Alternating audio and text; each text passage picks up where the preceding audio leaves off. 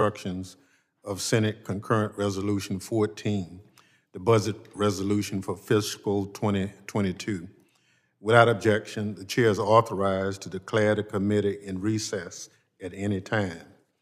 Pursuant to Committee Rule 7C, the chair wishes to announce that it is my intention to postpone recorded votes on amendments and the transmittal of the committee print to the Budget Committee to the end of today's markup. Members are reminded that procedural votes may occur at any time. Because we will not operate using an amendment roster today, and our committee will be meeting in a hybrid format, I would ask for all members' cooperation and patience in the distribution of amendments at the desk. We'll make sure that the clerk has adequate time to distribute amendments electronically to members participating remotely and physically, to those in the hearing room. Members are also reminded that the committee will operate according to the guidelines laid out by the chairman and ranking member in our February 3rd colloquy regarding remote procedures. The chair further reminds members participating remotely to have their cameras on during recorded votes. The chair also wishes to direct members to the most recent guidance from the Office of Attending Physician.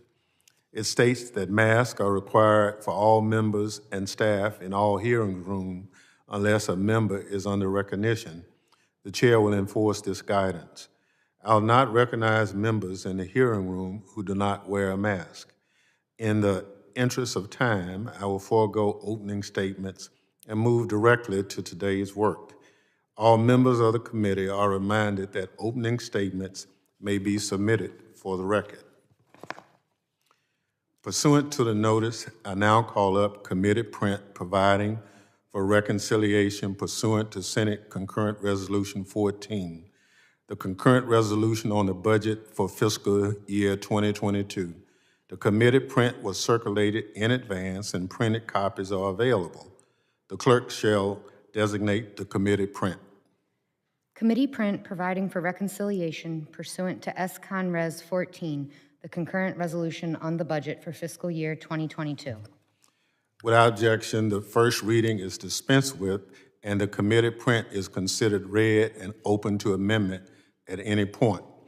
I now recognize myself for the purpose of offering an amendment in the nature of a substitute.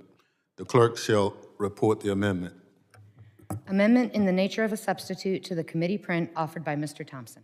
Without objection, the reading is dispensed with and the amendment in the nature of a substitute shall be considered base text for purposes of amendment.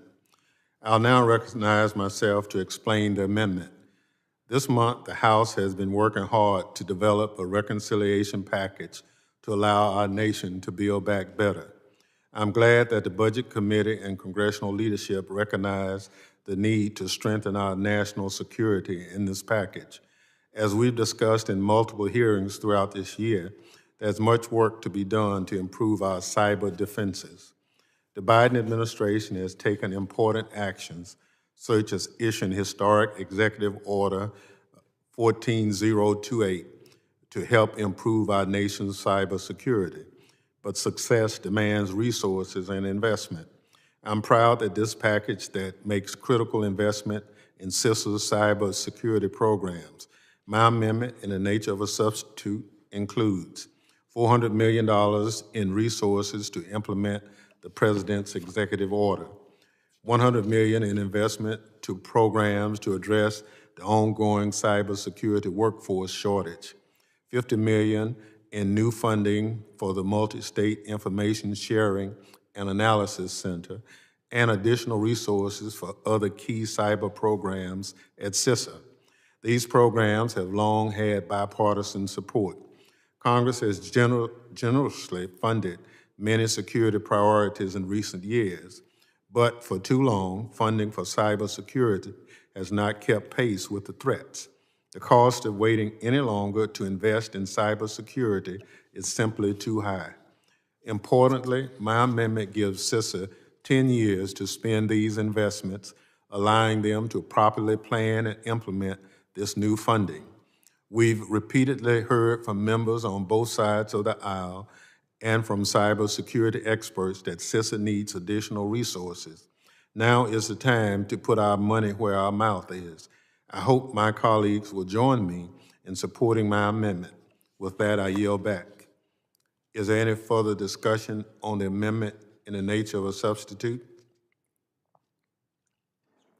Mr. Chairman, is this the appropriate time to make my opening statement, or are we going to, is there Yes, it is. technical things to go over? Yes, it is. Mr. right, thank you, Cacto is recognized.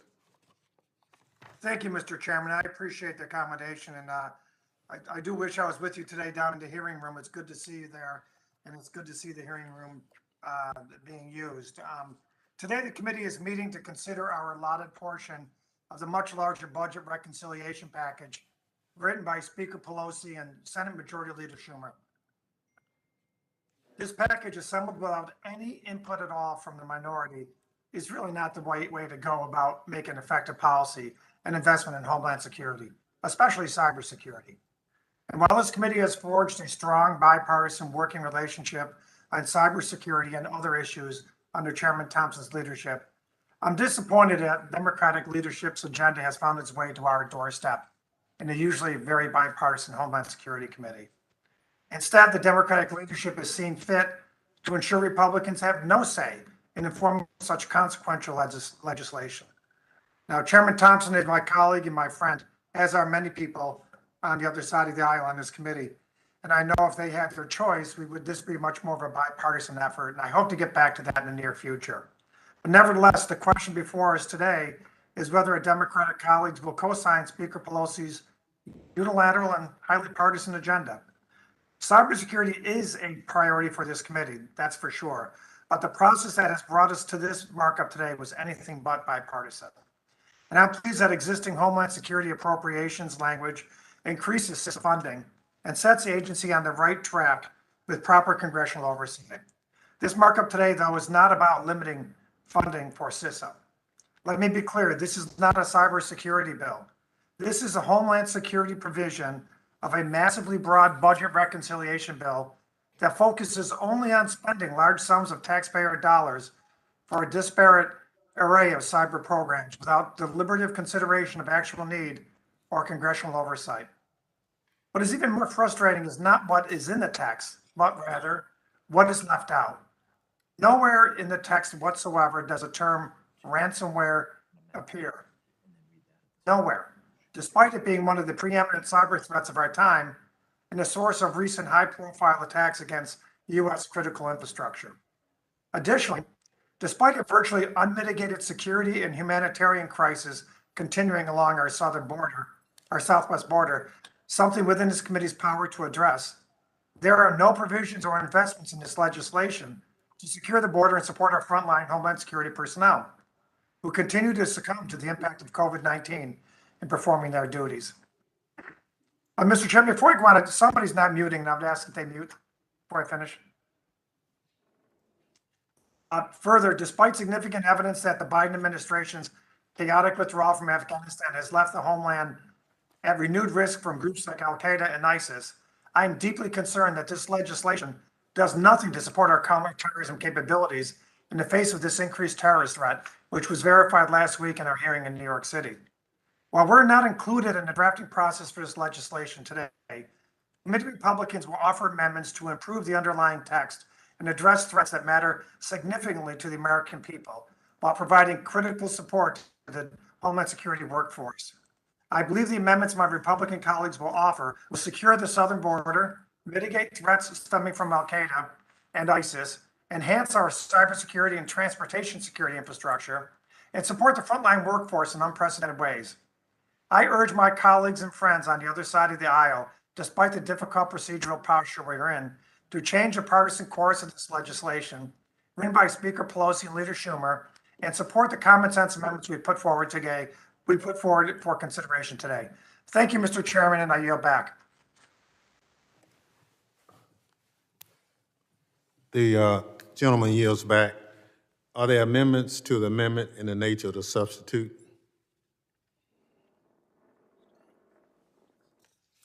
For what purpose does the gentleman from Texas seek recognition?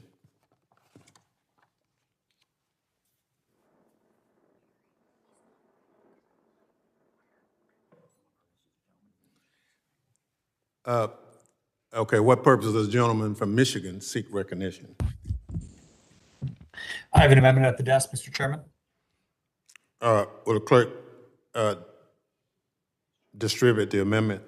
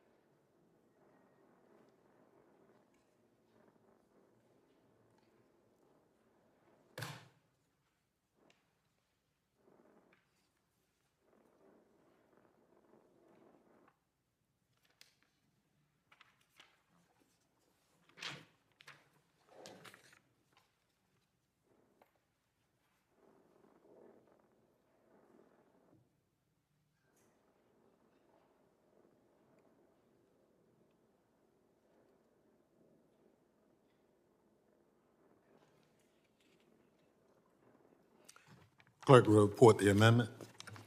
Amendment to the amendment in the nature of a substitute offered by Mr. Meyer. Without objection, the amendment will be considered as read. For what purpose does the gentleman from Rhode Island seek recognition? Mr. Chairman, I make a point of order that the amendment, Mr. Chair, I reserve a point of order against the amendment. A point of order is reserved. The gentleman is recognized for 5 minutes on his amendment. Gentleman from Michigan. Thank you, Chairman Thompson. My amendment today will provide the U.S. Customs and Border Protection $60 million to increase the screening and vetting capabilities of the National Targeting Center. This critical investment will help address the increased terrorist threat to the homeland that we are now seeing given the swift Taliban takeover of Afghanistan just 3.5 weeks ago. Every day, CBP's National Targeting Center works to identify people and products that pose a potential threat to our nation's security and to stop them from entering the United States.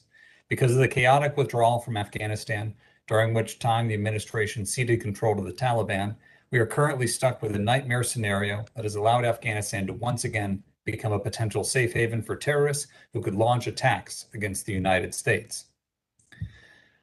As a leader in the United States government's efforts to combat terrorist travel, the NTC must receive the resources it needs to continue this crucial mission. Just a few days ago, we all reflected on the 20th anniversary of 9/11. We owe it to the brave men and women who fought to defend our great nation, and we owe it to the American people to ensure we never again let a tragedy like 9/11 happen on our soil. My amendment today will help do just that. The men and women of CBP deserve proper funding from Congress to help them address not only the existing threat that terrorism poses to our country, but also the threat going forward. Our actions now will help define the next 20 years of Homeland Security, and these choices that we make today will either embolden terrorists or push them back into the most remote corners of the earth. I urge my colleagues to support this amendment, and I yield back. Gentleman Mr. yields Chairman? back. Does the gentleman insist on a point of order? Mr. Chairman, I make a point of order that the amendment violates Clause 7 of Rule 16 because the amendment contains subject matter outside the scope of the pending text. The gentleman from Rhode Island makes a point of order that the amendment is not germane. Clause 7 of Rule 16, the germaneness rule, provides that no proposition on a subject different from that under consideration shall be admitted under color of amendment. Here, the amendment relates to a subject to which there is no reference in the pending text. Therefore, the amendment offered by the gentleman from Michigan fails. The basic text of germaneness and the point of order sustained. Mr. Chairman, Gentleman from Michigan is recognized. I move to overturn respectfully the ruling of the chair. I move to table, Sheila Jackson Lee. I The move to table. motion is tabled. The question is on the motion to table. Those in favor say aye. Aye. Aye. Those opposed say no. No. No. In the No. opinion of the chair, the ayes have it. Mr. Chairman, I ask for a recorded vote. A recorded vote is requested. The clerk will call the roll. Ms. Jackson Lee. Aye. Ms. Jackson Lee votes aye. Mr. Langevin. Aye. Mr. Langevin votes aye. Mr. Payne. John Florida votes aye. Mr. Correa. Aye. Mr. Correa votes aye. Ms. Slotkin. Aye. Ms. Slotkin votes aye. Mr. Cleaver. Davidson. Aye. Mr. Cleaver votes aye. Mr. Green. That concludes that vote, Madam Chair. Ms. Clark. Aye. Ms. Clark votes aye. Mr. Swalwell. Ms. Titus. Titus votes aye. Ms. Titus votes aye. Mrs. Watson Coleman. Aye. Mrs. Watson Coleman votes aye. Ms. Rice. Rice votes aye. Ms. Rice votes aye. Mrs. Demings. Ms. Demings votes aye. Demings votes aye. Ms. Barragan. Barragan votes aye. Ms. Barragan votes aye. Mr. Gottheimer.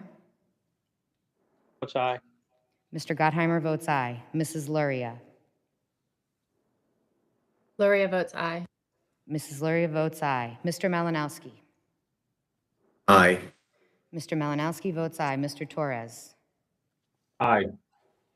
Mr. Torres votes aye. Mr. Katko. Nay. Mr. Katko votes nay. Mr. McCall.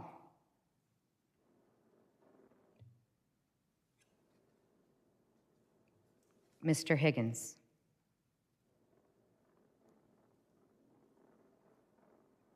Mr. Guest. Mr. Bishop. No. Mr. Bishop votes no. Mr. Van Drew. Mr. Norman. Norman votes no. Mr. Norman votes no. Mrs. Miller Meeks.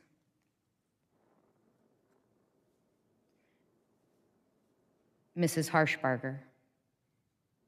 Harshbarger votes no. Mrs. Harshbarger votes no. Mr. Clyde? Nope, no. Wait a minute. Yes. Clyde votes no. Mr. Clyde votes no. Mr. Jimenez? Jimenez votes no. Mr. Jimenez votes no. Mr. LaTurner? Luther votes no. Mr. LaTurner votes no. Mr. Meyer? Meyer votes no. Mr. Meyer votes no. Mrs. Kamick?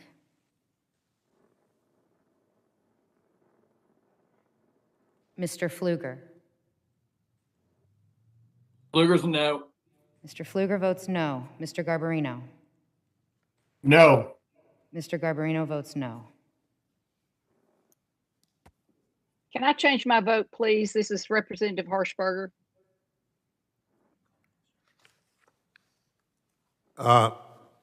We are coming back to you again. You can change your vote at that Okay. time.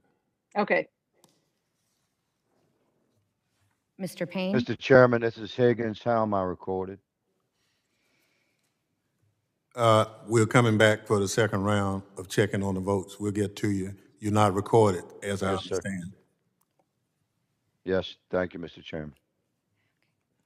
Mr. Payne? Mr. Green? Mr. Swalwell? Green, if I may, ma'am. Green votes yes. Mr. Green votes yes. Mr. McCall? McCall votes no. Mr. McCall votes no. Mr. Higgins? Mr. Van Drew votes no. Mr. Van Drew votes no. Mr. Guest? Mrs. Miller Meeks? Mrs. Kamick? Kamick votes no. Mrs. Kamick votes no. How is Mr. Payne recorded? Mr. Payne is not recorded. Mr. Payne votes yes. Mr. Payne votes yes. How is Mr. Higgins of Louisiana recorded? Mr. Higgins is not recorded. Higgins votes no. Mr. Higgins votes no.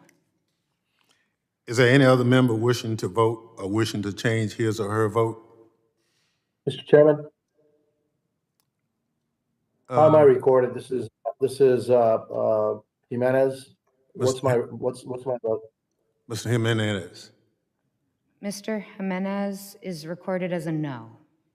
Gentleman is recorded as no. Mr. Chairman, I recorded. This is Representative Miller Meeks. Clerk, will Mrs. Miller Meeks is not recorded. you are not recorded at this time, Ms. Miller Meeks. Miller Meeks is no. Mrs. Miller Meeks votes no. Mr. Chairman. Okay. Mr. Chairman, this is Representative Harshberger. I would like to vote no. Young lady is recognized. I would like to vote no. Mrs. Harshbarger is recorded as a no. Yes. Is there any other member wishing to vote or wishing to change his or her vote? How am I recorded? The chairman is not recorded. Chair votes yes. Mr. Chairman votes yes. The clerk will report the vote. Mr. Chairman, on that vote, there were 18 yeas, 15 noes. The motion to table is approved.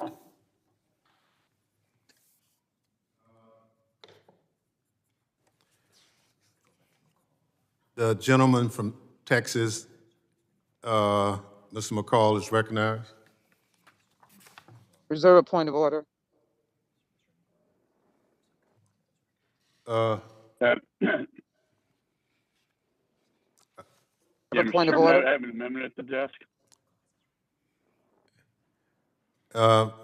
Chairs have Am I heard? difficulty recognizing the person. Sheila Jackson Lee, reserve a point of order. Point of order is reserved.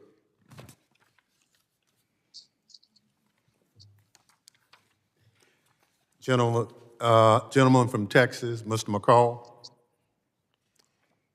Yes, Mr. Chairman, I have an amendment Mr. at Chairman. the desk.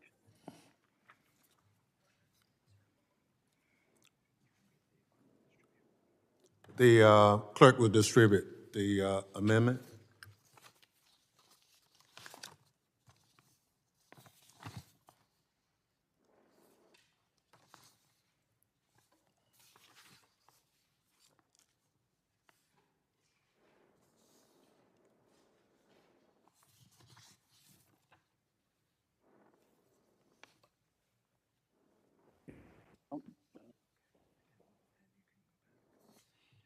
Clerk will report the amendment. Amendment to the amendment in the nature of a substitute offered by Mr. McCall. Gentleman from Texas is recognized to present his amendment. Thank you, Mr. Chairman. My amendment appropriates funding and additional resources for the Department of Homeland Security's biometric identification transnational migration alert program, otherwise known as BITMAP. Despite the ongoing crisis at our southwest border, this bill does not devote 1 cent to the security of the southwest border for vetting and counterterrorism efforts for threats stemming from Afghanistan or COVID-19 issues facing the DHS frontline workforce, like the U.S. Border Patrol. Not 1 cent out of this $3.5 trillion bill goes to this purpose. That's why I'm offering this authorization of my BITMAP bill as an amendment. Under this program, the United States partners with foreign countries to share vital information on individuals who pose a significant risk to our nation. These include special interest aliens and known or suspected terrorists. Bad actors often exploit illicit pathways in South and Central America to enter the United States. BITMAP has protected our nation from many criminals, drug smugglers, and human traffickers. Simply put, authorizing this program will help prevent dangerous criminals and potential terrorists from coming into the United States. This should not be a heavy lift. In fact, in the 115th Congress, when I was chairman of this committee, we passed a similar authorization of BITMAP through this committee. And when it came to the House floor for a vote, it was passed by a bipartisan vote of 272 to 119. I'm deeply concerned by the current conditions on our border, and a simple way to start to mitigate the situation is to ensure that the most dangerous of criminals never reach our border in the first place. And so with that, Mr. Chairman, I urge passage of this amendment, and I yield back.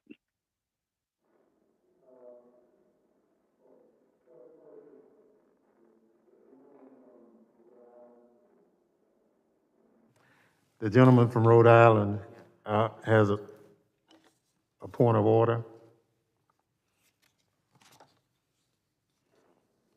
Thank you, Mr. Chairman. Mr. Chairman, I make a point of order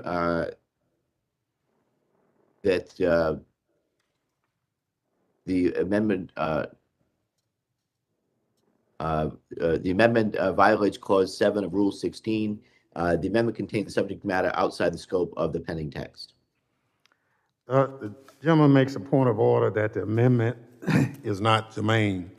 Clause 7 of Rule 16, the germaneness rule, provides that no proposition on the subject different from that under consideration shall be admitted under color of amendment. Here, the amendment relates to a subject to which there is no reference in the pending text. Therefore, the amendment offered by the gentleman from Texas fails this basic test of germaneness, and the point of order is sustained.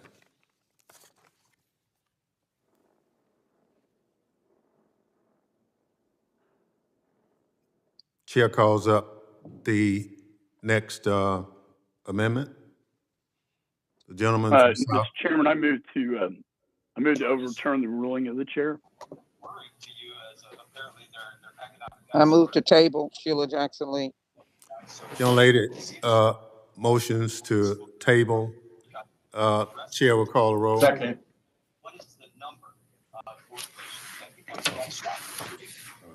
I ask for a recorded vote, Mr. Chairman. Hold on just a minute. All in favor of tabling, say aye. Opposers, nay. No. No. Ayes have it. So ordered. The motion is tabled.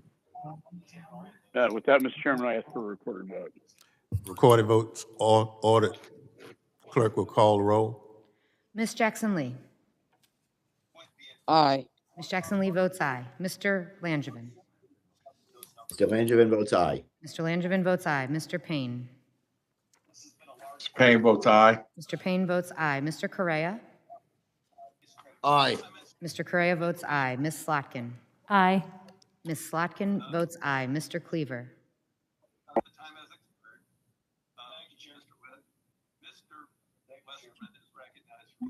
Mr. Green. Green votes yay.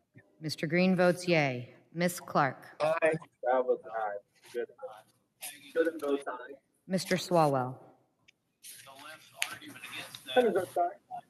Ms. Titus. Titus votes aye. Ms. Titus votes aye. Mrs. Watson Coleman. No. Vote aye. Mrs. Watson Coleman votes aye. Ms. Rice.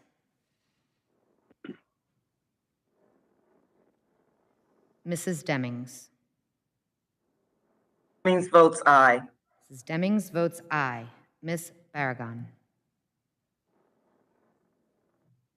Chester votes no.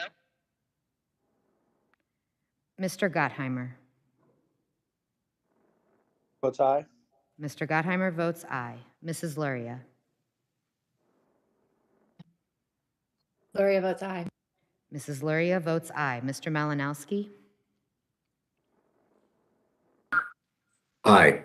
Mr. Malinowski votes aye. Mr. Torres. Torres votes aye. Mr. Torres votes aye. Mr. Katko.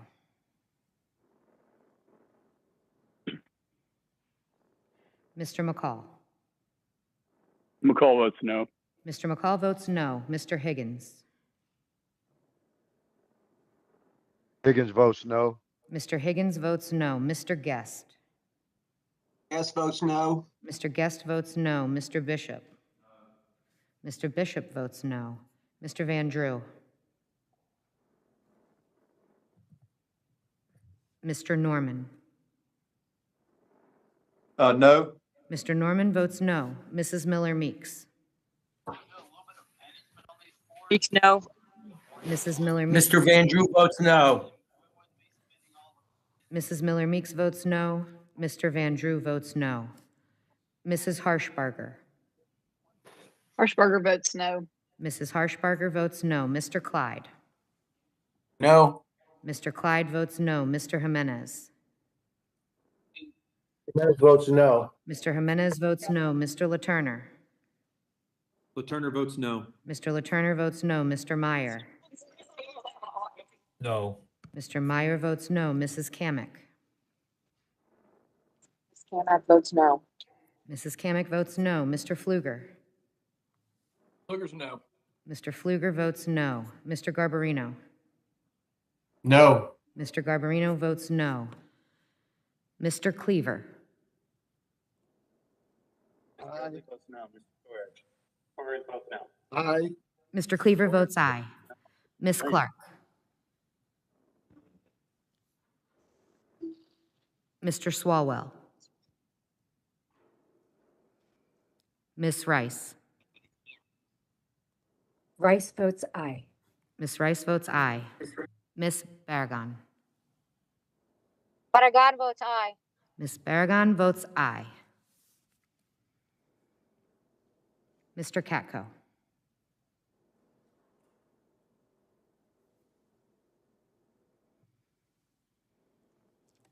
Is there any other member wishing to vote or wishing to change his or her vote? How am I recorded? Mr. Chairman, you are not recorded. Chair votes aye. Chairman Thompson votes aye.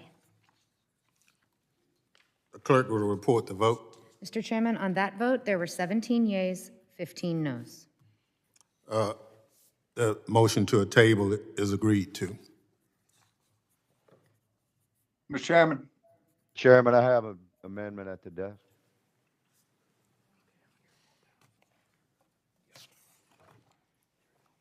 For what purpose does the gentleman from Louisiana seek recognition?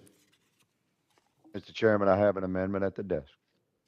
The Mr. clerk will Chairman? distribute the amendment online in the hearing room.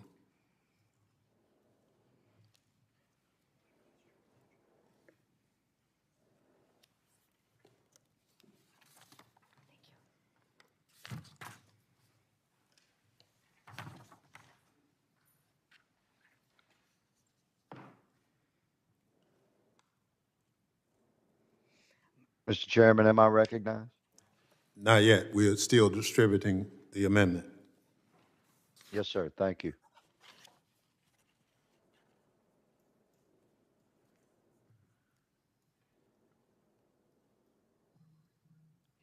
The clerk will report the amendment. Amendment to the amendment in the nature of a substitute offered by Mr. Higgins. Without objection, the amendment will be considered as read. For what purpose does the gentleman from Rhode Island seek recognition? Mr. Chairman, I reserve a point of order against the amendment. Point of order is reserved. The gentleman from Louisiana is recognized for 5 minutes on his amendment. Thank you, Mr. Chairman. My amendment would allocate $865 million to the Department of Homeland Security for the design, construction, and operation of physical barriers, tactical infrastructure, technology, and other border security infrastructure along the international border between the United States and Mexico. We're facing the highest number of border crossings in our nation's history, which means the highest number of unaccompanied migrant children, drug lords, violent gang members, human traffickers, and smugglers. The crisis has worsened to a point that the Department of Justice has ordered the Biden administration to return to President Trump's Remain in Mexico policy. Yet there's no additional funding in this bill for border security.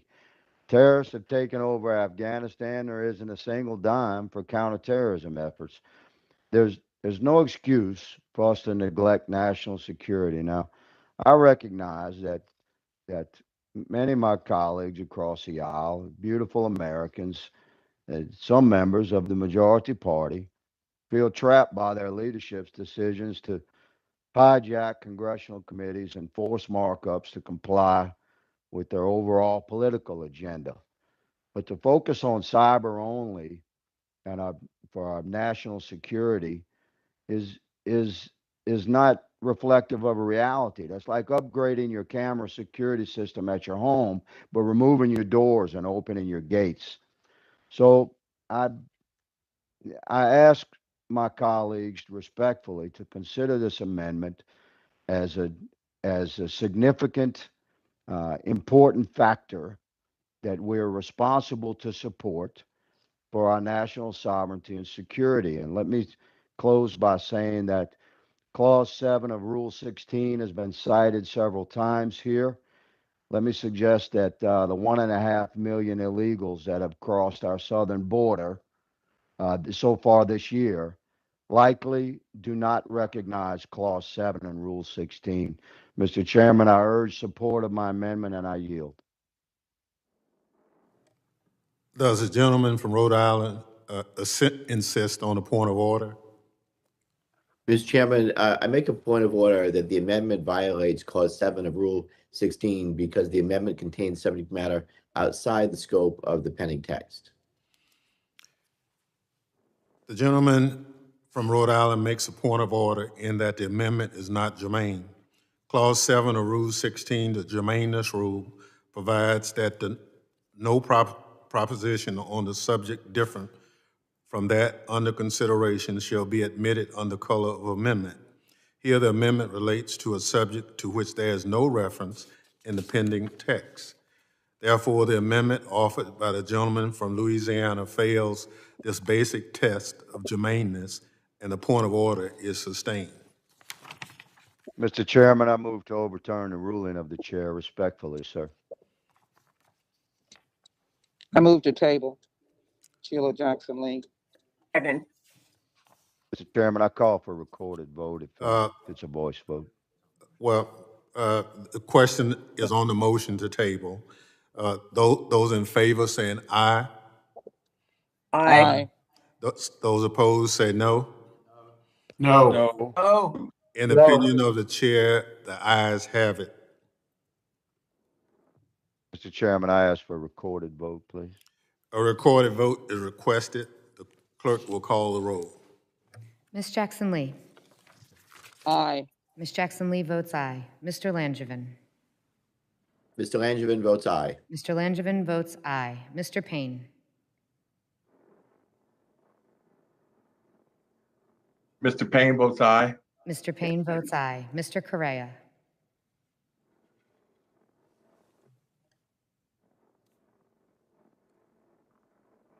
Ms. Slotkin.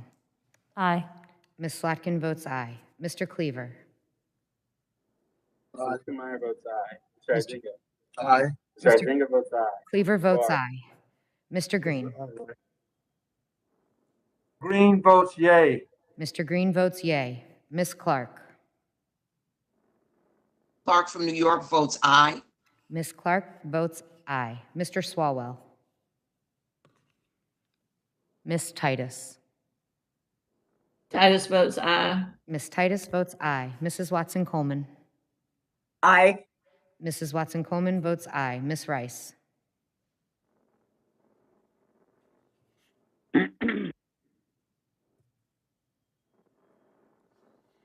Mrs. Demings. Demings votes aye. Mrs. Demings votes aye. Ms. Barragan. Barragan votes aye. Ms. Barragan votes aye. Mr. Gottheimer. Gottheimer votes aye. Mr. Gottheimer votes aye. Mrs. Luria. Luria votes aye. Mrs. Luria votes aye. Mr. Malinowski. Aye. Mr. Malinowski votes aye. Mr. Torres. Aye. Mr. Torres votes aye. Mr. Katko. Mr. McCall. McCall votes no. Mr. McCall votes no. Mr. Higgins. Higgins votes no. Mr. Higgins votes no. Mr. Guest. Guest votes no. Mr. Guest votes no. Mr. Bishop. Mr. Bishop votes no. Mr. Van Drew. Mr. Van Drew votes no. Mr. Van Drew votes no. Mr. Norman. Norman votes no. Mr. Norman votes no. Mrs. Miller Meeks. Meeks, no. Mrs. Miller Meeks votes no. Mrs. Harshbarger. Harshbarger votes no. Mrs. Harshbarger votes no. Mr. Clyde. Clyde votes no. Mr. Clyde votes no. Mr. Jimenez. Votes no. Mr. Jimenez votes no. Mr. Laturner. Laturner votes no. Mr. Laturner votes no. Mr. Meyer. No. Mr. Meyer votes no. Mrs. Kamick. Mrs. Kamak votes no. Mrs. Kamick votes no. Mr. Pfluger. Nope. Mr. Pfluger votes no. Mr. Garbarino. Votes no. No. Mr. Sherman Garbarino votes no. votes no. Mr. Correa. Meeks votes no.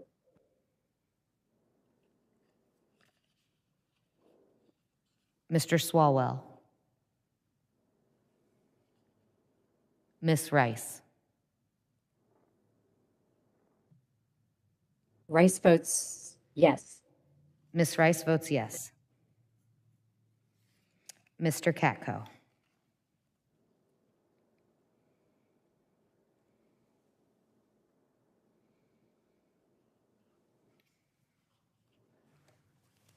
Is there any other members wishing to vote, change his or her vote? How is Mr. Correa recorded? Mr. Correa is not recorded. Do you, how is the chair recorded? Mr. Chairman, you are not recorded. Chair votes aye. Chairman Thompson votes aye. The clerk will record, will announce the vote. Mr. Chairman, on that vote, there were 17 yeas, 15 noes. The motion to the table is approved.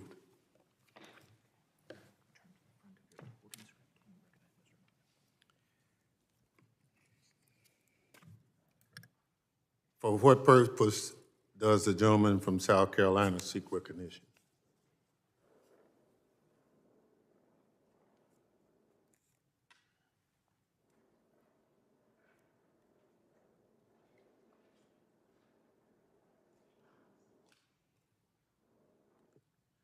No, we need to.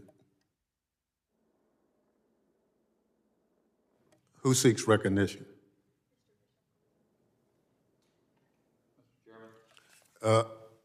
The gentleman is recognized. Gentleman will report the amendment for distribution. The clerk.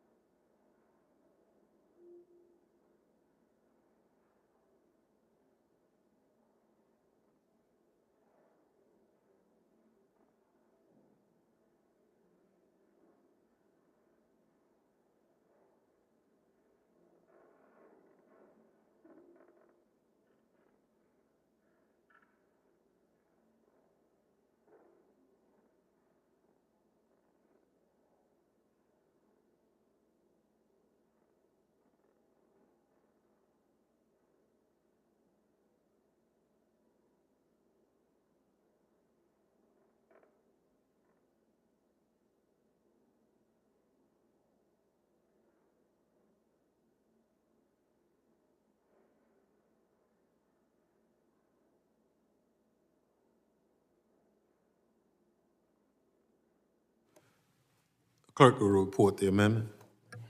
Amendment to the amendment in the nature of a substitute offered by Mr. Bishop.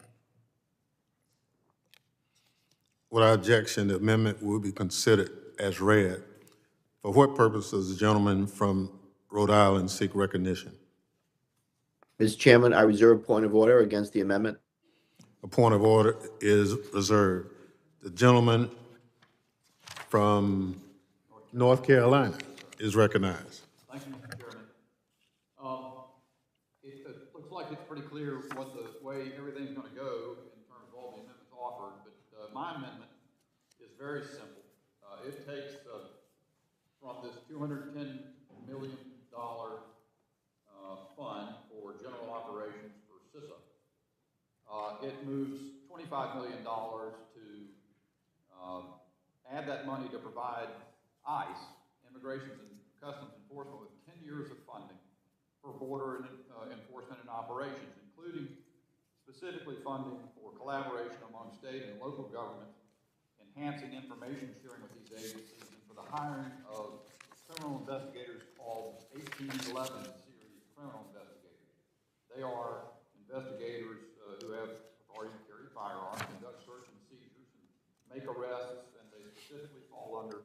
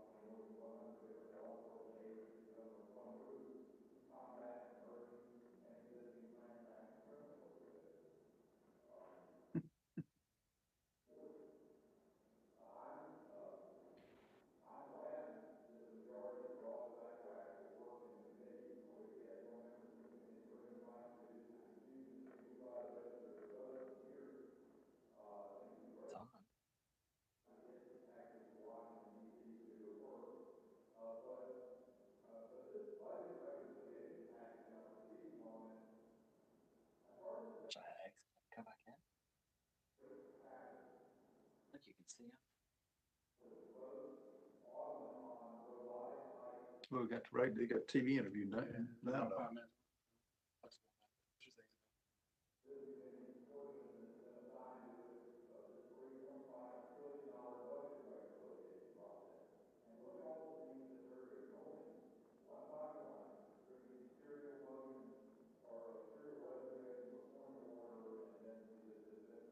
Mr. Chairman, did the gentleman conclude his remarks, or did we lose connectivity with him?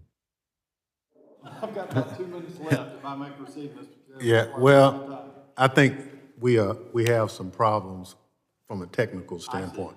So we're gonna have to suspend for a few minutes until we get our technical difficulties corrected. Thank you.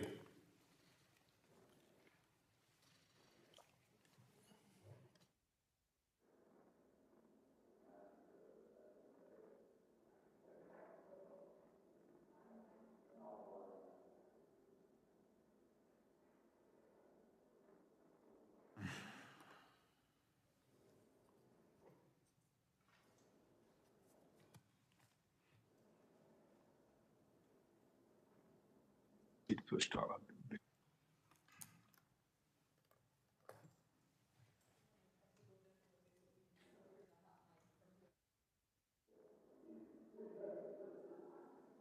Supposed to have and doesn't, and the audio that's not supposed to does. You know, actually, I hear myself, and I've turned off my mic.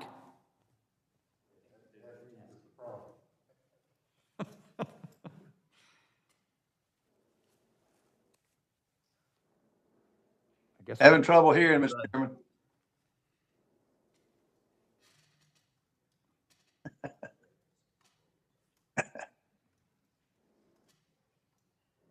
Hello? Are we momentarily adjourned? We need to be. I can't hear. Well, Ralph, we can hear you. We are in recess, gentlemen. That's my understanding. We're in recess where y'all should just mute, okay? We're in recess.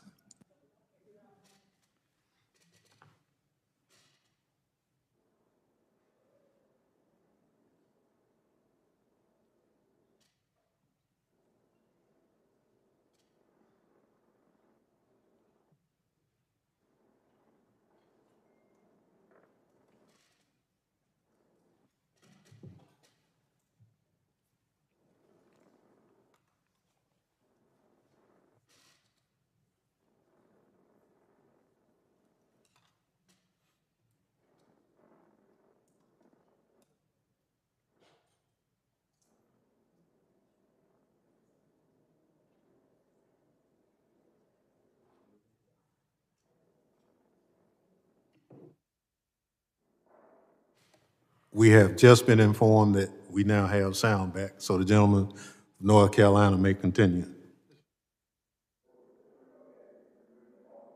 Well, how much of my comments got cut off from before, which is unfortunate. We'll be generous. Thank you, Mr. Chairman.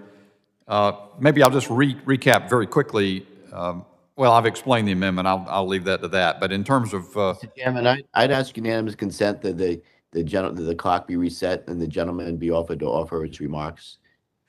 Without objection, so ordered. Thank you, Mr. Chairman. Thank you, Mr. Langevin. So to take it again from the top, my amendment is very simple. From this $210 million bucket for general operations for CISA, it would move $25 million to provide ICE, Immigration and Customs Enforcement, with 10 years of funding for border enforcement and operations, including collaboration among state and local governments, enhancing information sharing, and specifically for the hiring of criminal investigators known as 1811 series investigators. They conduct searches and seizures and make arrests under the authority of Homeland Security investigations. This money would specifically target coordination with local agencies to support Homeland Security and oversight of illegals in local jurisdictions.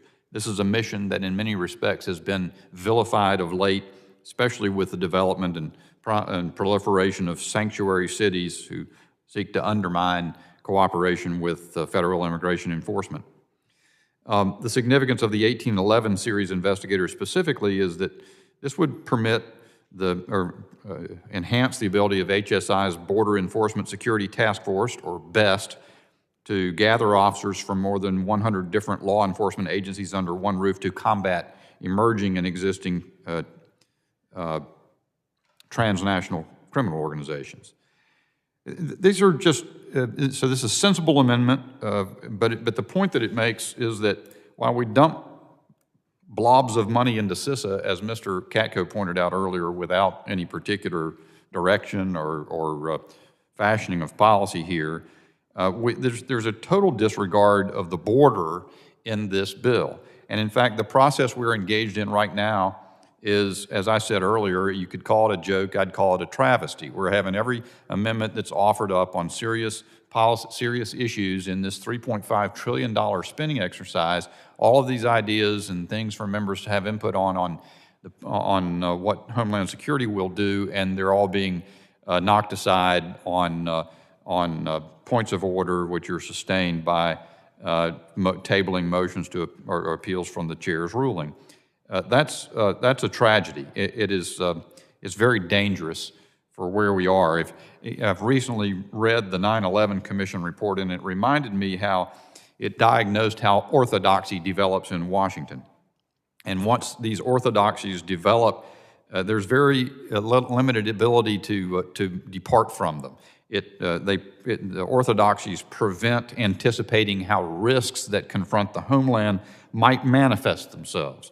And when you lock down all conversation in the committee over something as important as a $3.5 trillion appropriations package, you really are subjecting yourself to those risks that such problems may manifest themselves, and you may not know about it until you're looking at a smoking crater. That's something every member of this committee should be concerned about, and all of us together should oppose this manner of handling this deliberation. If you consider our border, of course, everyone knows that just in July, the last month for which we have records or a report at this point in time, there are 212,000, over 212,000 illegal entry enforcement encounters. And so we have a surge that is unprecedented. It's been sustained on a sustained basis since the inauguration of President Biden. We've abandoned the border. It happens to be the case that at the same time now, we've seen a catastrophically incompetent management of the withdrawal from Afghanistan. So these two circumstances go together. And we need to have effective enforcement of the border. We need to have effective internal enforcement of federal immigration law. Instead, this reconciliation package enables the amnesty of 8 to 10 million illegals. We have,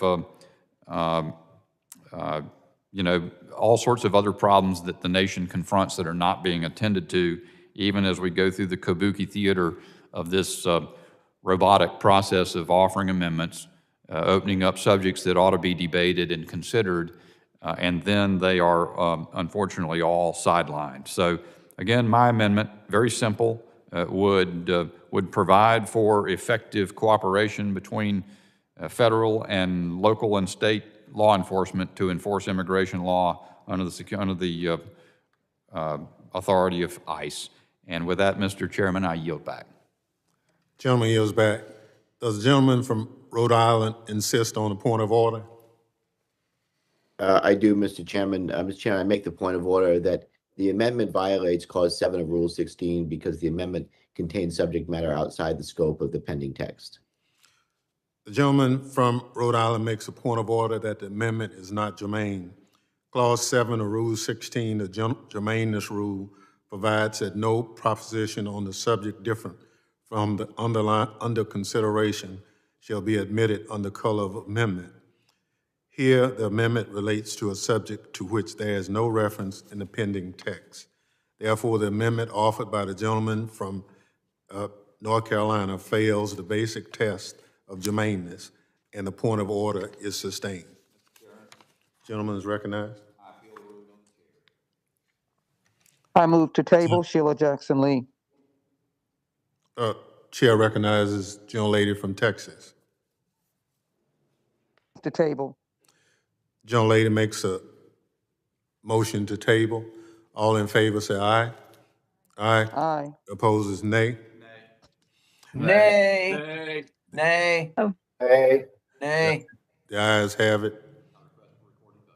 Recorded vote is requested. Clerk will call the roll. Ms. Jackson Lee? Aye. Ms. Jackson Lee votes aye. Mr. Langevin? Mr. Langevin votes aye.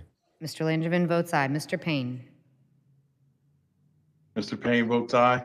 Mr. Payne votes aye. Mr. Correa? Aye. Mr. Correa votes aye. Ms. Slotkin? Aye. Ms. Slotkin votes aye. Mr. Cleaver? Yeah.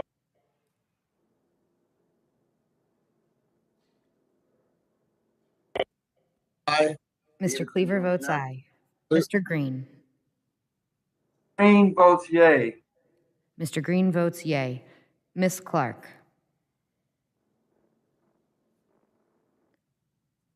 Mr. Swalwell? Ms. Titus? Titus votes aye. Ms. Titus votes aye.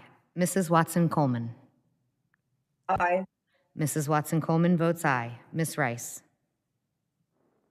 Rice votes aye. Ms. Rice votes aye. Mrs. Demings? Ms. Demings votes aye.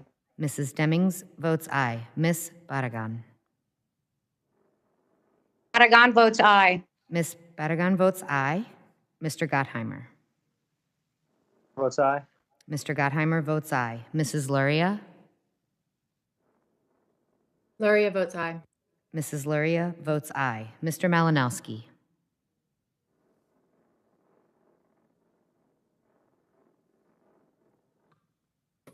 And with some success with changes made by Mr. Torres?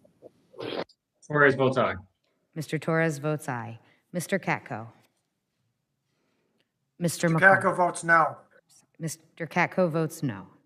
Mr. McCall.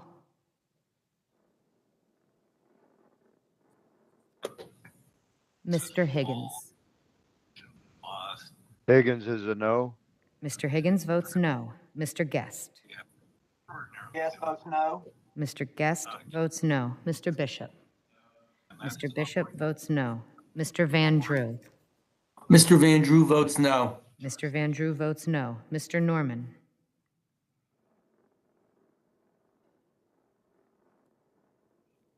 Mrs. Miller Meeks.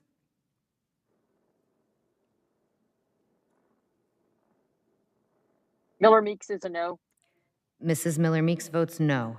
Mrs. Harshbarger. Harshbarger votes no. Mrs. Harshbarger votes no. Mr. Clyde. Clyde votes no. Mr. Clyde votes no. Mr. Jimenez. Jimenez votes no.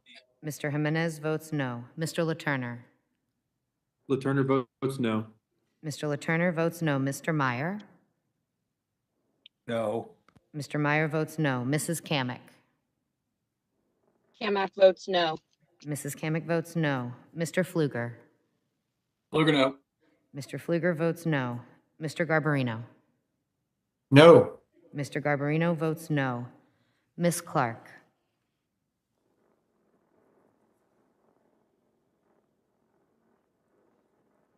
Ms. Clark votes yes. Ms. Clark votes yes. Mr. Swalwell. Mr. Malinowski.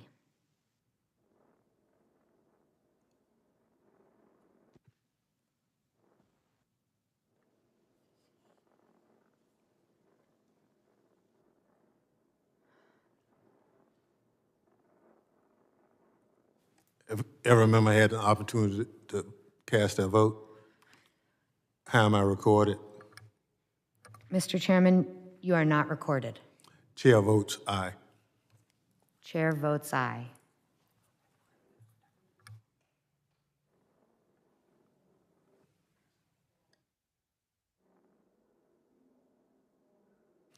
I think Mr. Malinowski is having technical problem. Can you call him again? Mr. Malinowski?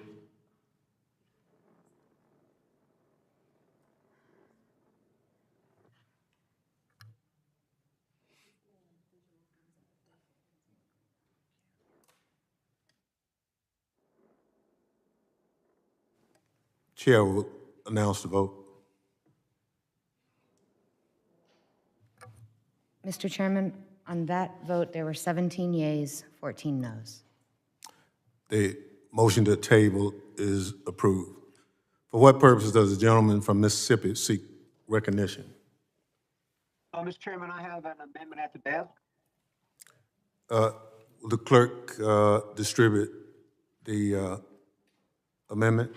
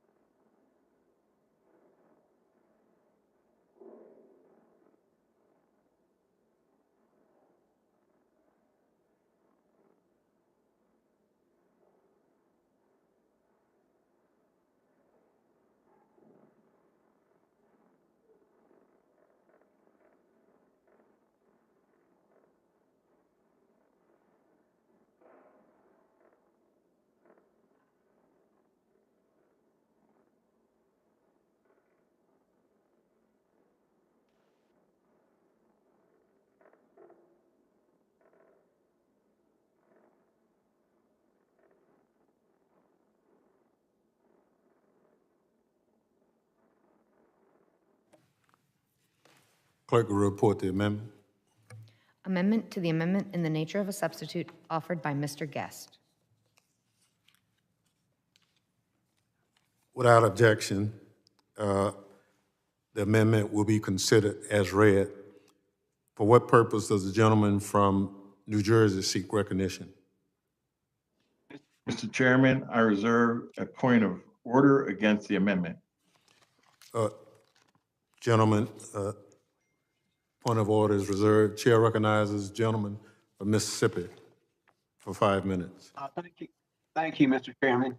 In this new era of persistent cyber threats targeting our homeland and critical infrastructure, it is imperative the Department of Homeland Security is able to protect the nation against all threats. This defense includes ensuring that the unmanned aircraft system or drones that DHS uses and buys are not made in foreign countries that do not align with American interests. DHS requires air dominant capabilities that drones provide to accomplish many of its land and maritime missions, and utilizing drones is a cost-effective way to provide surveillance over large areas of our homeland. However, many of our commercial drones used in the United States are manufactured in China, which dominates the U.S. market. Of the top 10 drone manufacturers that supply the U.S. market, a single Chinese manufacturer towers over all others, with nearly 77% of the market share. The former Cybersecurity and Infrastructure Security Agency director wrote that any information collected by a drone from this particular manufacturer should be considered at risk. In 2017, HIS issued a notice requiring a particular Chinese company that dominates the U.S. drone market.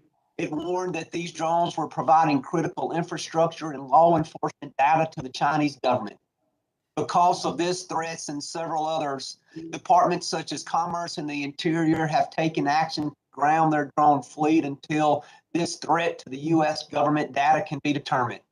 Our colleagues in the Senate share our concerns. Senator Rick Scott has recently introduced similar legislation to ban the purchase of these drones across the federal government, not just DHS. Given the role that drones play in protecting our homeland security, and with the Chinese Communist Party representing the greatest threat to our homeland in the last 50 years, this amendment is more important than ever. I urge my colleagues to support this amendment. Thank you, Mr. Chairman, and I yield back.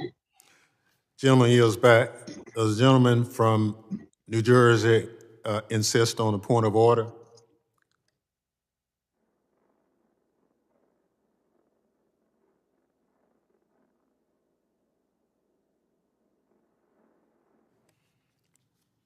The gentleman is on mute.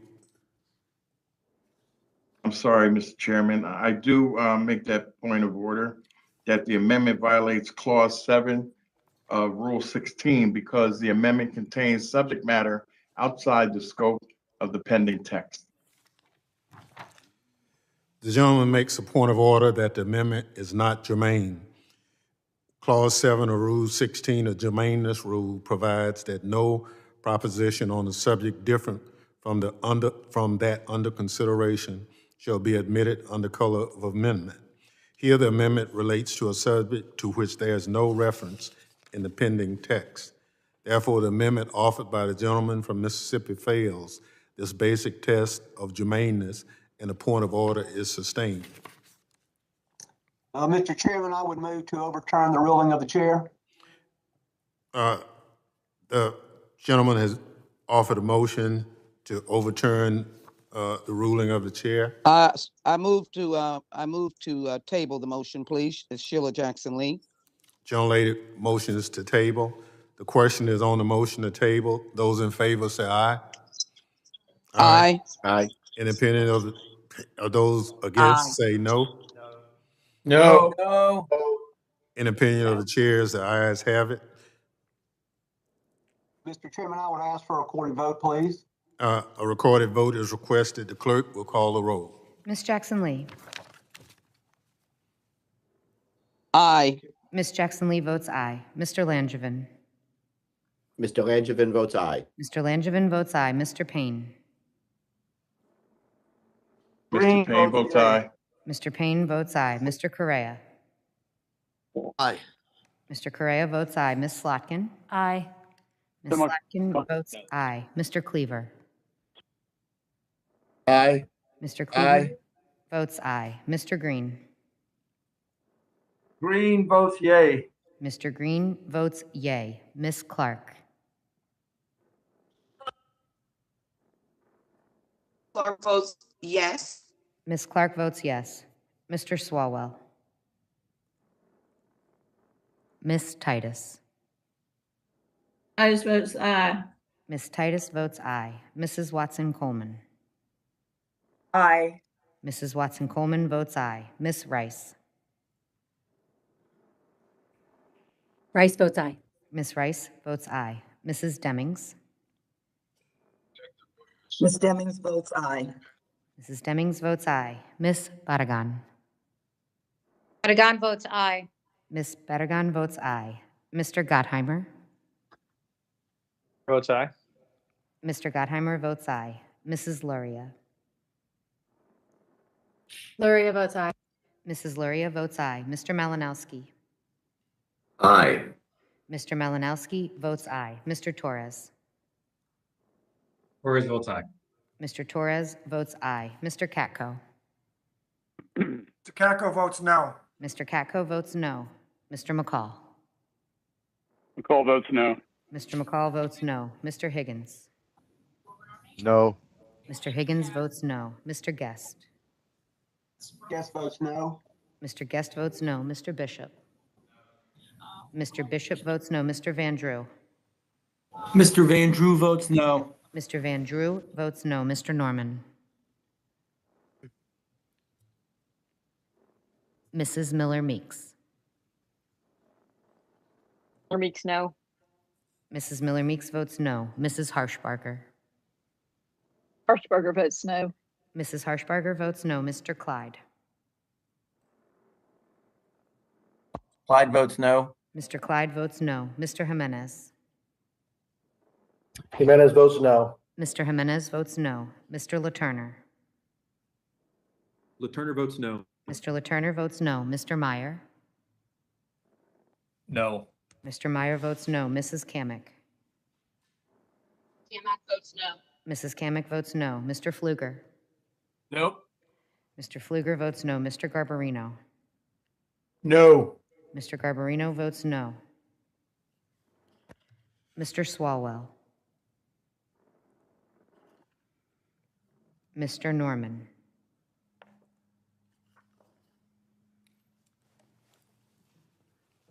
Is there any other member wishing to vote, wishing to change his or her vote?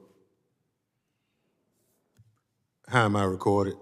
Mr. Chairman, you are not recorded. Chair votes aye. Chairman Thompson votes aye. The clerk will report the vote. Chairman Thompson, on that vote, there were 18 ayes, 15 noes. The motion to table is agreed to.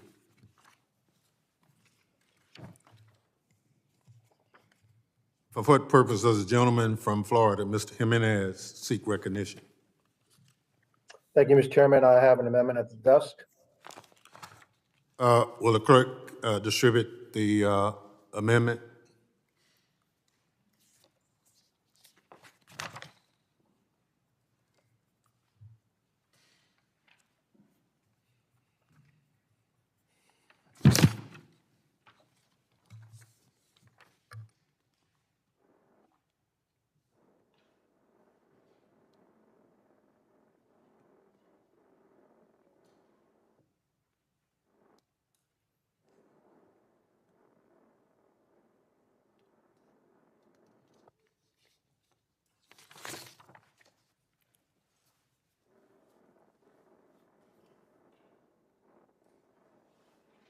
Clerk will report the amendment.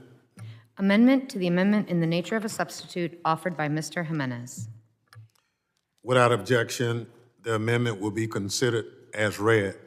For what purpose does the gentleman from New Jersey seek recognition?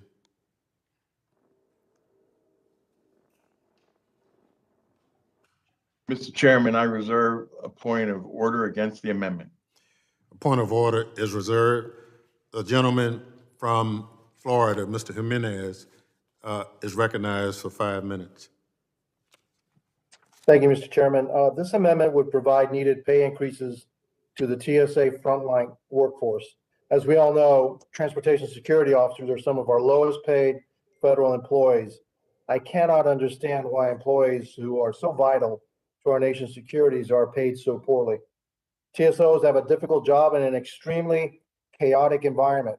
The airport checkpoint, their pay should reflect the dedication that they continually show in keeping the transportation system secure. I call upon my colleagues to support this increase in pay for these valued TSA employees. Time and time again, we hear rhetoric that TSA should be compensated properly, but it never happens. It really is hard to believe that the Democrats couldn't find any dollars in the $3.5 trillion bill to provide salary increases for TSA frontline employees who are protecting the traveling public each and every day. This amendment would finally provide TSAs, FAMs, and other frontline employees with the salary increases that they've been continually asking for. These incentives would bring frontline employee salaries closer in line with that to the highly paid TSA headquarters employees. It would also make TSA pay more consistent with other Department of Homeland Security frontline employees. This amendment also includes funding for COVID-19 exposure pay for frontline employees to recognize the significant efforts that TSO, FAMs, and others have shown over the past 18 months. TSA employees have continued to perform their public-facing work admirably during the global pandemic and should be commended. During the course of the pandemic, over 10,000 TSA employees have tested positive for COVID-19, and tragically, 26 employees have died. We will never forget their service and dedication, and our hearts go out to their family and friends. And thank you, Mr. Chairman. Thank you very much. The gentleman from New Jersey is recognized. Agree with the gentleman. Mr. Chairman, I agree with the gentleman. I make a point of order that the amendment violates Clause 7 of Rule 16 because the amendment contains subject matter outside the scope of the pending text, and we should pass HR 903 that would alleviate that problem that the gentleman has amended. The gentleman from New Jersey makes a point of order that the amendment is not germane. Clause 7 of Rule 16, the germaneness rule, provides that no proposition on a subject different from that under consideration shall be admitted under color of amendment. Here, the amendment relates to the subject to which there is no reference in the pending text. Therefore, the amendment offered by the gentleman from Florida fails this basic test of germaneness, and the point of order is sustained. Mr. Chairman, I move to overturn the ruling of the chair. It's the best we can do. So we said, you know what? Motion is made to, and second.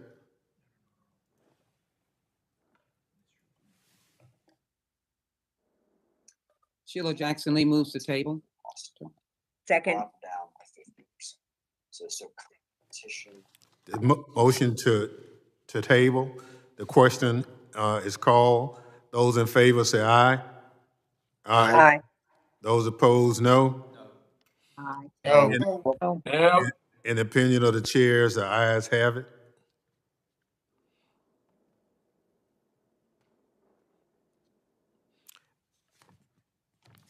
The ayes have it. Mr. Chairman, I ask for a recorded vote, please. Chair, because of technology, will recognize the delay. Clerk will call the roll. Ms. Jackson Lee.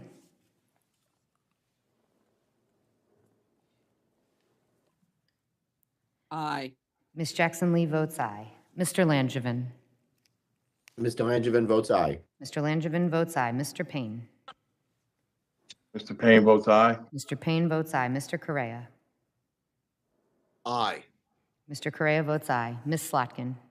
Aye. Ms. Slotkin votes aye. Mr. Cleaver. Aye. Mr. Cleaver votes aye. Mr. Green. Yay. Mr. Green votes yay. Ms. Clark. Aye. Ms. Clark votes aye. Mr. Swalwell. Ms. Titus. Titus votes aye. Ms. Titus votes aye. Mrs. Watson-Coleman. Aye. Mrs. Watson-Coleman votes aye. Ms. Rice. Ms. Rice votes aye. Ms. Rice votes aye. Mrs. Demings?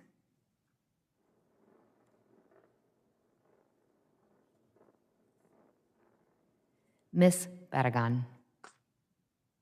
Barragan votes aye. Ms. Barragan votes aye. Mr. Gottheimer? Gottheimer votes aye. Mr. Gottheimer votes aye. Mrs. Luria? Luria votes aye. Mrs. Luria votes aye. Mr. Malinowski? Aye. Mr. Malinowski votes aye. Mr. Torres? Aye. Mr. Torres votes aye. Mr. Katko? Mr. Katko votes no. Mr. Katko votes no. Mr. McCall? McCall votes no. Mr. McCall votes no. Mr. Higgins? No. Mr. Higgins votes no. Mr. Guest? No. Mr. Guest votes no. Mr. Bishop? Mr. Bishop votes no. Mr. Van Drew?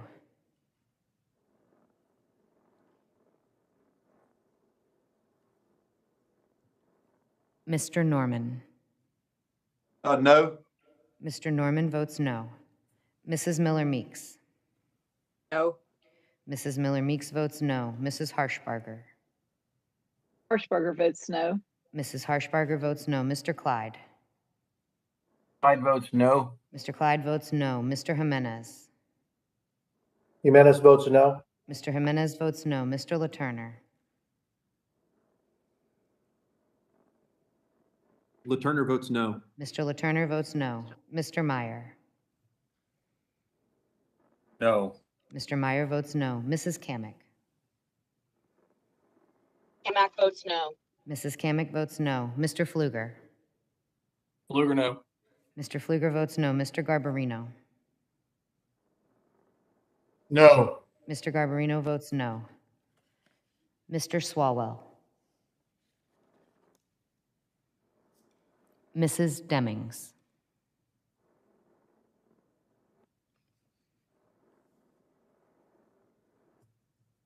Mr. Van Drew?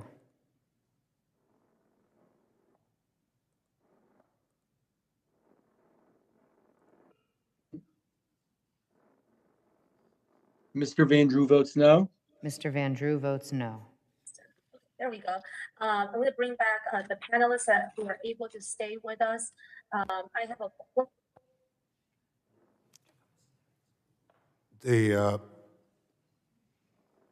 Is there any other member wishing to vote or wishing to change his or her vote?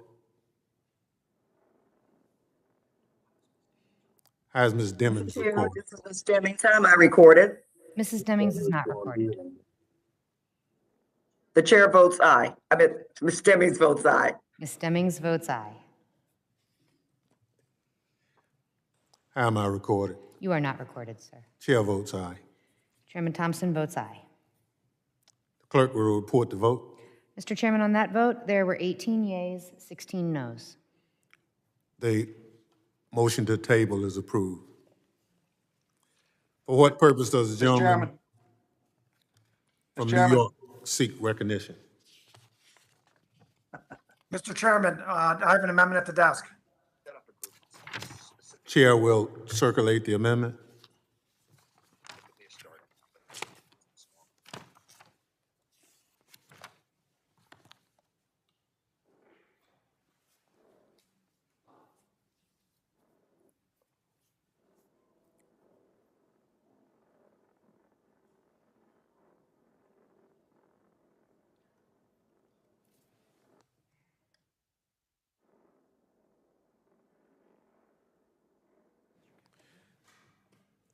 Ranking member, is it CATCO 1 or CATCO 2? CATCO 1, sir, the TSA technology amendment. Okay, CATCO 1. Thank you, sir.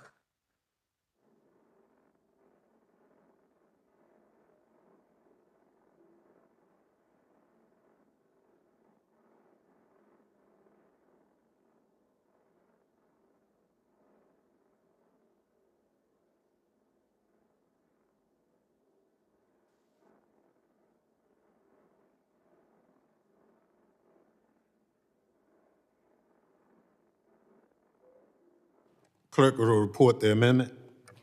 Amendment to the amendment in the nature of a substitute offered by Mr. Katko. Without objection, the amendment will be considered as read. For what purpose does the gentleman from New Jersey seek recognition? Mr. Chairman, I reserve a point of order against the amendment. Point of order reserved. The gentleman from New York is recognized for 5 minutes on his amendment. Thank you, Mr. Chairman. This amendment provides funding for much-needed security technology enhancements. As we all reflect on the 20th anniversary of the September 11th attacks, we're reminded that we must do everything we can to prevent another terrorist attack on the homeland. This is critically important and timely, given the terrorist threat emanating from a Taliban-controlled Afghanistan, which now provides Al-Qaeda and ISIS a safe haven from which to operate and plan their attacks against the West. I continue to be concerned about the very slow rollout of computed tomography technology at airports across the country. Without additional funding, TSA's CT rollout won't be completed until 2089. That is unacceptable. And given the risk to the transportation system, it's just imponderable to me. It is incumbent upon Congress to fix this. CT is proven to address capability gaps that exist in our current screening equipment. We must be able to detect threats at a lower mass, find a broader range of homemade explosives, and spot threats that are artfully concealed and carry on baggage. CT is the next generation equipment that TSA needs to counter these continually evolving and emerging threats. This amendment also provides funding for TSA to complete the rollout of credential authentication technology, or CAT, to greatly improve the verification and validation of passenger identification documentation. We'll also confirm in real time the secure flight risk status for passenger screening at the checkpoint. Lastly, this amendment provides additional funding for research and development activities to incorporate biometric, digital identity, and mobile driver's license verification capabilities at the checkpoint. This will not only enhance the security of identity verification, but also vastly improve the passenger experience. Providing TSA with new security technology and innovative capabilities that facilitate a more seamless and secure transportation system is a top priority for Homeland Security Republicans and should be for all members of this committee. Therefore, Mr. Chairman, I urge all members to support my amendment, and I yield back. Does the gentleman from Rhode Island insist on their point of order? Mr. Chairman. New Jersey, I'm sorry, I gave you. Yes, yes, sir. That's okay. I make a point of order that the amendment violates Clause 7 of Rule 16 because the amendment contains subject matter outside the scope of the pending text. The gentleman from New Jersey makes a point of order that the amendment is not germane. Clause 7 of Rule 16, the germaneness rule, provides that no proposition on the subject different from that under consideration shall be admitted under color of amendment. Here, the amendment relates to a subject to which there is no reference in the pending text. Therefore, the amendment offered by the gentleman from New York fails this basic test of germaneness, and the point of order is sustained. Mr. Chairman, I move to overturn the ruling of the chair. The gentleman This is makes Sheila Jackson Lee. Move to table. Gentlelady from New Jersey, makes a motion to table. Seconded. Question on the motion to table. All in favor say aye. Aye. Aye. Aye. All opposed is nay. Nay. No. Nay. The ayes have it. Mr. Chairman, a request recorded vote. A recorded vote is requested. The clerk will call the roll. Ms. Jackson Lee. Aye. Ms. Jackson Lee votes aye. Mr. Langevin. Mr. Langevin votes aye. Mr. Langevin votes aye. Mr. Payne. Mr. Payne votes aye. Mr. Payne votes aye. Mr. Correa. Correa votes aye. Mr. Correa votes aye. Ms. Slotkin. Aye. Ms. Slotkin votes aye. Mr. Cleaver.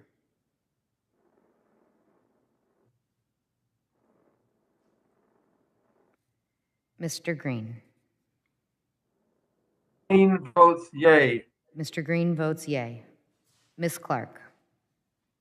Ms. Clark votes aye. Ms. Clark votes aye. Mr. Swalwell. Ms. Titus. Titus votes aye. Ms. Titus votes aye. Mrs. Watson-Coleman. Aye. Mrs. Watson-Coleman votes aye. Ms. Rice.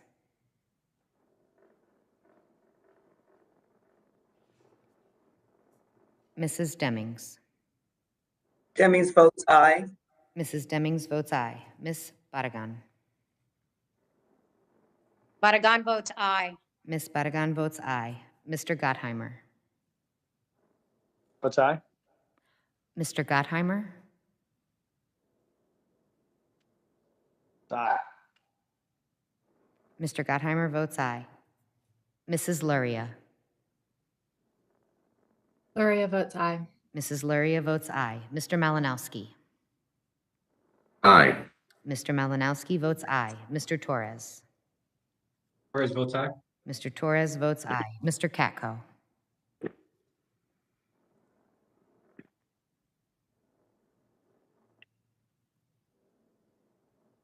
Katko votes no. Mr. Katko votes no. Mr. McCall. McCall votes no. Mr. McCall votes no. Mr. Higgins. No. Mr. Higgins votes no.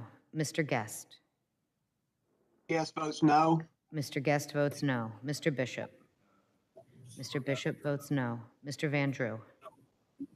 Mr. Van Drew votes no. Mr. Van Drew votes no. Mr. Norman.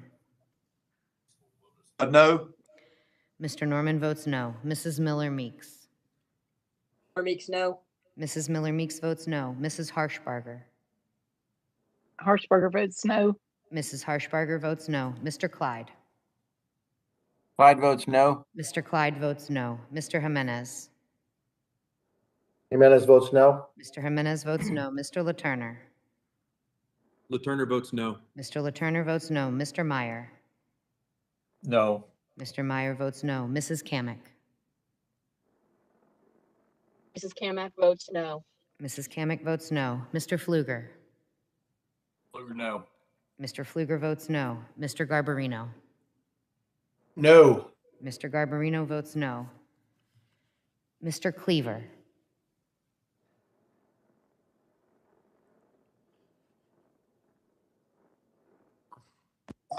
I apologize.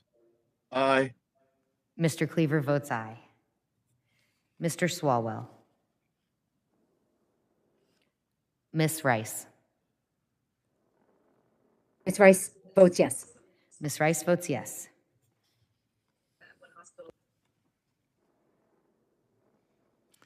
Is there any other member wishing to vote or wishing to change his or her vote? How am I recorded? You are not recorded, sir. Chair votes aye. Chairman Thompson votes aye. Clerk will report the vote. Mr. Chairman, on that vote, there were 18 yeas, 16 noes. The motion is agreed to. Mr. Chairman. For what purpose does the gentleman from South Carolina seek recognition? Chairman, I have an amendment at the desk. The clerk will distribute the amendment.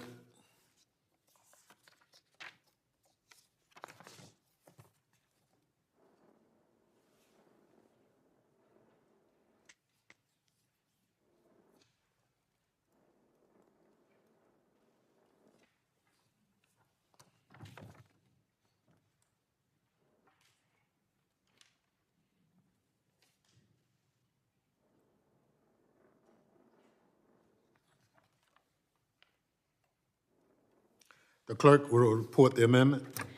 Amendment to the amendment in the nature of a substitute offered by Mr. Norman. Without objection, the amendment will be considered as read. What purpose does the gentleman from New Jersey seek recognition? Mr. Chairman, I reserve a point of order against the amendment. The gentleman, point of order is reserved. The gentleman from South Carolina, Mr. Norman, is recognized for 5 minutes. Thanks, Mr. Chairman. As my colleagues have brought up earlier in amendments that had been ruled non-germane, which I think they all were. I don't know of anything as important as stopping the flow of illegals coming into the country. I know of nothing that's more important for the security of this country. We have our law enforcement has to be right 100% of the times. The terrorists have to be right one time. And, the mass mandates that's going on in this country now from this administration is hypocritical because they're not requiring it for the millions that are coming across the border unscathed. But my amendment is requesting funding to support the hiring, training, and equipping of 2 million Border Patrol agents. It provides $210 million for the purpose of hiring these additional agents, which will remain available until it's expended. As I have said, we're in the midst of the worst border crisis in this nation's history. The southwest border encounters reached a new 21-year high in July, when more than 212,000 migrants were encountered. So increased every month. July was the fifth straight month with 170,000 encounters. Drugs are coming across the border. Our young women and children are being raped, and our drug cartels are making billions of dollars on a monthly basis. If you talk to Border Patrol agents, they will tell you they're changing diapers and not doing what they were trained to do, which is sad in and of itself. So, Mr. Chairman, I urge support for this amendment, which I think makes sense and is for our national security, as well as the things that I have mentioned previously. I yield back. Does the gentleman from New Jersey insist on a point of order? Yes, Mr. Chairman, formally, I make a point of order that the amendment violates Clause 7 of Rule 16 once again, because the amendment contains subject matter outside the scope of the pending text. The gentleman from New Jersey makes a point of order that the amendment is not germane. Clause 7 of Rule 16, the germaneness rule, provides that no proposition on the subject different from that under consideration shall be admitted under color of amendment. Here, the amendment relates to a subject to which there is no reference in the pending text. Therefore, the amendment offered by the gentleman from South Carolina fails the basic text of germaneness, and the point of order is sustained. Mr. Chairman, I move to overturn the ruling of the chair. As motion, Table. as a motion to overrule the chair and a motion to table, those in favor of the motion to table signify by saying aye. Aye. Those opposed, no. No. In the opinion of the chair, the ayes have it. Mr. Chairman, I ask for a recorded vote. A recorded vote is requested. The clerk will call the roll. Ms. Jackson Lee. Aye. Ms. Jackson Lee votes aye. Mr. Langevin. Mr. Langevin votes aye. Mr. Langevin votes aye. Mr. Payne.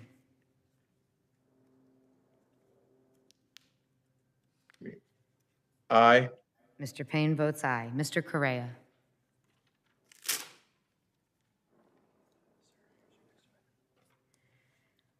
Ms. Slatkin. Aye. Ms. Slatkin votes aye. Mr. Cleaver. Correa votes aye. Aye. Mr. Cleaver votes aye. Mr. Green. Green votes yay. Mr. Green votes yay. Ms. Clark. Ms. Clark votes aye. Ms. Clark votes aye. Mr. Swalwell. Ms. Titus. Titus votes aye. Ms. Titus votes aye. Mrs. Watson-Coleman. Aye. Mrs. Watson-Coleman votes aye. Ms. Rice. Rice votes aye. Ms. Rice votes aye. Mrs. Demings. Ms. Demings votes aye. Mrs. Demings votes aye. Ms. Barragan. Barragan votes aye. Ms. Barragan votes aye. Mr. Gottheimer. Votes aye. Mr. Gottheimer votes aye. Mrs. Luria. Luria votes aye. Mrs. Luria votes aye. Mr. Malinowski. Aye.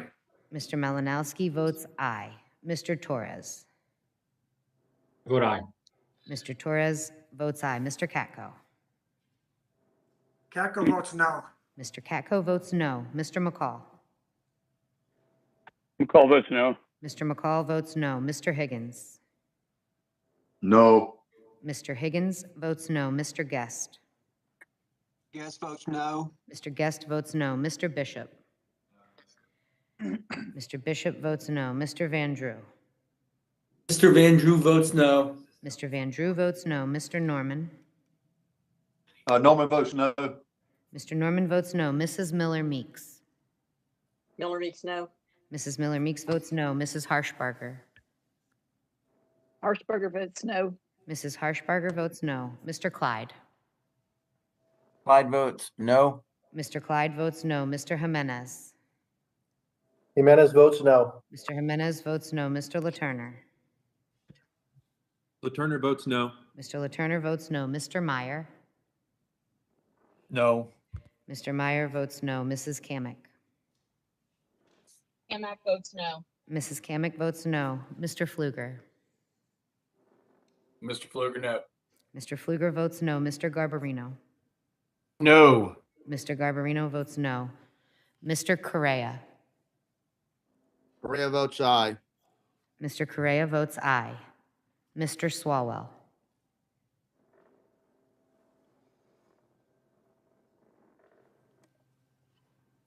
Are there any gentlemen, ladies or gentlemen, who wish to change their vote? How am I recorded? You are not recorded, sir. Chair votes aye. Chairman Thompson votes aye. Clerk will record the vote. On that vote, there were 18 yeas, 16 noes. The motion is approved. Chair recognizes the gentleman from Texas who seeks recognition, Mr. Pfluger. Mr. Chairman, thank you. I have an amendment at the desk. Clerk will circulate the amendment.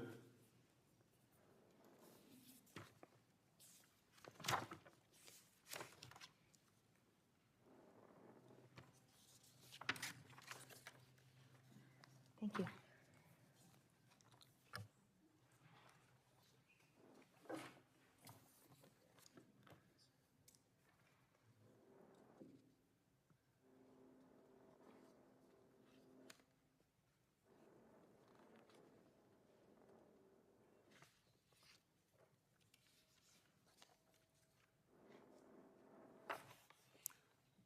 The clerk will report the amendment. Amendment to the amendment in the nature of a substitute offered by Mr. Pfluger. Without objection, the amendment will be considered as read. For what purpose does the gentleman from New Jersey seek recognition? Mr. Chairman, I reserve a point of order against the amendment. A point of order is reserved. The gentleman from Texas is recognized for 5 minutes on his amendment. Thank you, Mr. Chairman. I'm offering an amendment today to pose a question about the Afghanistan withdrawal and the threat assessment, specifically to conduct an assessment of the terrorist threat to the United States posed by the prisoners released by the Taliban from the Puli-Charkhi prison and the Parwan detention facility in Afghanistan. And you know, Mr. Chairman, when I joined Congress, I knew that there would be a divisive nature, and it's unfortunate. But what I thought, what I hoped, and what I told my constituents prior to coming here about being on Homeland Security and wanting to be a part of the national security discussion was that I thought, you know, the one thing that we can all get behind as Americans, regardless of the R or the D, is fighting terrorism. And I really am at a loss of words for our discussion, for the 2,977 families, the 13 family members, the 13 families of the service members 2 weeks ago.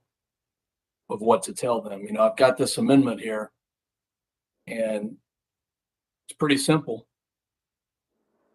It looks to do an assessment on the prisoners that were released. We've already seen ISIS-K claim the attack in Afghanistan outside the gates of the airport. They killed 13 of our service members and many other people. As I read what CISA does, just reading from their website, it's the nation's risk advisor, working with partners to defend against today's threats and collaborating to build more secure and resilient infrastructure for the future.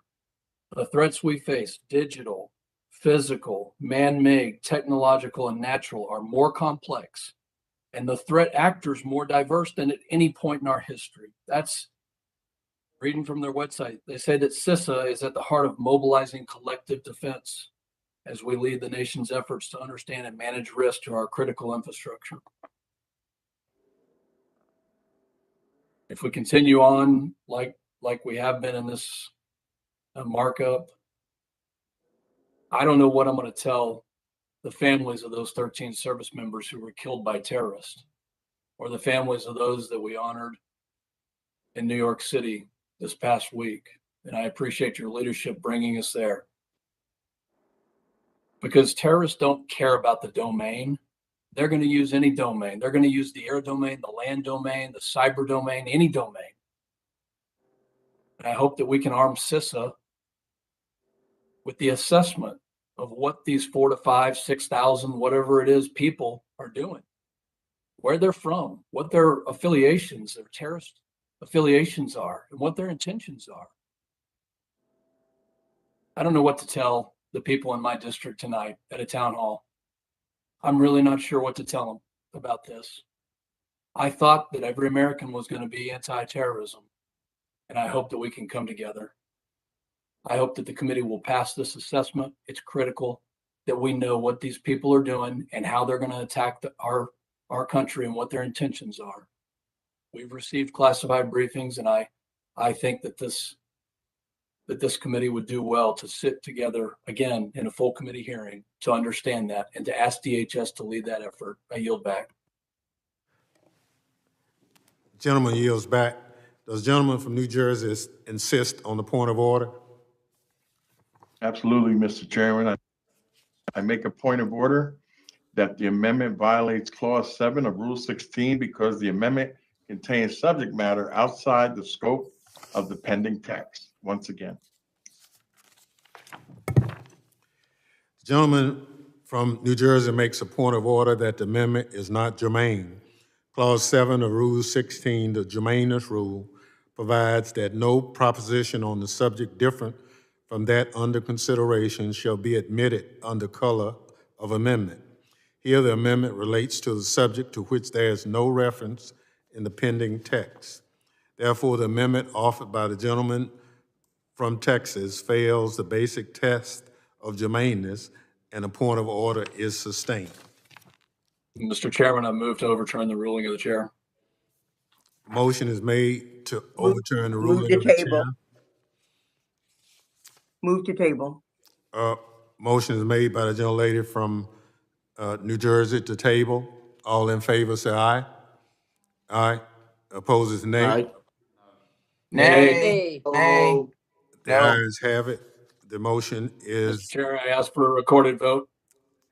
a recorded vote is recorded. Chair will, the clerk will call the roll. Ms. Jackson Lee.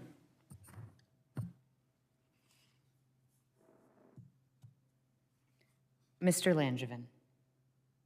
Mr. Langevin votes aye. Mr. Langevin votes aye. Mr. Payne. Mr. Payne votes aye. Mr. Payne votes aye. Mr. Correa. Ms. Slotkin. Aye. Ms. Slotkin votes aye. Mr. Cleaver. Aye. Mr. Cleaver votes aye. Mr. Green. Green votes yay. Mr. Green votes yay. Ms. Clark. Ms. Clark votes aye. Ms. Clark votes aye. Mr. Swalwell. Ms. Titus. Titus votes aye. Ms. Titus votes aye. Mrs. Watson-Coleman. Aye. Mrs. Watson-Coleman votes aye. Ms. Rice.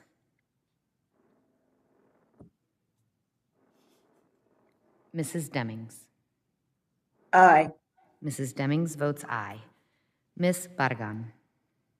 Barragan votes aye. Ms. Barragan votes aye. Mr. Gottheimer. Gottheimer votes aye. Mr. Gottheimer votes aye. Mrs. Luria. Luria votes aye. Mrs. Luria votes aye. Mr. Malinowski. Aye. Mr. Malinowski votes aye. Mr. Torres. Torres votes aye. Mr. Torres votes aye. Mr. Katko. Katko votes no. Mr. Katko votes no. Mr. McCall. Mr. Higgins. There you go. Okay, we're back. Mr. Guest. Yes votes no. Mr. Guest votes no. Mr. Bishop. Mr. Bishop votes no. Mr. Van Drew. Mr. Van Drew votes no. Mr. Van Drew votes no. Mr. Norman. Norman votes no. Mr. Norman votes no. Mrs. Miller Meeks. Miller Meeks, no. Mrs. Miller Meeks votes no. Mrs. Harshbarger. Harshbarger votes no. Mrs. Harshbarger votes no. Mr. Clyde. Clyde votes no. Mr. Clyde votes no. Mr. Jimenez. Jimenez votes no. Mr. Jimenez votes no. Mr. LaTurner. LaTurner votes no. Mr. LaTurner votes no. Mr. Meyer. No. Mr. Meyer votes no. You go up. You let me Mrs. know. Kamick. Kamick votes no. Mrs. Kamick votes no. Mr. Pfluger. Fluger votes no. Mr. Pfluger votes no. Mr. Garbarino. No. Mr. Garbarino votes no. Miss Jackson Lee. Mr. Correa. Correa votes yes. Mr. Correa votes yes. Mr. Swalwell. Miss Rice. Rice votes yes. Miss Rice votes yes. Mr. McCall.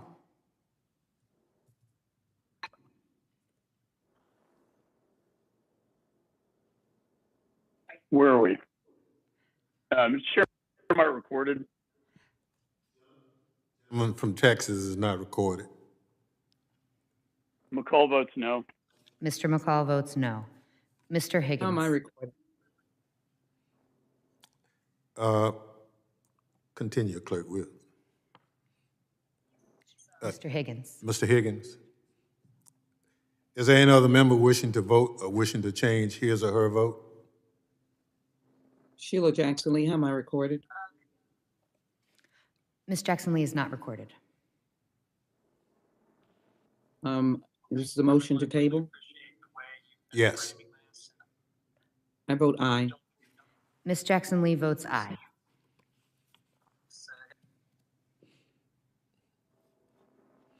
How am I recorded? You are not recorded, sir. Chair votes aye. Chairman Thompson votes aye. The clerk will report the vote. Mr. Chairman, on that vote, there were 18 yeas, 15 noes. The motion to table is agreed to. For what purpose does the gentlewoman from Iowa, Ms. Miller Meeks, seek recognition? Thank you, Mr. Chair. I have an amendment at the desk. The clerk will distribute the amendment online and in the hearing room.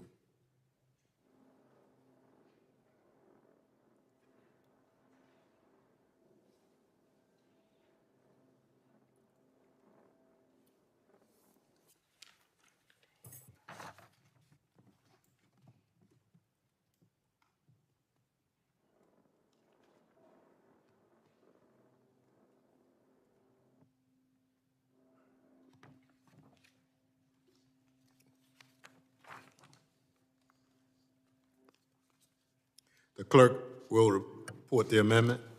Amendment to the amendment in the nature of a substitute offered by Mrs. Miller Meeks. Without objection, the amendment will be considered as read. For what purpose does the gentleman from New Jersey seek recognition? Mr. Chairman, I reserve a point of order against the amendment. A point of order is reserved. The gentlewoman from Iowa is recognized for 5 minutes on her amendment. Thank you, Mr. Chair. Homeland Security Investigations International Operations Division develops and supports investigations, initiatives, and operations conducted or supported by HSI attaché offices and builds relationships with foreign law enforcement partners to support domestic cases, combat transnational criminal organizations, and prevent terrorist activities. A key program that supports the mission is the Transnational Criminal Investigative Units, also known as TCIUs. TCIUs are comprised of trained foreign law enforcement officials who work closely alongside HSI special agents to investigate and prosecute individuals involved in transnational criminal activity. These units facilitate information exchange and rapid bilateral investigations of many of the violations of law within HSI's investigative purview. These violations include weapons trafficking and counterproliferation, money laundering, and bulk cash smuggling, human smuggling and trafficking, narcotics smuggling, intellectual property rights violations, and other customs-related fraud, child exploitation, and cybercrime. HSI's TCIUs span the globe with locations in 13 countries across North America, Central America, South America, the Caribbean, Europe, Africa, and Asia. TCIUs enhance the host country's ability to investigate and prosecute individuals involved in transnational criminal activity that threatens the stability and national security of the region and pose continuing threats to the United States. And we saw this on our several trips at the border. TCIUs identify targets, collect evidence, share intelligence, and facilitate the prosecution of transnational criminal organizations through both the U.S. judicial system and in foreign countries.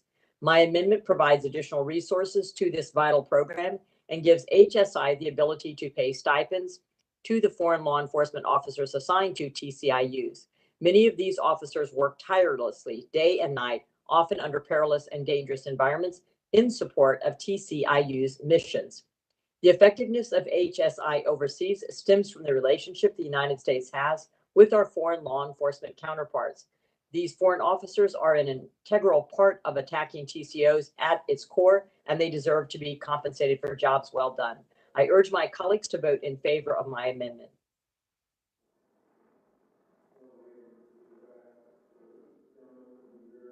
I yield my time. Gentlelady yields back. Does the gentleman from New Jersey insist on his point of order? Mr. Chairman, I make a point of order that the amendment violates Clause 7 of Rule 16 because the amendment contains subject matter outside the scope of the pending text. Mr. Chair, I move to overturn the ruling of the chair. Chair hadn't ruled. Just hold on. You get your chance. The gentleman makes a point of order that the amendment is not germane. Clause 7 of Rule 16, the germaneness rule, provides that no proposition on the subject different from that under consideration shall be admitted under color of amendment. Here, the amendment relates to a subject to which there is no reference in the pending text. Therefore, the amendment offered by the gentlewoman from Iowa fails the basic test of germaneness, and the point of order is sustained. Thank you, Mr. Chair, for ruling in favor of levity. And now that you have made a ruling, I would move that we overturn the ruling of the chair. I move to table. Thank you very much, Chair. Entertains the motion to table. All in favor, say aye. Aye. Opposed, nay. Aye. No. No. No. The ayes have it. Mr. Chair, I ask for a recorded vote. Recorded vote is requested. Clerk will call the roll. Ms. Jackson Lee? Aye. Ms. Jackson Lee votes aye. Mr. Langevin? Mr. Langevin votes aye. Mr. Langevin votes aye. Mr. Payne? Aye. Mr. Payne votes aye. Mr. Correa? Aye. Mr. Correa votes aye. Ms. Slotkin? Aye. Ms. Slotkin votes aye. Mr. Cleaver.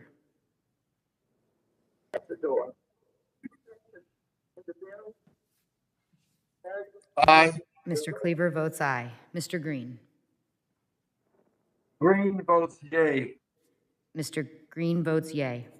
Ms. Clark. Ms. Clark votes aye. Ms. Clark votes aye. Mr. Swalwell. Yes, ma'am. Lydia's the expert on Ms. this, Titus. and she should write, no, Titus votes right. aye. Ms. Titus votes aye. Mrs. Watson Coleman. Just a minute. Ms. Jackson Lee, you need to mute yourself. Okay, go ahead. She's the expert on this. She needs to Mrs. pull up. Ms. Jackson Lee, you need to mute yourself. Thank you. Mrs. Watson Coleman. Aye. Mrs. Watson Coleman votes aye. Ms. Rice.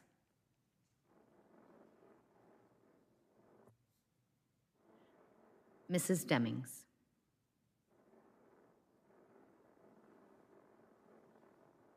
Ms. Barragan. Barragan votes aye. Ms. Barragan votes aye. Mr. Gottheimer. Votes aye. Mr. Gottheimer votes aye. Mrs. Luria. Luria votes aye. Mrs. Luria votes aye. Mr. Malinowski. Aye. Mr. Malinowski votes aye. Mr. Torres. Aye. Mr. Torres votes aye. Mr. Katko. Echo votes no. Mr. Katko votes no. Mr. McCall.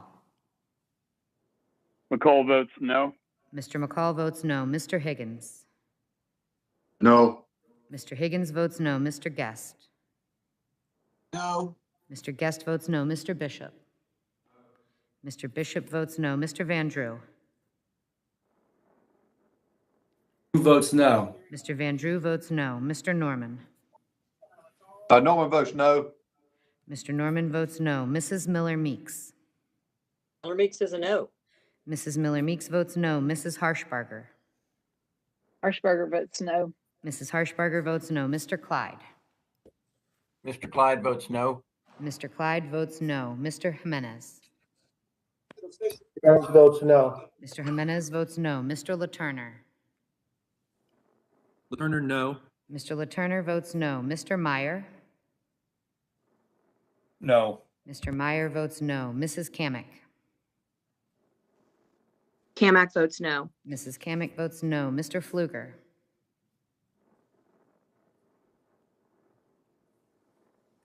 Luger, no.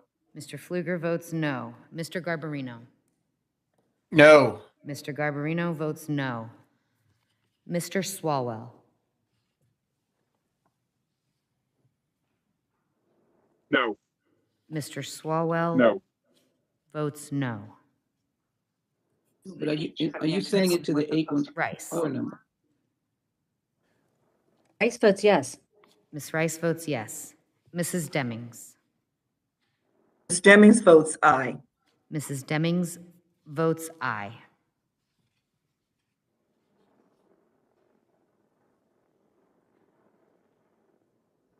Is there any other members wishing to vote, or wishing to change his or her vote?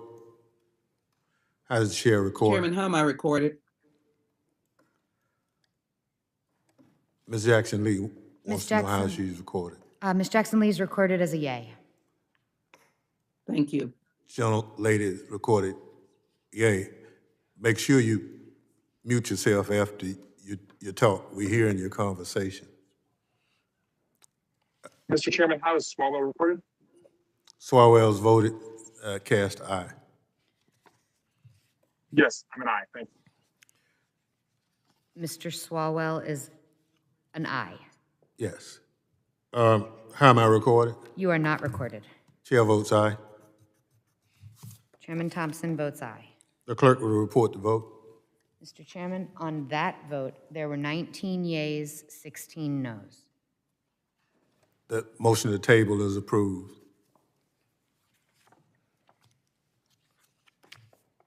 For what purpose does the gentleman from Mississippi seek recognition? Mr. Chairman, I have an amendment at the desk. The clerk will distribute the amendment.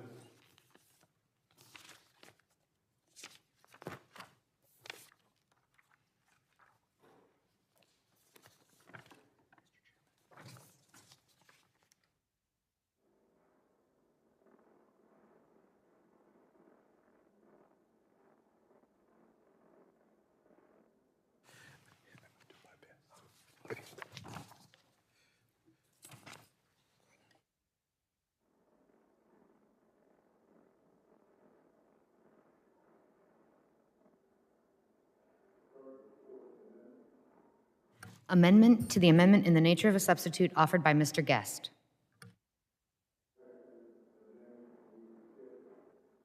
Without objection, the amendment will be considered as read. For what purpose does the gentleman from New Jersey seek recognition? Mr. Chairman, I reserve a point of order against the amendment. A point of order is reserved. The gentleman from Mississippi is recognized for 5 minutes. Thank you, Mr. Chairman. Mr. Chairman, it is the responsibility of Congress and specifically the responsibility of this committee to fix gaps in our immigration system that benefit criminals. And we must address the challenges that we face along our southwest border. Our law enforcement agents risk their lives every day to keep our community safe.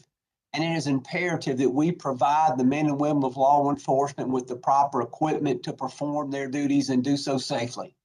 This amendment would provide funding for much needed assistance to law enforcement agencies and states along our borders, working along with U.S. Customs and Border Patrol. Since January of 2021, there have been over 1.3 million illegal crossings along the southwest border. This amendment is imperative to help CBP secure our borders, given the sheer number of narcotics and individuals illegally flowing across our border in unprecedented numbers. In fiscal year 2021, border agents have seen an increase of 187% in cocaine, a 63% increase in heroin, and a 2,067% increase in fentanyl. All of these seized along our southwest border. FEMA's Operation Stone Garter grants provide to state, local, and tribal law enforcement agencies that border Mexico, Canada, or share a maritime border. This grant program supports enhanced cooperation and coordination among CBP, the U.S. Border Patrol, our state, federal, local, tribal, and territorial law enforcement agencies to improve overall border security. Operation Stone Garden is currently active in all 22 states that have ongoing U.S. Border Patrol operations. This amendment would allow the program to alleviate the stress placed on CBP by providing local law enforcement agencies with additional funding to equip and train officers to successfully supplement efforts to secure our border. I urge my colleagues on both sides of this aisle to join me in support of this amendment. Our law enforcement communities need our help, and it is our duty to help them as they help us keep our families and our communities safe. Thank you, Mr. Chairman. I yield back. Chair yields back. Does the gentleman from New Jersey insist on his point of order? Mr. Chairman, I make a point of order that the amendment violates Clause 7 of Rule 16 because the amendment contains subject matter outside the scope of the pending text, unfortunately. The gentleman from New Jersey makes a point of order that the amendment is not germane. Clause 7 of Rule 16, the germaneness rule, provides that no proposition on the subject different from that under consideration shall be admitted under color of amendment. Here, the amendment relates to a subject to which there is no reference in the pending text. Therefore, the amendment offered by the gentleman from Mississippi fails the basic test of germaneness, and the point of order is sustained. Mr. Chairman, I move to overturn the ruling of the chair. A motion has been made to overturn the ruling of the chair. Move to table. Gentlelady from New Jersey moves to table. The question is on the motion to table. Those in favor say aye. Aye. Aye. Opposed is nay. No. Oh, nay. In the opinion of the chairs, the ayes have it. Mr. Chairman, at this time, I'll request a recorded vote, please. A recorded vote is requested. The clerk will call the roll. Ms. Jackson Lee. Mr. Langevin. Mr. Langevin votes aye. Mr. Langevin votes aye. Mr. Payne. Mr. Payne votes aye. Mr. Payne votes aye. Mr. Correa.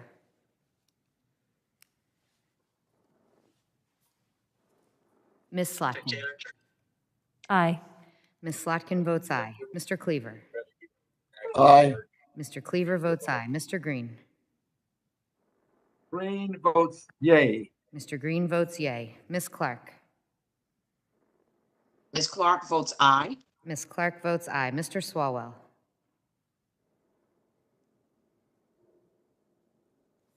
Aye. Mr. Swalwell votes aye. Ms. Titus. Titus votes aye. Ms. Titus votes aye. Mrs. Watson Coleman. Aye. Mrs. Watson Coleman votes aye. Ms. Rice.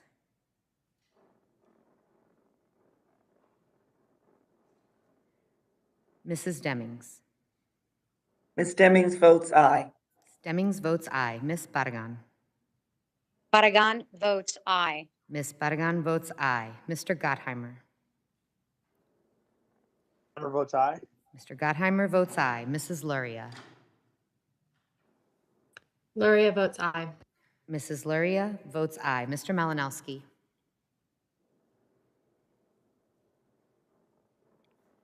Mr. Torres. Torres votes aye. Mr. Torres votes aye. Mr. Katko. Echo votes no. Mr. Katko votes no. Mr. McCall.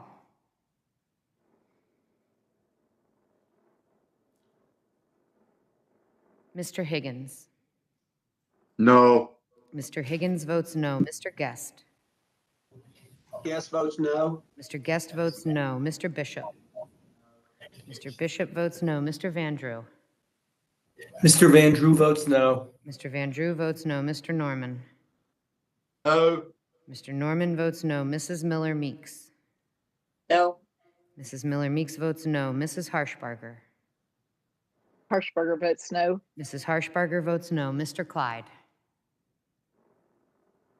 Clyde votes no. Mr. Clyde votes no. Mr. Jimenez. Jimenez votes no. Mr. Jimenez votes no. Mr. LaTurner. Turner votes no. Mr. LaTurner votes no. Mr. Meyer. No. Mr. Meyer votes no. Mrs. Kamick. Kamick votes no. Mrs. Kamick votes no. Mr. Pfluger. Fluger votes no. Mr. Pfluger votes no. Mr. Garbarino. No. Mr. Garbarino votes no. Ms. Jackson Lee. Mr. Correa. I vote aye. Correa votes aye. Mr. Correa I votes vote aye. aye. Ms. Jackson Lee votes aye. Ms. Rice. Rice votes aye. Ms. Rice votes aye. Mr. Malinowski. Mr. McCall. Aye. Mr. Malinowski votes aye. Mr. McCall.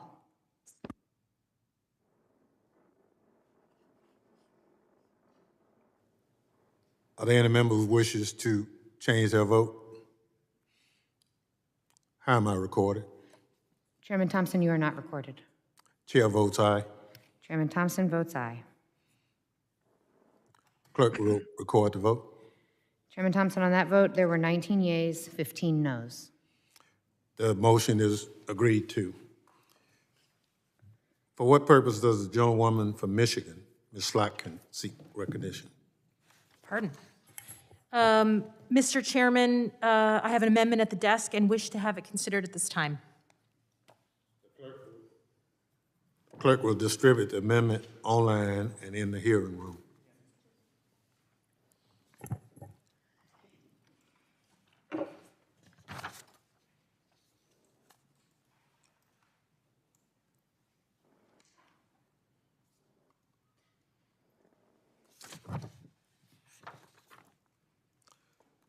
clerk will report the amendment. Amendment to the amendment in the nature of a substitute to the committee print offered by Ms. Slotkin.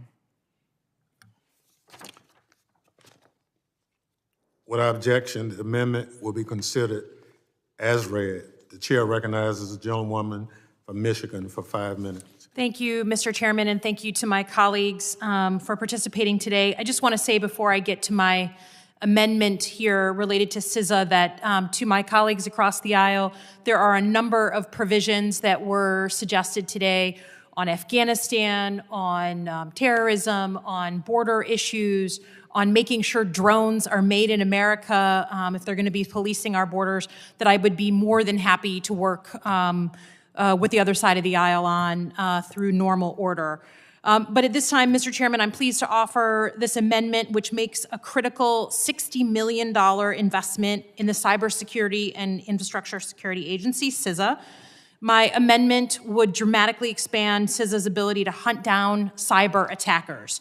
Think Russia, China, and ransomware gangs whenever they target America's networks and cloud technology. It also invests in CISA's work to make those key systems more secure and harder to attack in the first place. This past year, I think, has been a real wake-up call for Americans when it comes to cybersecurity. And it's clear that cybersecurity is no longer just a tech issue that a bunch of national security folks care about. It's at the heart of the systems that we rely on for our daily lives. It affects every single one of us. In May, obviously, the ransomware attack on the Colonial Pipeline disrupted fuel on the East Coast. In June, we had farmers in my district asking about the attacks on JBS, the world's largest meat processor. And then, of course, at the beginning of the year, the SolarWinds campaign against federal and corporate networks showed us exactly how our adversaries like Russia are taking advantage of gaps in our own cybersecurity in search of intelligence. So as the SolarWinds campaign showed us, the widespread adoption of cloud technology, specifically by everyone from the federal government to major corporations, has created a really attractive target for attackers. That's why my amendment gives CISA the resources to take advantage of the opportunities of cloud technology while also addressing the challenges it presents, all to better protect American networks. DHS has told us that this investment would, quote, dramatically expand CISA's ability to hunt down cyber threats across the board, and it will help them better understand the threats facing federal, state, and local and critical infrastructure and inform the way we defend them. You know, in some of those attacks that we had earlier this year, the ones that really broke through with Americans, they kept asking, I was certainly asked in my district, what is the sort of 911 number that I call when there are attacks, when there are cybersecurity attacks? Who's the quarterback? Who's the person or the agency that's in charge? And I think it's more important than ever that we have that, you know, one particular place where folks can go, and we are lucky enough here on the committee to oversee CISA, who is really on the front line of helping us deal with this new and emerging technology. This is also an investment in nonpartisan public servants who are doing the hands-on keyboard work of preventing, detecting, and defending against cyber attacks. I'm pleased that this amendment has been largely pre-conferenced with the Senate and has received the backing of DHS and the White House, a recognition, I think, of the importance of CISA and getting it the resources they need. I thank the chairman and the committee staff for their work on that front, and I urge my colleagues to support the investment in our nation's cybersecurity. With that, I yield back. Gentlelady yields back. Is there any further discussion? Gentleman, Yes, Mr. Chairman. from Mr. Bishop is recognized. I actually think this epitomizes just how crazy the proceeding is that we're engaged in today. I don't necessarily doubt that CISA may need more resources. Gentleman needs to turn his microphone on. It is on. The button's on.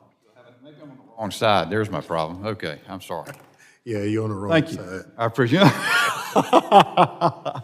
To me, not at all, not at all. Here's what I was saying. I I'm concerned that this epitomizes the problem that we're engaged in. This committee print that we're passing or marking up today tosses a bunch of numbers relating to CISA, leaves everything else out that involves Homeland Security, and we've had no debate, no preparation. Ms. Lotkin says that CISA has said this is really going to help them. CISA has had, I had these numbers pulled since fiscal year 19. CISA started there at 1,976 fully FTEs, full-time equivalent personnel. As of fiscal year 22, they're at almost 2,500.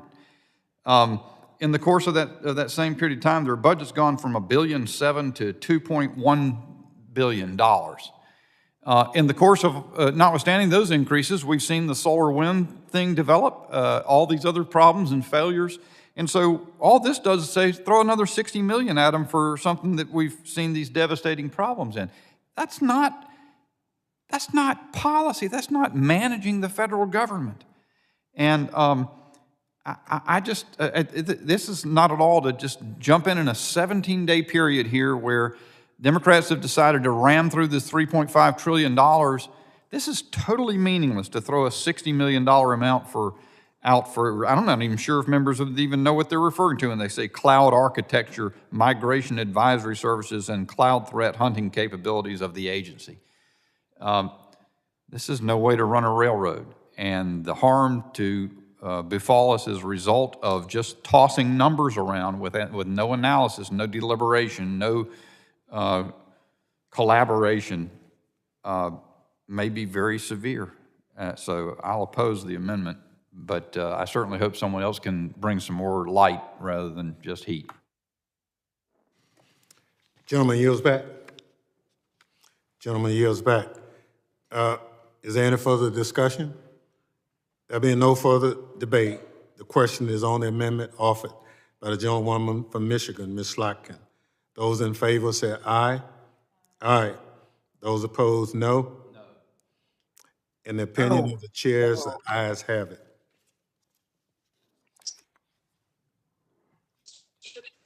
And request a recorded vote, Mr. Chairman. Gentleman has requested a recorded vote. Pursuant to Committee Rule 7C, further proceedings on this question will be postponed. Pursuant to today's order, I declare the committee in recess for a period of 10 minutes.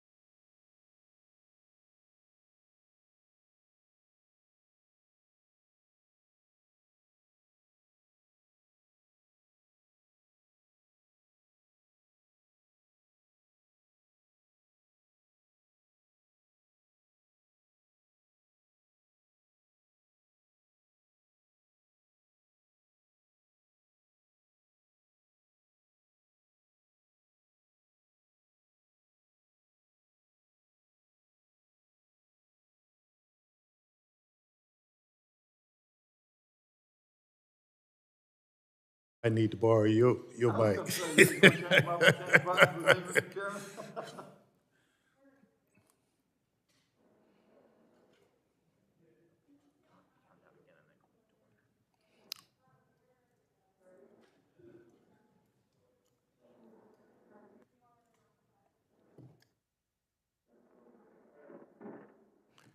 Five, four, three, two, one. For what purpose does the gentlewoman from New York, Ms. Clark, seek recognition?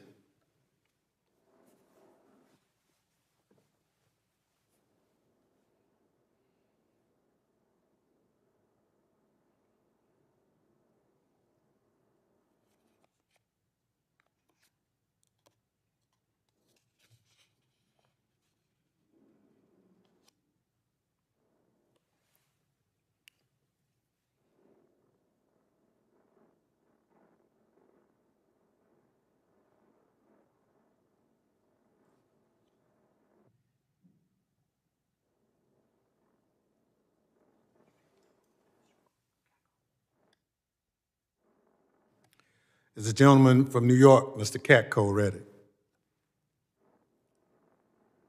I am, sir. Gentleman from New York is recognized.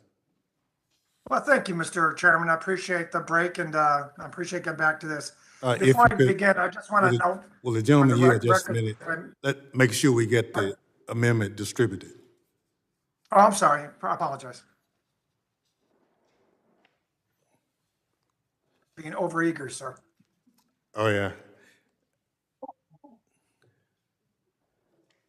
Thank you.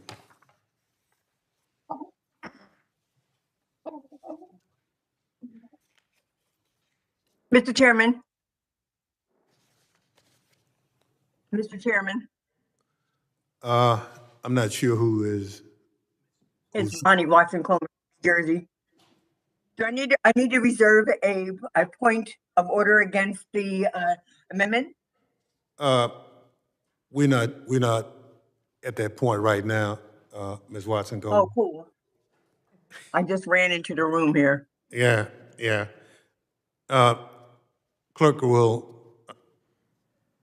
announce the amendment. Amendment to the amendment in the nature of a substitute offered by Mr. Katko. Without objection, the amendment will be considered as read.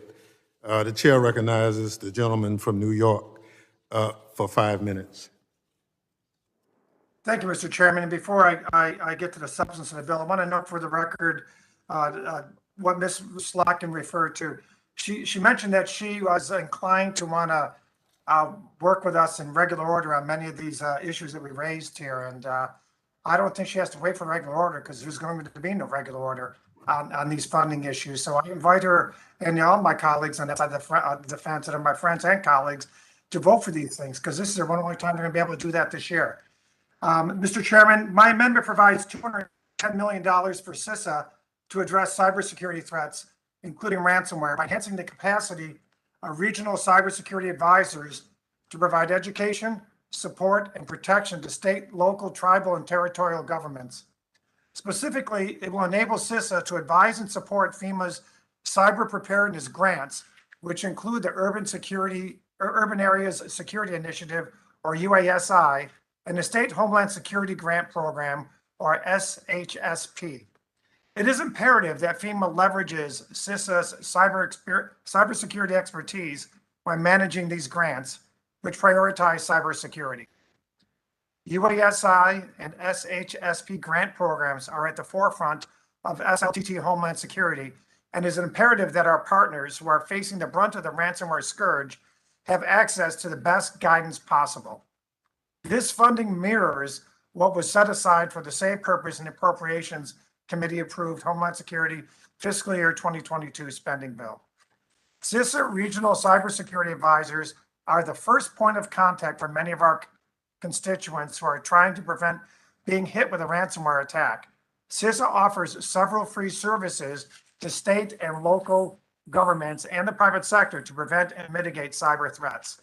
Without proper communication relationships between CISA and our constituents on the ground, we are wasting money on tools and resources that will fail to be delivered to people who need it most. Since CISA is often limited in its engagement due to resource constraints, it is incumbent upon this committee to address this issue. And before I close, Mr. Chairman, I just want to reiterate what I said at the beginning. I think this is kind of a sad exercise. And I think it's a sad exercise because all of us on this committee want to work together. And I know things happened that kind of directed this committee to take the tack it took. But I hope we can get back to doing what we do best, and that is being collaborative on bills, working on each other's bills, co-sponsoring each other's bills, and passing each other's bills.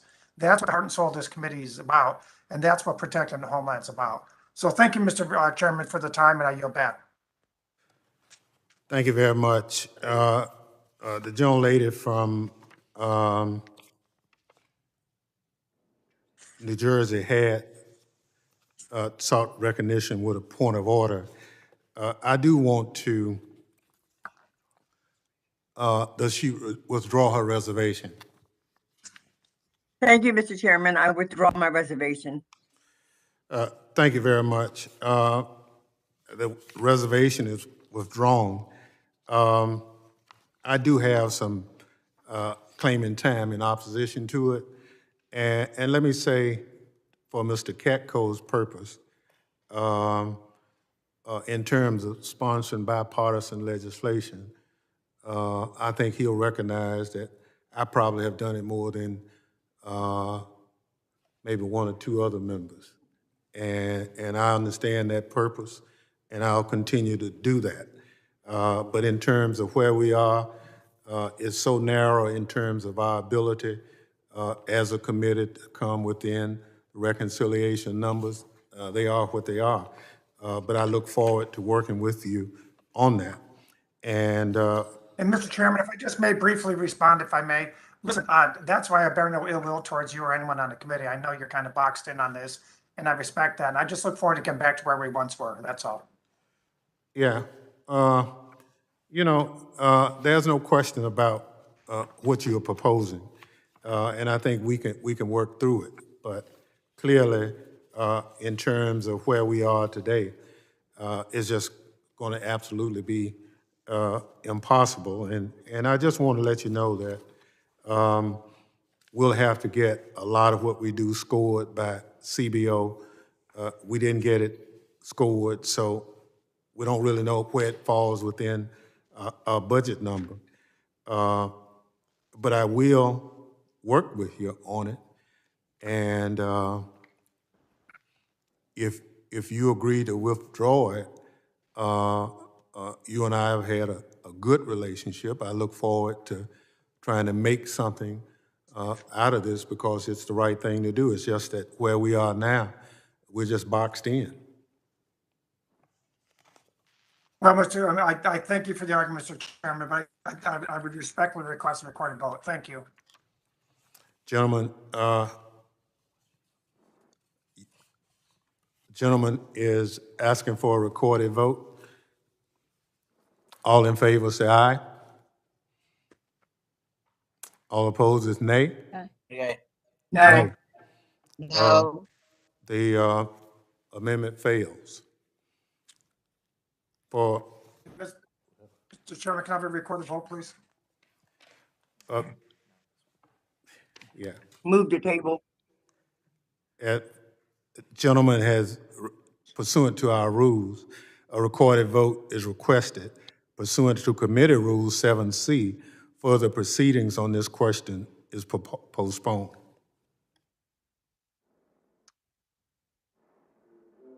Easy. Is the gentlelady from New York ready with her amendment? I am, Mr. Chairman.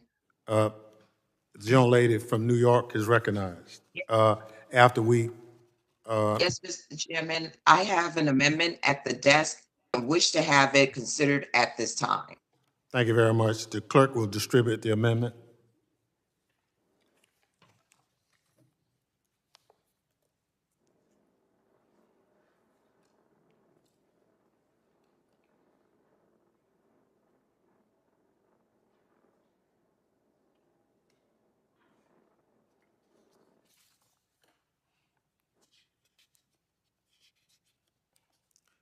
The clerk will report the amendment. Amendment to the amendment in the nature of a substitute to the committee print offered by Ms. Clark.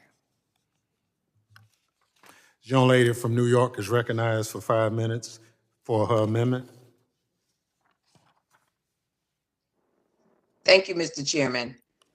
As the ransomware attack on the Colonial Pipeline in May demonstrated, a cyber incident involving critical infrastructure can have a major impact on the day-to-day lives of Americans. While that incident fortunately did not involve the breach of the pipeline's operational technology, it serves as a reminder of how vulnerable industrial control systems like Colonial Pipelines can be to a cyber attack. Even just a few days of disruption resulted in significant gas shortages across the East Coast. Future incidents could have even more serious effects. Therefore, as chairwoman of the Cybersecurity, Infrastructure Protection, and Innovation Subcommittee, it is a top priority of mine to ensure industrial control systems are better protected from cyber attacks. One step that CISA has already taken is the development of the the Cyber Sentry program. This voluntary program employs sensors across critical infrastructure partners, information technology, and operational technology networks, allowing CISA to detect vulnerabilities and identify malicious activity. Additionally, by deploying Cyber Sentry across multiple critical infrastructure sectors, this program allows CISA to gain greater visibility into infrastructure network, to develop analytic insights about network vulnerability, and strengthening CISA's ability to better defend against cyber incidents. My amendment would provide an additional $75 million in resources to invest in the Cyber Sentry program over the next 10 years. That would allow CISA to expand the number of voluntary partnerships with critical infrastructure operators. It will allow more to participate and enhance CISA's visibility into threats and vulnerabilities facing critical infrastructure. In order to reduce cyber risk, CISA must have a cooperative relationship with critical infrastructure operators, and partnership is the essential feature of the Cyber Sentry program. We know just how important it is to secure industrial controls, but the funding Congress has provided for ICS cybersecurity has not matched the severity of the threat.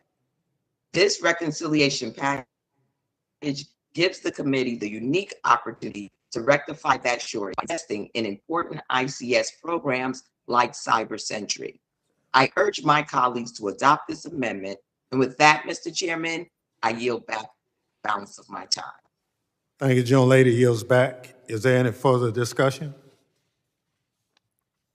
There being no further debate, the question is on the amendment offered by the gentlewoman from New York, Ms. Clark. Those in favor say aye. Aye. Those say no. Aye. No. No. In the opinion of the chair, the ayes have it.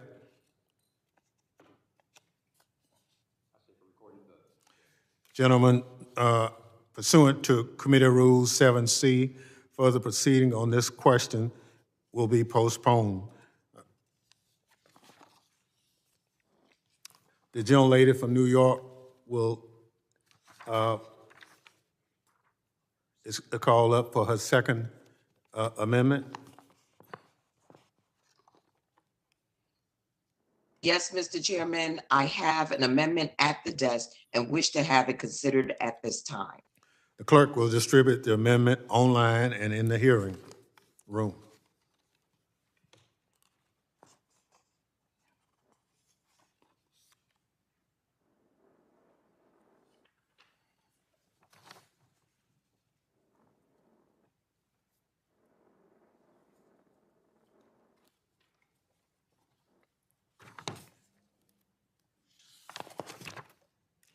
The clerk will report the amendment.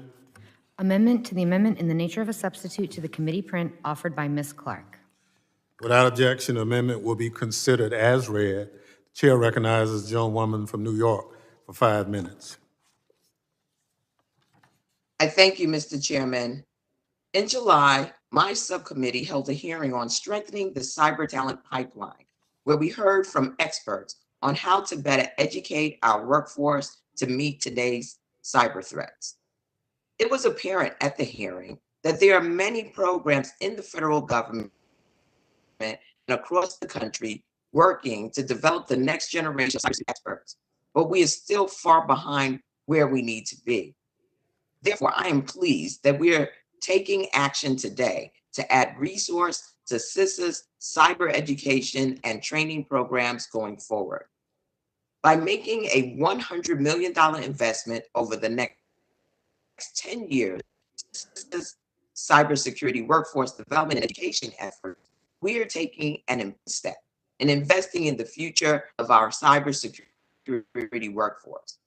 My amendment clarifies that the resources in this fund also invest in existing partnerships with historically Black colleges and universities, other minority-serving institutions, and community colleges. For far too long, our nation's cybersecurity workforce has not reflected the diversity of our country. According to one estimate, only 9% of cybersecurity workers are Black and only 4% are Hispanic. That is unacceptable. We are leaving too much talent untapped. Cybersecurity jobs pay well, and the field is growing. Yet it is clear that investments have been lacking when it comes to certain communities. A key competitive advantage we have over our adversaries is diversity, but these numbers demonstrate we are not reaching every community as we work to develop our cyber talent pool. HBCUs and MSIs and community colleges have long track records of educating students of color and preparing them for careers across numerous industries. They are great partners to CISA and have a role to play in expanding efforts to address our cyber workforce shortage with this funding. I hope my colleagues will join me in supporting this amendment. And with that, Mr. Chairman, I yield back the balance of my time. Is there any further discussion? There being no further debate, the question is on the amendment offered by the gentlewoman from New York, Ms. Clark. Those in favor say aye. Aye. Those opposed say no. No. Hey, no. In the opinion of the chair, the ayes have it. The motion amendment is approved.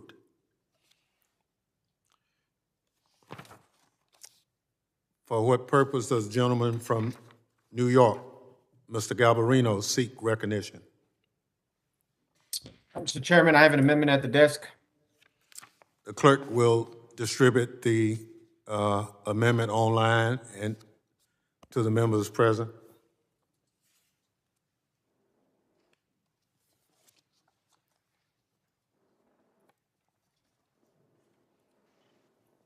Mr. Chairman, I reserve a point of order against the amendment. Point of order is reserved. The clerk will report the amendment. Amendment to the amendment in the nature of a substitute offered by Mr. Garbarino. The gentleman from New Jersey, New York, is recognized. Mr. Galvarino for 5 minutes. Thank you, Mr. Chairman. My amendment will set aside funding from the operations and support allocation to bolster CISA's work in threat hunting and cybersecurity exercises. Threat hunting is CISA's leading capability to identify, analyze, and respond to significant cyber threats across all domains. CISA's threat mitigation efforts include providing defenders with detective, preventive, and predictive threat information. Based on prioritized threats, CISA also hunts for adversary activity in stakeholder networks and conducts remote hunts and incident response. This work is among the most important work that CISA does. It keeps our adversaries out of our federal networks, and it ensures they're found quickly when they get in. We simply cannot afford to neglect this mission. The FY22 Appropriations Committee approved DHS funding bill includes nearly $280 million for this work, $117 million increase over the last year's enacted bill. My amendment would ensure that the operations and support funding is appropriately allocated to this critical work. Something that I think everyone on this committee, we've heard already people say about the attacks that our nation has faced, that our .gov websites have faced. We need to make sure that the money that is being spent here is actually going to where it needs to go, and this amendment does that. Thank you, Mr. Chairman. I yield back. Thank you. The gentleman yields back. Would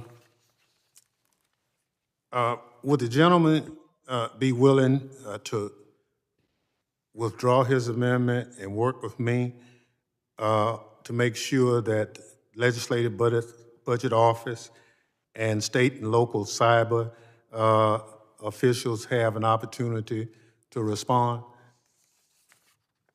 Unfortunately, Mr. Chairman, I'm going to request that we have a vote on the amendment. Thank you very much. Without objection, the amendment will be considered as read.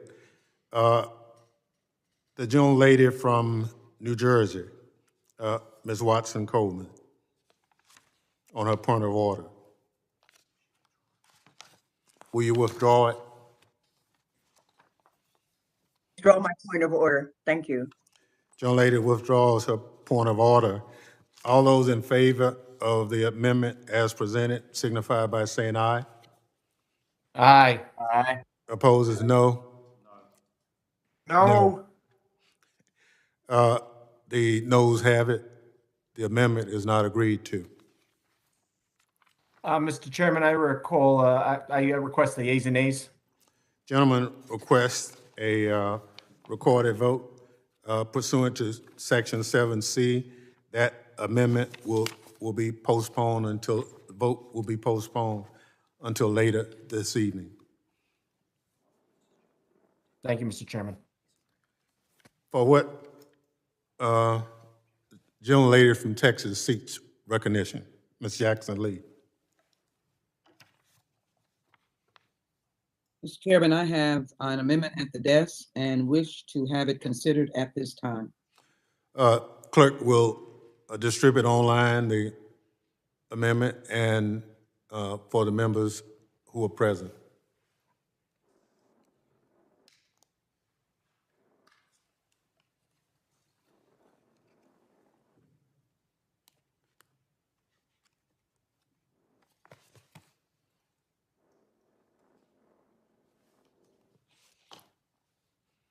The clerk will report the amendment.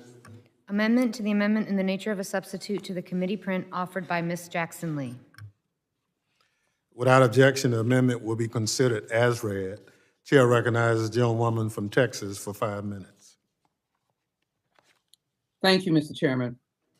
A new report from cybersecurity from Sophos indicates that ransomware recovery costs have shot up in the past year, with the average case approaching $2 million in total expenses. This is up from an average of $761,000 in 2020. I remember some years back as a member of this committee, being the chair of the then Transportation and Infrastructure Committee, which I visited a water and sewage plant and looked at the exposure of that particular plant to the potential of a terrorist attack. And of course, now in a more sophisticated manner, the whole infrastructure, the cyber infrastructure of that plant being shut down and impacting thousands and millions of residents in the surrounding area. One of my longstanding priorities on this committee has been addressing the vulnerability of our industrial control systems to cyber attacks, and as well dealing with zero-day events when terrorists could bring down the nation, not by a drone explosion, but by stopping its entire grid, electric grid, water and sewage, aviation, and many other systems that are so very important.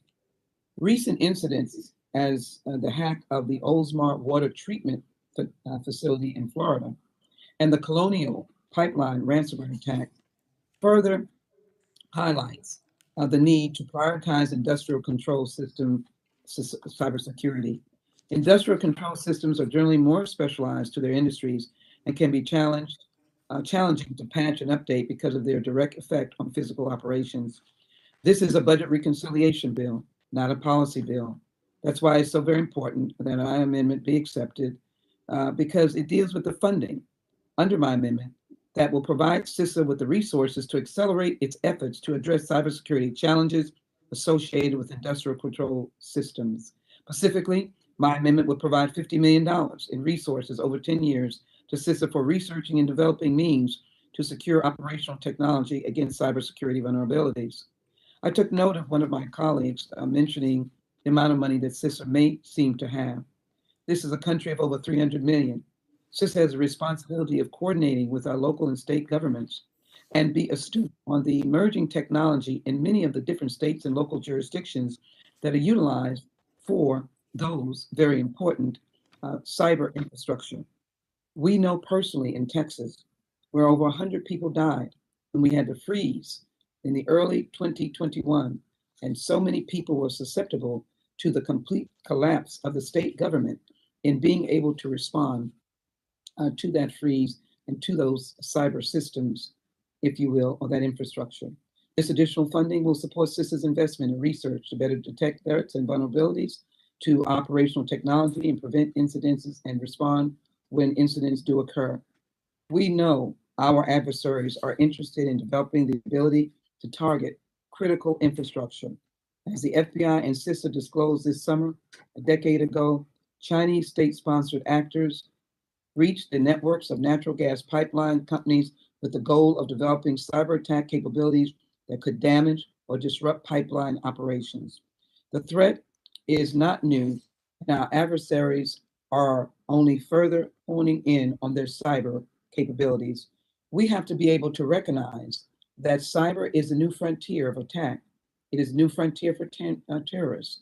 We have to recognize the word ransomware and the increasing cost. I believe this amendment and this increasing funding in this budget reconciliation package is crucial. We must increase investment in our own research and development in order to stay ahead of future threats. I would urge my colleagues to support this amendment. And I would also say, Mr. Chairman, thank you so very much for the collaboration, along with the staff, and of course, Chairman Clark. Let us continue to work together with our colleagues on the other side of the aisle, because this is an American issue and will turn into an American crisis impacting Americans. Homeland Security is not partisan. It stands for our responsibility to secure the nation. Just as I was able to be in New York during the week of 9/11 and on 9/11, the emotion of that day and those days, the visit to that memorial, reignited the fire that we should be the standard bearers for security in this nation. Homeland Security, again, to honor those who have fallen, those whose faces I saw, and to respect their families. We have to do our task. With that, I ask for support of my amendment, and I yield back.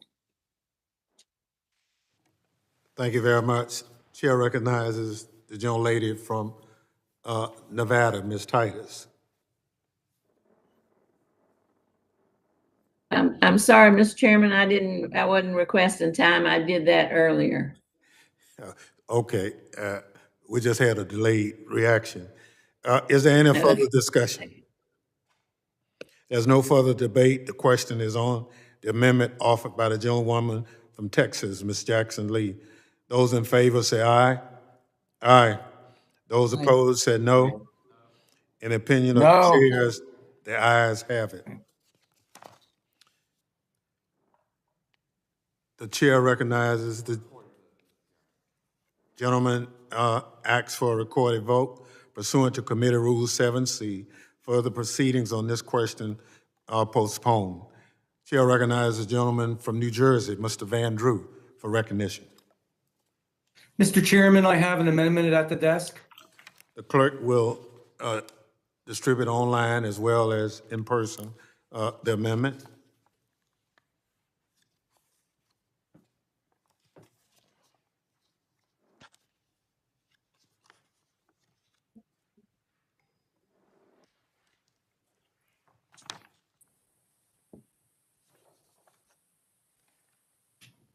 The clerk will report the amendment.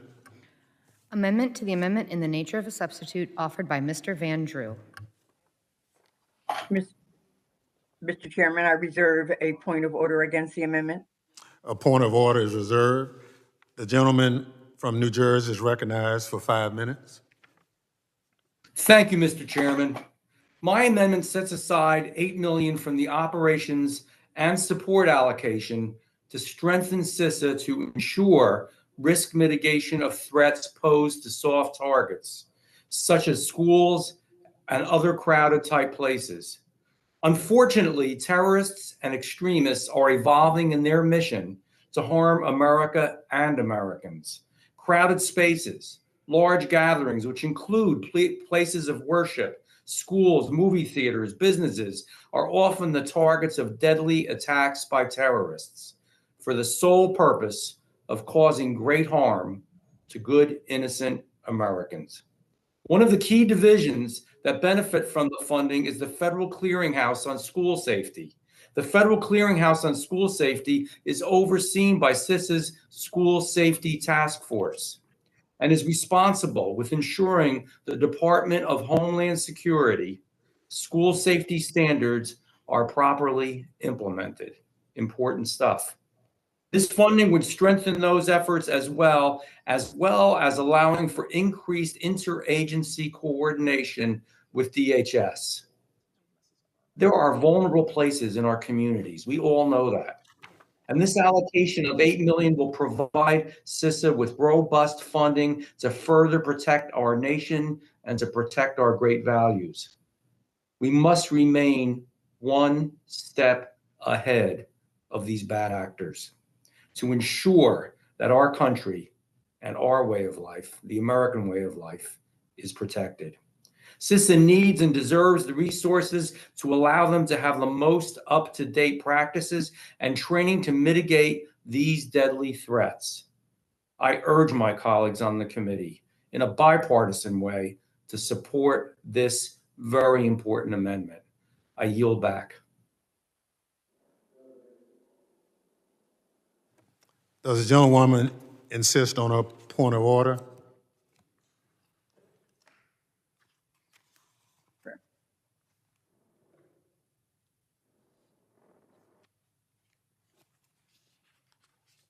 Ms. Watson-Coleman? I'm sorry, I think I muted myself when I thought I was unmuting. I withdraw my reservation. The reservation is withdrawn.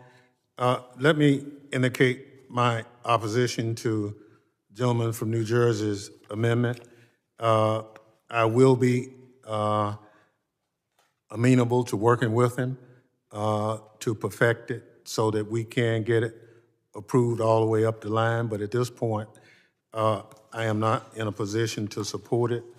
But I do see an opportunity for us to work on this as we go forward. Would the gentleman agree to withdraw it and let's work together on it? Chairman, I always look forward to working together with you, but I would respectfully ask for a vote. Thank you very much. Gentlemen would want a recorded vote on it. All those in favor of the gentleman from New Jersey's amendment signify by saying aye. Aye. Aye. Opposed is no?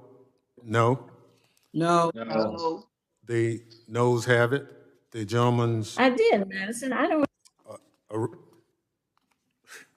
the gentleman's amendment is not approved. Mr. Chairman, respectfully, I would ask for a recorded vote. Gentleman asks for a recorded vote, and pursuant to Section 7C, that recorded vote will be postponed.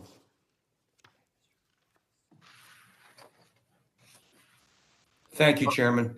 Thank you. For what purpose does the gentleman from New York seek recognition, Mr. Torres? Yes, Mr. Chairman, I have an amendment at the desk and wish to have it considered at this time. The clerk will distribute the amendment.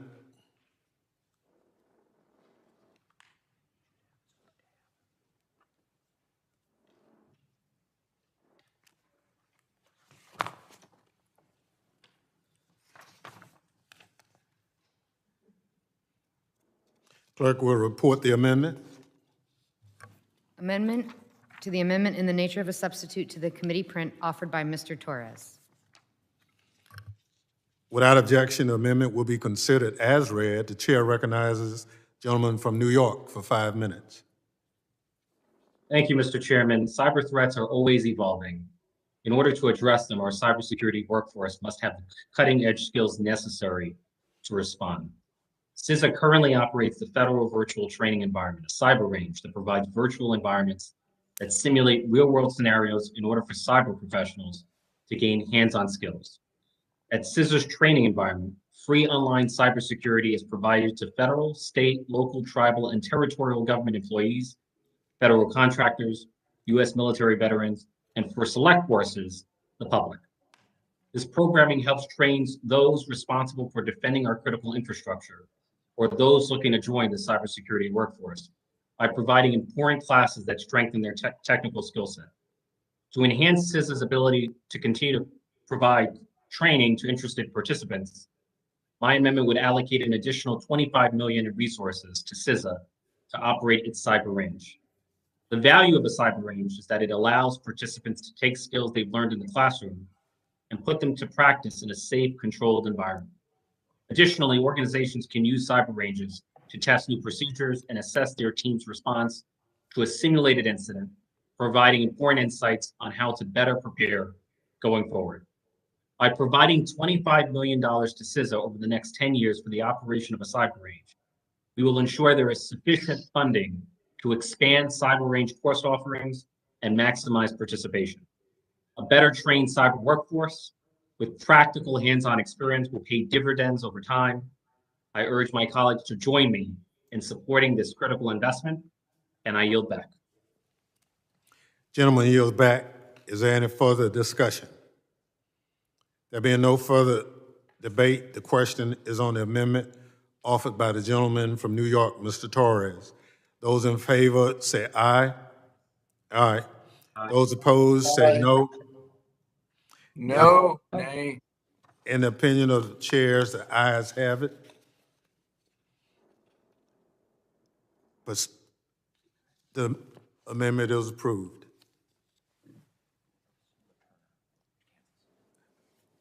The chair recognizes the gentleman from Kansas, Mr. Letourneau, for Mr. Chairman, his amendment.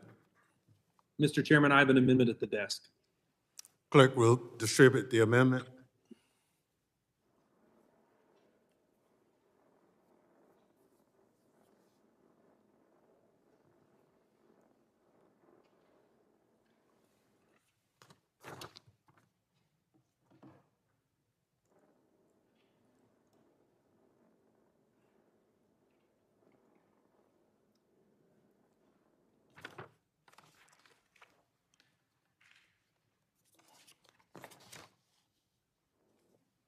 Clerk will read the amendment. Amendment to the amendment in the nature of a substitute offered by Mr. Letourneau.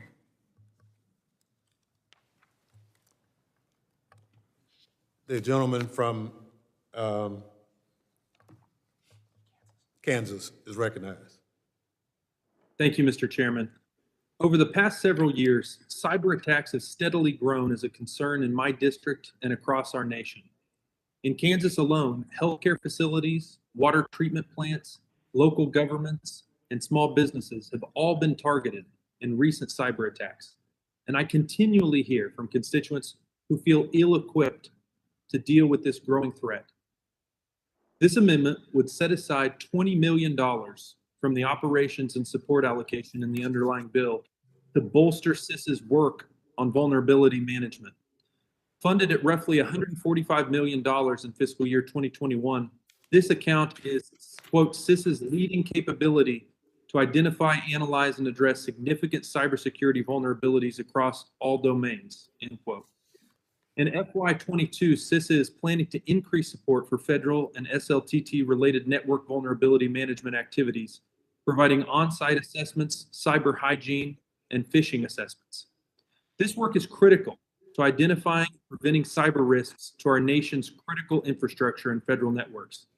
This reasonable addition to existing work streams will be directed to management, unlike many other infusions of money that are simply being thrown at CISA without thought or planning. Ranking Member Katko and committee Republicans have long advocated for responsible growth at CISA, and this amendment is a commitment to that principle. While the $3.5 trillion reconciliation package is the wrong way to fund the government, the least we can do is ensure that hardworking taxpayer dollars are spent in a way that benefits Americans and effectively advances our cybersecurity goals. I urge my colleagues to support this common sense amendment, and I yield back. Gentleman yields back. Are there any other comments on the gentleman from Kansas amendment? Just like I have with the others, let me say that I understand the spirit of your amendments, but most of us have not seen the amendments until just now. The deadline was yesterday for the filing of amendments. So I would say to the gentleman from Kansas, if there's a willingness to work with us on it going forward, I would pledge my chairmanship and work with you in that respect.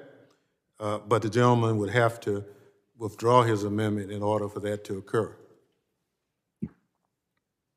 Well, Mr. Chairman, I do believe I appreciate what you're saying and would be eager to work with you.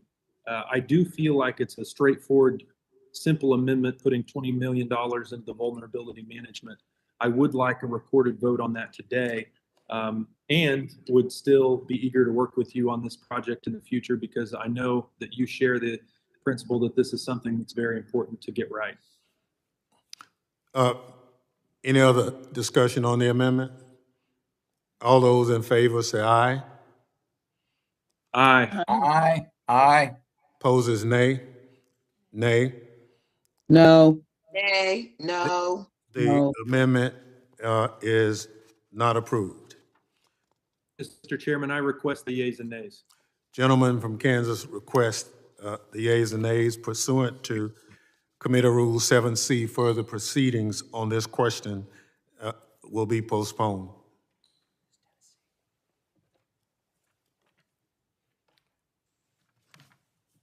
For what purpose does the gentlelady from Tennessee seek recognition?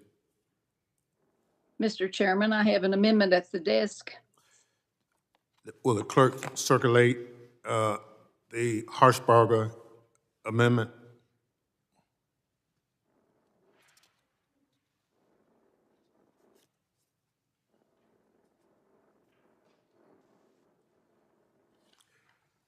The clerk will report the amendment. Amendment to the amendment in the nature of a substitute offered by Ms. Harshbarger. Thank you, Mr. Chairman. Without objection, the amendment will be considered as read. The chair recognizes the gentlelady from Tennessee. Chairman, excuse me, Mr. Chairman, I reserve a point of order against this amendment. Point of order is reserved. Gentlelady from Tennessee is recognized. Thank you. The Democrat amendment in the nature of a substitute fails to designate all funds expended should be compliant with Section 4 of Executive Order 14028, improving the nation's cybersecurity. This common sense amendment simply ensures that the Biden administration exercises good stewardship of taxpayer dollars by following their own rules to protect the supply lines of our software infrastructure. And really, frankly, I'm surprised that I even have to introduce this amendment because this seemingly would have been a request of the administration if and when the committee asked for technical assistance on their amendment in the nature of a substitute. I hope this is an amendment we can all agree on. I don't think that Republicans or Democrats want to see our software supply chains compromised. And in fact, Democrats included $400 million in their amendment in the nature of a substitute to comply with this executive order. My hope is this amendment is that not a dollar of this title is spent inappropriately and that our supply chain security is protected. And with that, I encourage everyone to support my amendment, and I yield back the balance of my time, sir. Without objection, the amendment will be considered as read. For what purpose does the gentlewoman point of order? Thank you, Mr. Chairman. I withdraw the reservation for the point of order. The reservation is withdrawn.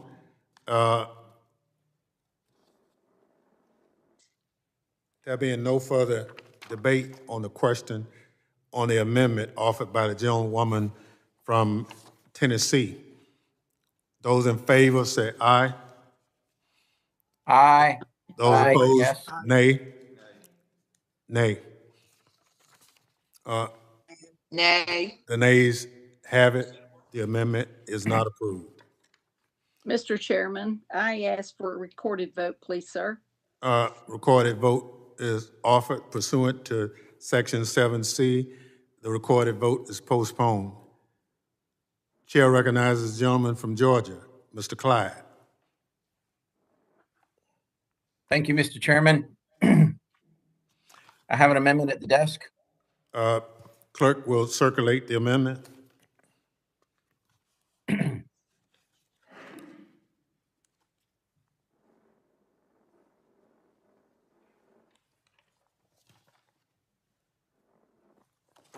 Mr. Chairman, Gentlelady from New Jersey. thank you. I reserve a point of order against the amendment. Point of order is reserved. The clerk will report the amendment. Amendment to the amendment in the nature of a substitute offered by Mr. Clyde. The gentleman from Georgia is recognized for 5 minutes. Excuse me, Mr. Chairman, I request that the clerk read my amendment. Say what? The clerk will read. Page 3, after line 11, insert the following. Section 50002, GAO audit on use of funds. Not later than 1 year after the date of enactment of this title and every 2 years thereafter until 2031, the Comptroller General shall, 1, audit the use of funds appropriated pursuant to this title, and 2, submit a report to the Committee on Homeland Security of the House and the Committee on Homeland Security and Governmental Affairs of the Senate, a report on the use of funds appropriated pursuant to this title, including any instances of waste, fraud, or abuse identified by the Comptroller General.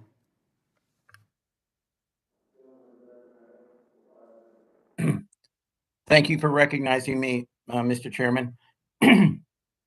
Although I support the efforts of CISA to ensure that CISA is properly funded, and I believe I know that you do too, Mr. Chairman, I'm greatly concerned that the legislation before us jeopardizes our shared goal. The text of this legislation was developed behind closed doors by Democrat leaders who are more intent on pushing through their $3.5 trillion budget than they are in actually governing for the people, which includes prioritizing solutions to many of the crises that are unfolding on the Democrats' watch, including the border crisis. It is a shame that after the countless cyber attacks which have occurred in the past year, that this legislation not only fails to mention the words ransomware or phishing or DDoS attacks, but also to fund efforts within CISA that would counter these forms of cyber attacks and intrusions. Instead, the bill provides the following: a $50 million increase to CISA's crossfeed program with no justification, a $210 million increase for CISA's general operations and support. This is on top of the $1.9 billion that was already approved by the Appropriations Committee in fiscal year 22, and $400 million to implement the president's unfunded cybersecurity executive order. In total, this legislation approves $865 million in new spending with little to no justification as to why it is needed. This committee should focus on finding new methods and enhancing existing capabilities to strengthen our nation's cybersecurity, not indiscriminately throwing random amounts of money in hopes that the issue will solve itself. But what's even more egregious than the majority deciding not to prioritize efforts and programs to counter some of the most prevalent cyber attacks that we face, it's the fact that Democrats are allowing funds to flow without any oversight.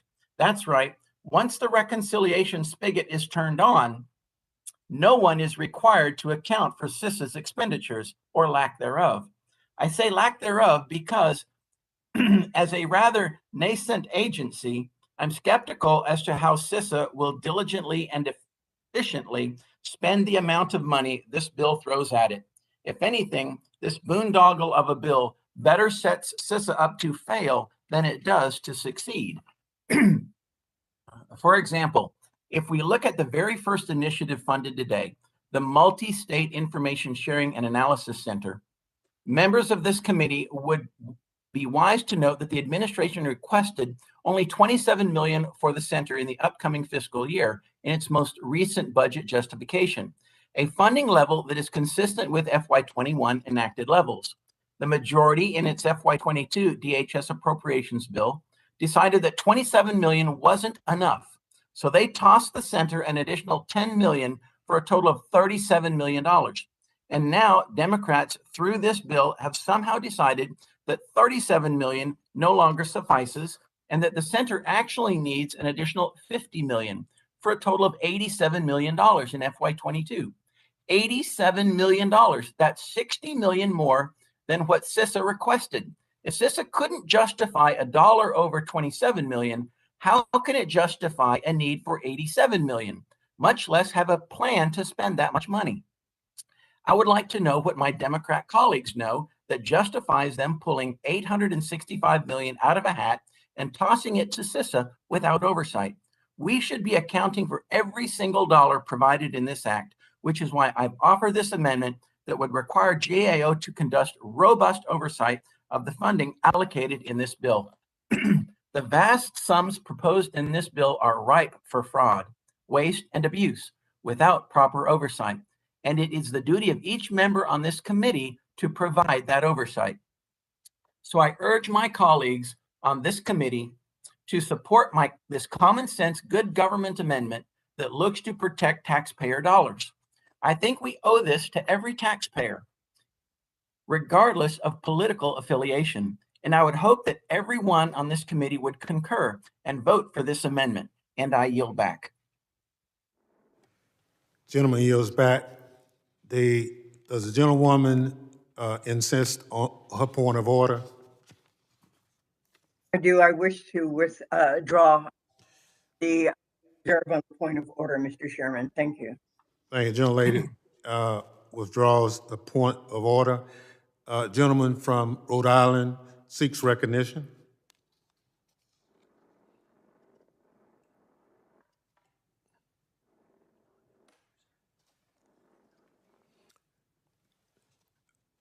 Gentleman is not available. Let me say that as every member of Congress knows, GAO is available upon request. There's no sense in putting it in legislation. I'd be more than happy if the gentleman would want to go on a letter to GAO asking for any and all review of any monies that anyone would deem necessary, but to put it in legislation, we just don't need to do it. It's just subject to individual members' requests. And I'm sure all of us have done it from time to time. Would the gentleman want to withdraw and join chair on a letter asking for a GAO review of any of these funds? I would request a recorded vote. I think this is so important that we need to vote today on this particular amendment, Mr. Chairman, and I appreciate your willingness to work together.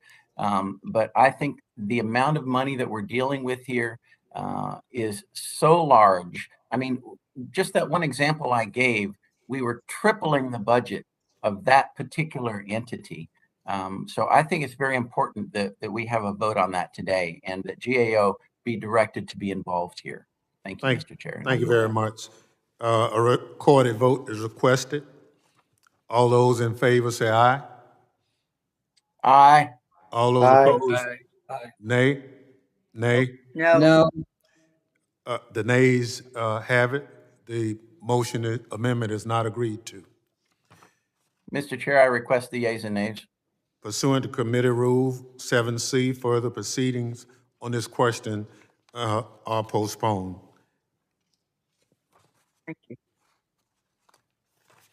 Chair recognizes the gentlelady from Florida, Ms. Kemet, for 5 minutes, for an amendment.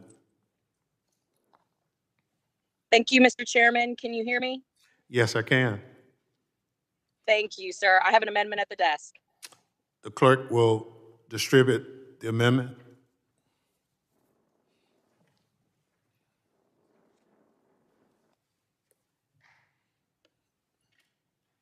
Mr. Chairman, Gentlelady from New Jersey. thank you. I reserve a point of order against the amendment. Gentlelady's point of order is recognized. The clerk will report the amendment. Amendment to the amendment in the nature of a substitute offered by Mrs. Kamak. Without objection, the amendment will be considered as read. Will the gentlelady explain her amendment? Thank you, Mr. Chairman. Today we are Will the gentlelady yield? getting a bill that was Will the gentlelady suspend? Will the gentlelady suspend? We're having.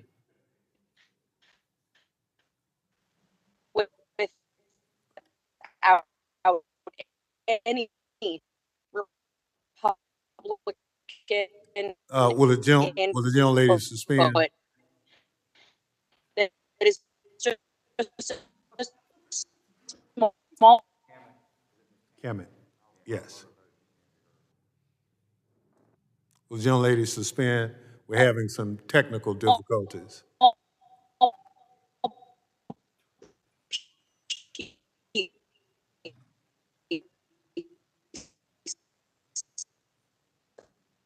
Does it look like it's on her end? Yeah, okay. Can you hear me now? Yes, we have you now. Well, we had you. Oh, there we go. All right. We'll try this one more try it time. once again. All right. Thank you, Mr. Chairman.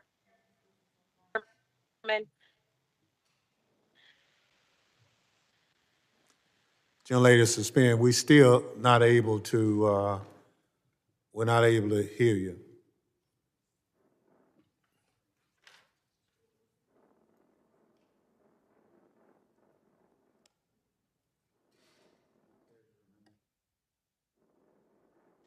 Today we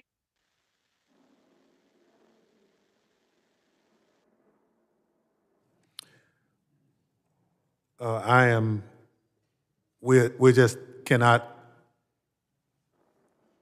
hear you for the presentation of your amendment. Now,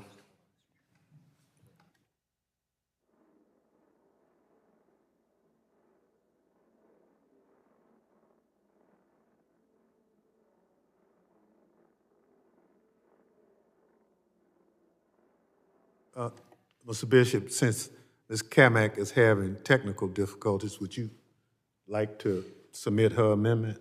Mr. Chairman, I certainly will. If I can just check, give me 10 seconds, see if someone else wishes to do that. All right.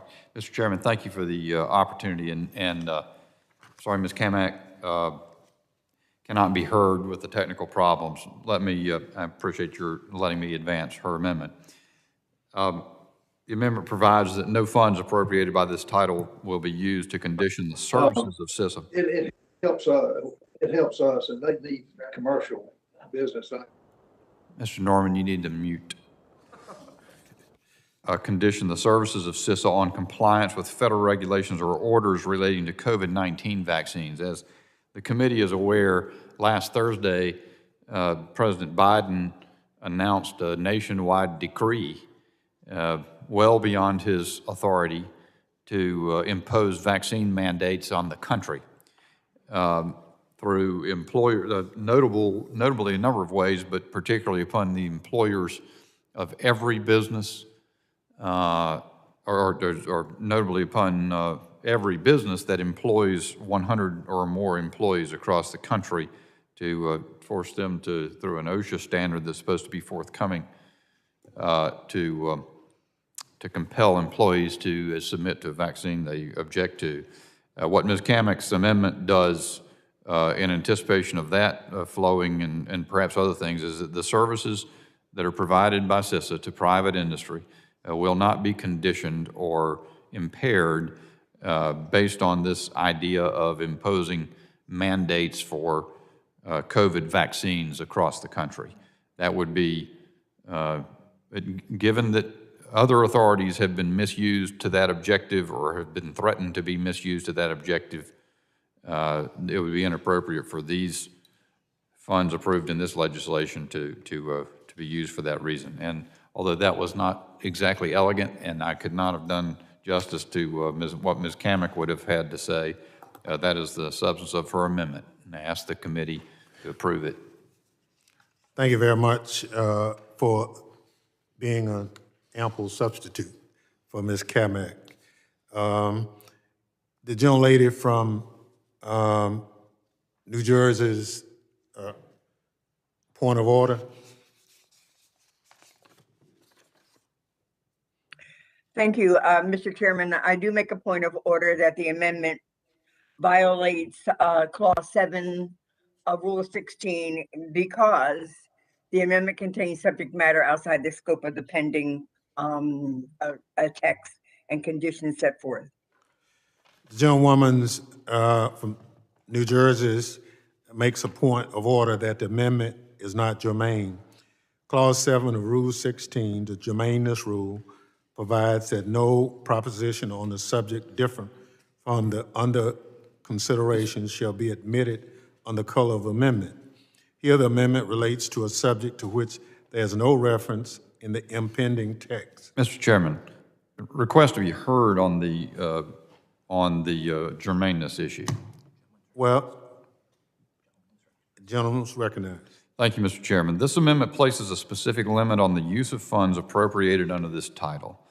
Under the rules and precedents of the House, amendments that merely place restrictions on the use of funds that are authorized or referred to in the bill are generally upheld as germane. Specifically, this amendment is narrowly written and only applies to the use of funds appropriated to CISA under this title and pertains only to the services provided by and the circumstances in which CISA provides such services. Multiple provisions of this bill provide funds to CISA for services that they would provide to non-governmental clients. Thank you, Mr. Chairman. Thank you very much. We will respond to you as soon as we get the ample response.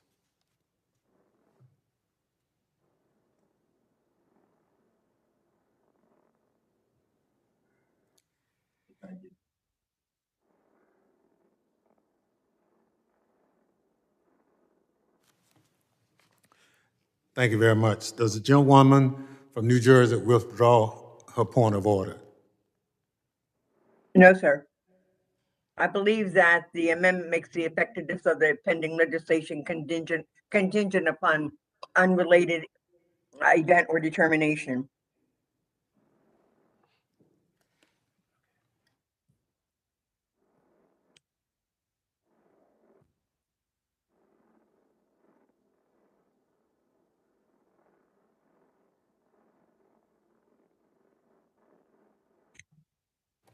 The gentlewoman has changed her terms of the point of order so it recognizes the germaneness aspect of it.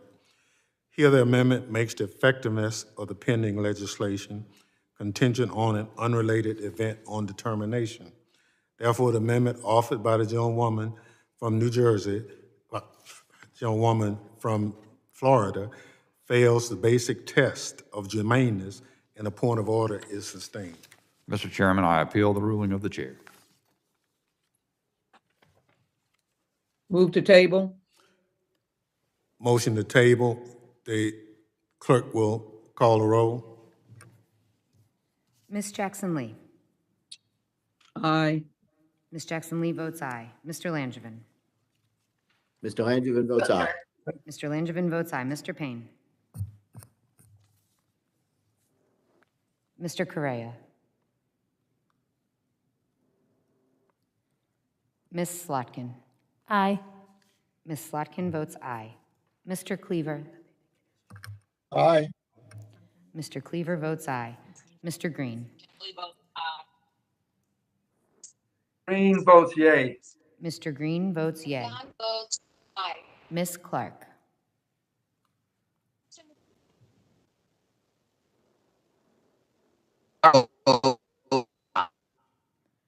Ms. Clark votes aye. Mr. Swalwell. Aye. Mr. Swalwell votes aye. Ms. Titus. Titus votes aye. Ms. Titus votes aye. Mrs. Watson Coleman. Aye. Mrs. Watson Coleman votes aye. Ms. Rice.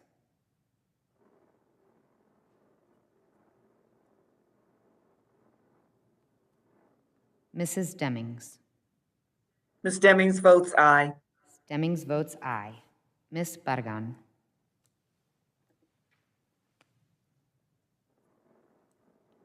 Mr. Gottheimer. Votes aye. Mr. Gottheimer votes aye. Mrs. Luria. Lori votes aye. Mrs. Luria votes aye. Mr. Malinowski.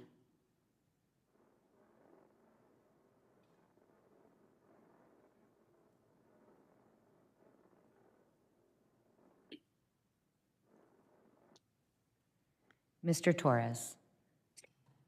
Torres votes aye. Mr. Torres votes aye. Mr. Katko. No. Mr. Katko votes no. Mr. McCall. McCall votes no. Mr. McCall votes no. Mr. Higgins.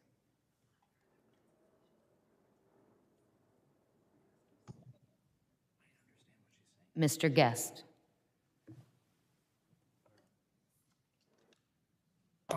Yes votes no. Mr. Guest votes no. Mr. Bishop. Mr. Bishop votes no. Mr. Van Drew. Mr. Van Drew votes no. Mr. Van Drew votes no. Mr. Norman.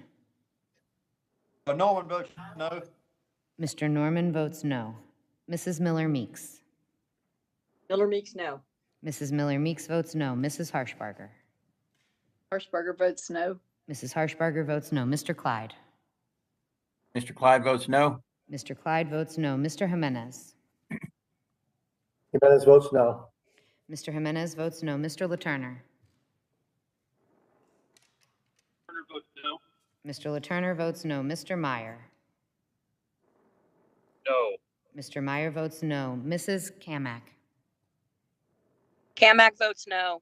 Mrs. Kamak votes no. Mr. Pfluger. Pfluger votes no. Mr. Pfluger votes no. Mr. Garbarino. No. Mr. Garbarino votes no. Mr. Payne. Mr. Correa.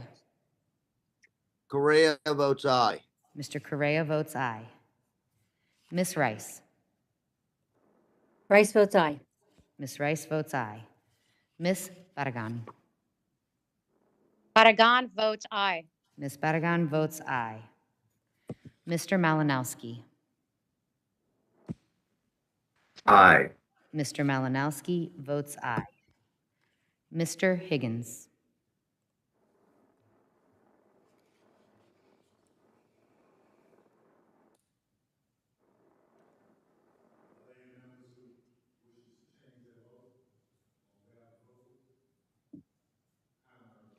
How am I recorded? Oh,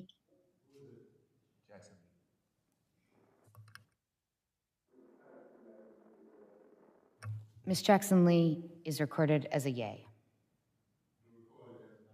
thank you. Oh, Mr. Payne is not recorded.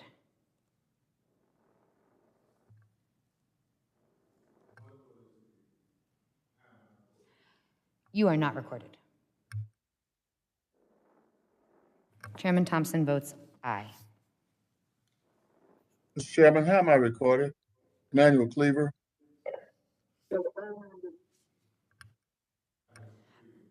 Mr. Cleaver is recorded as a yay. Yes.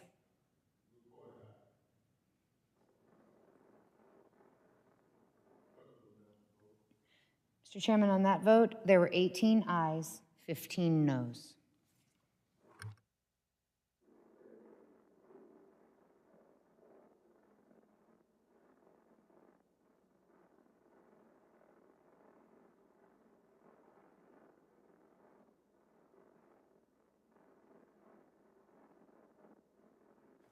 Young lady from Nevada seeks recognition. Thank you, Mr. Chairman. I move to strike the last word. Young lady is recognized. Thank you very much.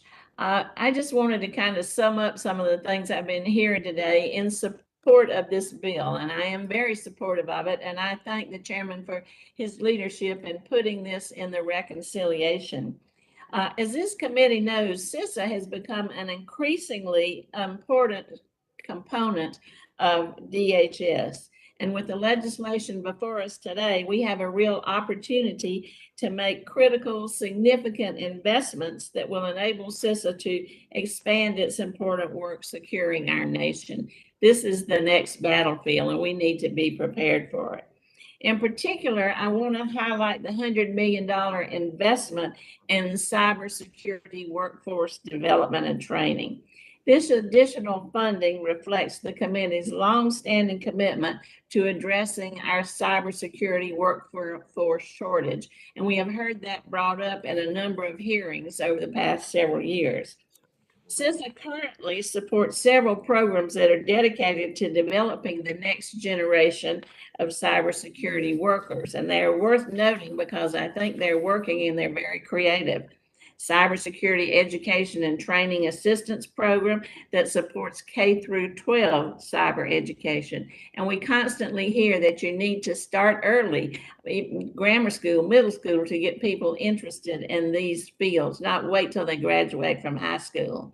There's also the Scholarship for Service program that provides scholarships and stipends to students who want to pursue cybersecurity related degrees. And this is in exchange for 2 years of federal service.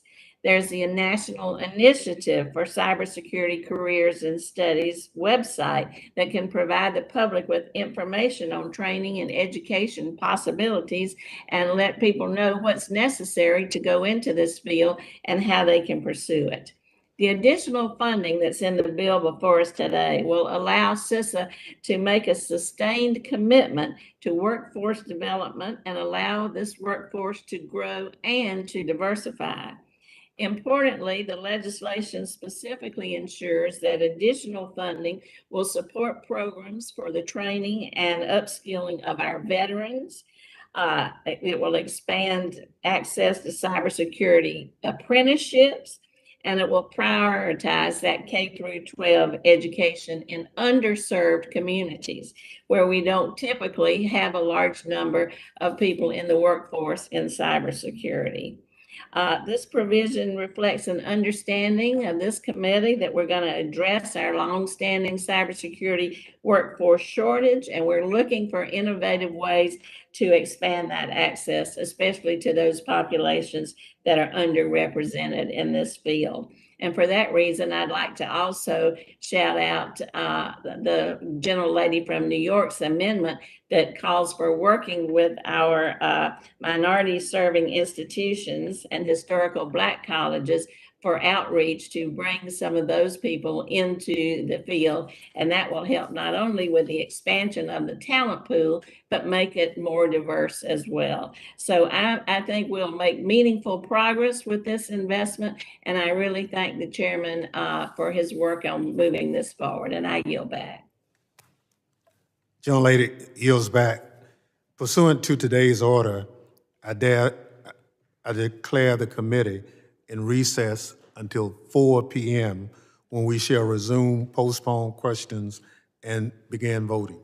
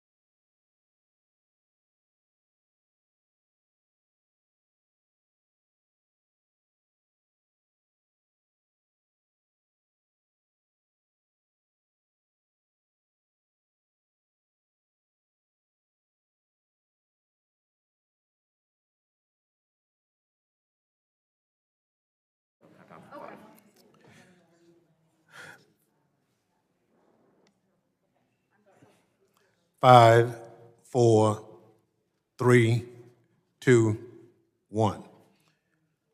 Pursuant to Committee Rule 7C, proceedings will now resume on questions previously postponed in the following order.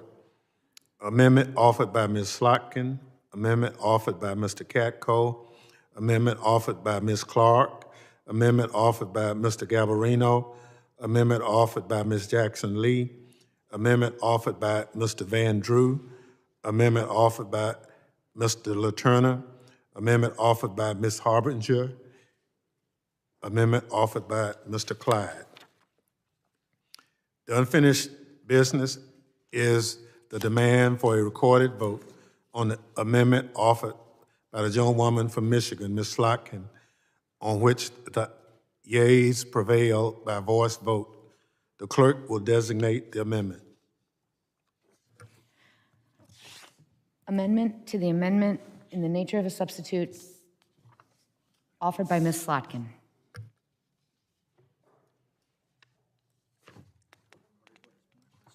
A recorded vote has been demanded. The clerk will call the roll. Ms. Jackson Lee. Hold on. Whose amendment is this? Ms. Slotkin's. Aye. Ms. Jackson Lee votes aye. Mr. Langevin. Mr. Langevin votes aye. Mr. Langevin votes aye. Mr. Payne. Mr. Payne votes aye. Mr. Payne votes aye. Mr. Correa. Correa votes aye. Mr. Correa votes aye. Ms. Slotkin. Aye. Ms. Slotkin votes aye. Mr. Cleaver. Aye. Mr. Cleaver votes aye. Mr. Green. Green votes yay. Mr. Green votes yay. Ms. Clark.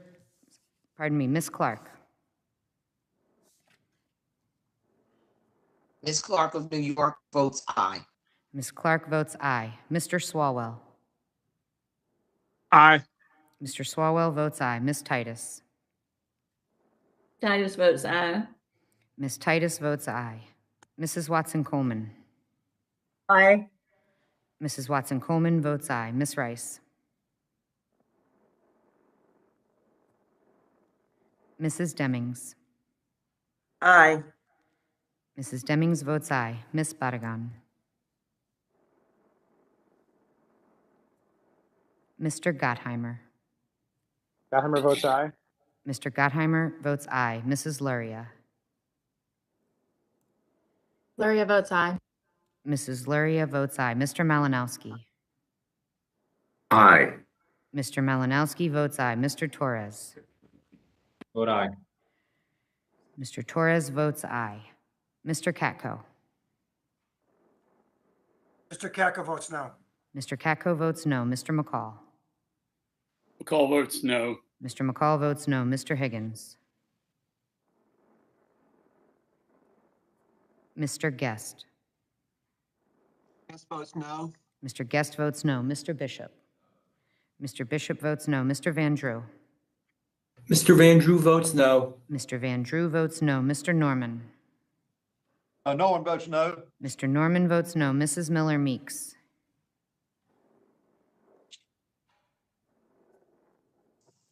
Mrs. Harshbarger. Harshbarger votes no. Mrs. Harshbarger votes no. Mr. Clyde. Clyde votes no. Mr. Clyde votes no. Mr. Jimenez. Jimenez votes no. Mr. Jimenez votes no. Mr. Laturner.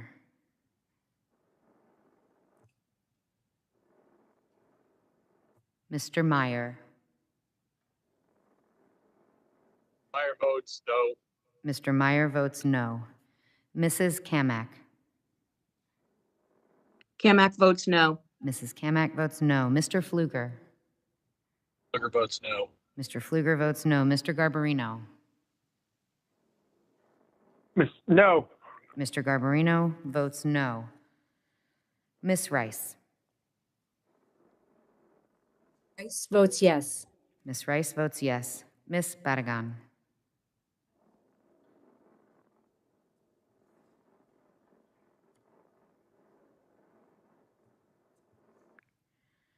Ms. Barragan votes yes. Ms. Barragan votes yes. Mr. Higgins.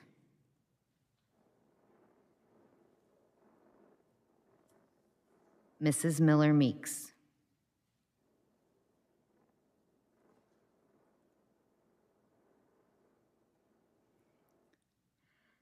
Mr. LaTurner.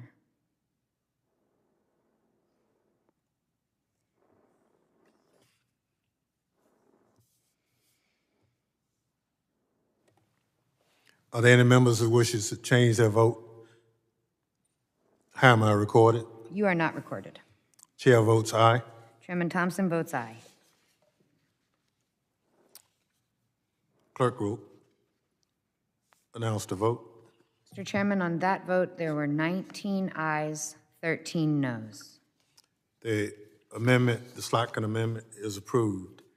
The unfinished business is the demand for a recorded vote on the amendment offered by the gentleman from New York, Mr. Katko, on which the noes prevail by voice vote.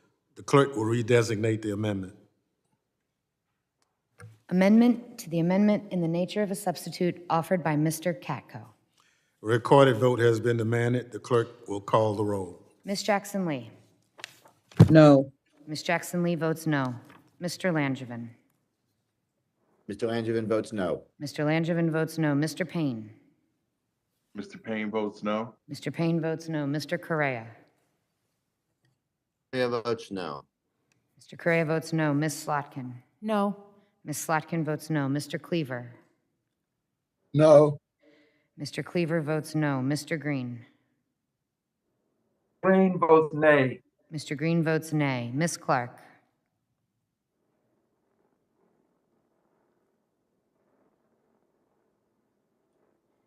Mr. Swalwell. No. Mr. Swalwell votes no. Ms. Titus. No. Titus votes no. Ms. Titus votes no. Mrs. Watson Coleman. No. Mrs. Watson Coleman votes no. Ms. Rice. Rice votes no. Ms. Rice votes no. Mrs. Demings. No. Mrs. Demings votes no. Ms. Barragan.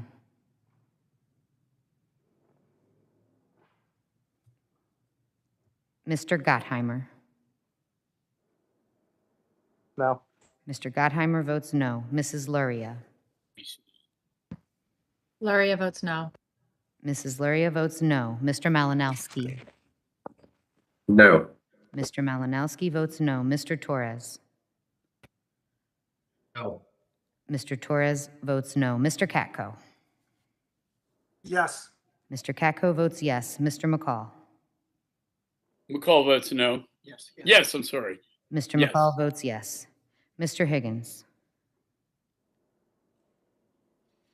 Mr. Guest. Guest votes yes. Mr. Guest votes yes. Mr. Bishop. Mr. Bishop votes no. Mr. Van Drew. Yes. Mr. Van Drew votes yes. Mr. Van Drew votes yes. Mr. Norman. Norman votes yes. Mr. Norman votes yes. Mrs. Miller Meeks. Miller Meeks, yes. Mrs. Miller Meeks votes yes. Mrs. Harshbarger. Harshbarger votes yes. Mrs. Harshbarger votes yes. Mr. Clyde. Votes yes. Mr. Clyde votes yes. Mr. Jimenez. Jimenez votes yes. Mr. Jimenez votes yes. Mr. LaTurner. LaTurner votes yes. Mr. LaTurner votes yes. Mr. Meyer.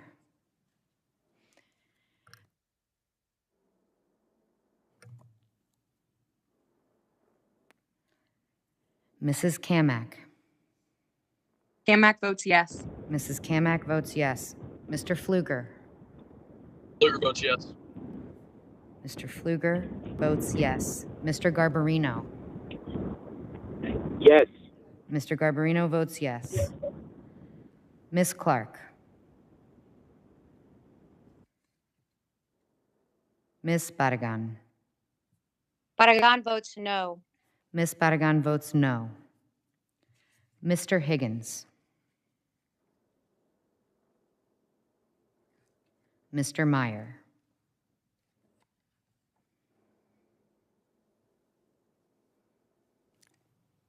Is there any member wishes to change His or her vote? How's the chair recorded? You are not recorded, sir. Chair votes no.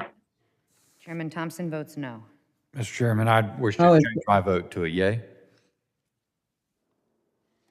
Gentleman wishes to change his vote from nay to yay. Mr. Bishop votes yay. How's Jackson Lee recorded? Ms. Jackson Lee's voted as a nay. You voted as a nay. Thank you. Mr. Chairman, this is Congressman Meyer. How am I recorded? How's the gentleman from Michigan recorded? Mr. Meyer is not recorded. Gentleman is not recorded.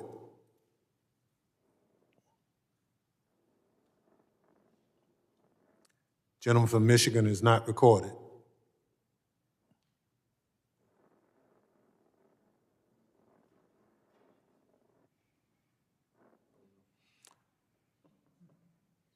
Clerk will announce the vote. Mr. Chairman, on that vote, there were 14 yeas and 18 noes.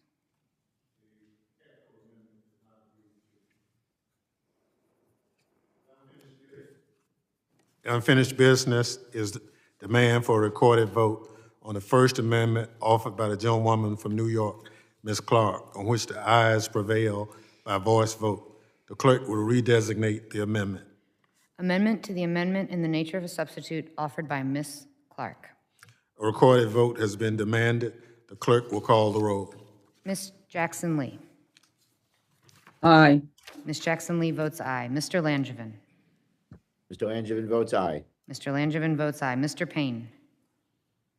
Mr. Payne votes aye. Mr. Payne votes aye. Mr. Correa. Correa votes aye. Mr. Correa votes aye. Ms. Slotkin. Aye. Ms. Slotkin votes aye. Mr. Cleaver. Aye. Mr. Cleaver votes aye. Mr. Green. Green votes yay. Mr. Green votes yea. Ms. Clark.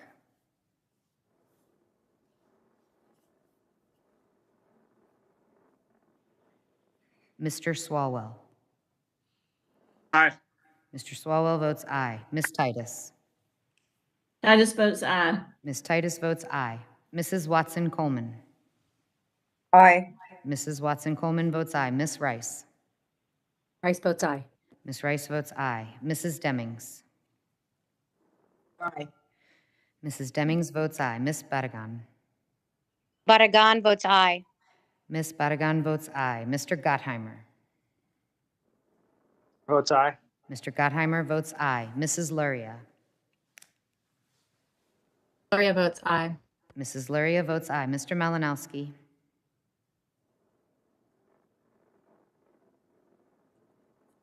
Mr. Torres. Vote aye. Mr. Torres votes aye. Mr. Katko. Mr. Katko votes no. Mr. Katko votes no. Mr. McCall. McCall votes no. Mr. McCall votes no. Mr. Higgins. Mr. Guest. Guest votes no. Mr. Guest votes no. Mr. Bishop. Mr. Bishop votes no. Mr. Van Drew. Mr. Van Drew votes no. Mr. Van Drew votes no. Mr. Norman. Norman votes no. Mrs. Miller Meeks.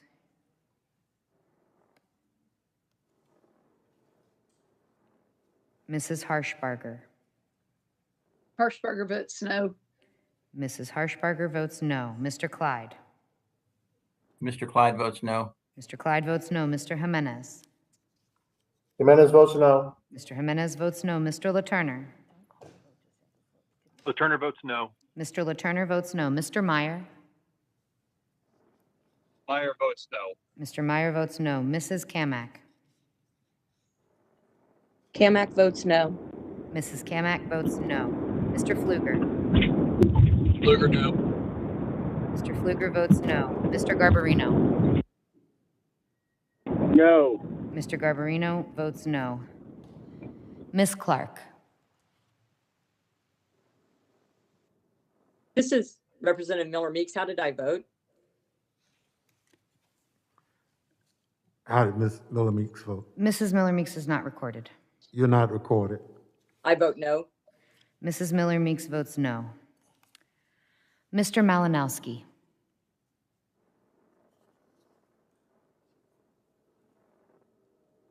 Aye.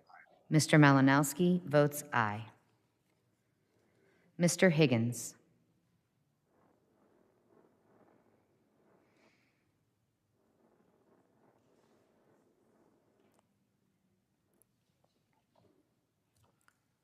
Are there any other members who wishes to change their vote? Yeah. Mr. Chairman, it's Ralph Norman. How am I recorded? Who is that? Norman. It's Ralph Norman. Yes. How is Mr. Norman recorded? Mr. Norman is recorded as a nay. You're recorded as a nay. Okay. Thank you. How's the chair recorded? The chairman is not recorded. Chair record votes aye. Chairman Thompson votes aye.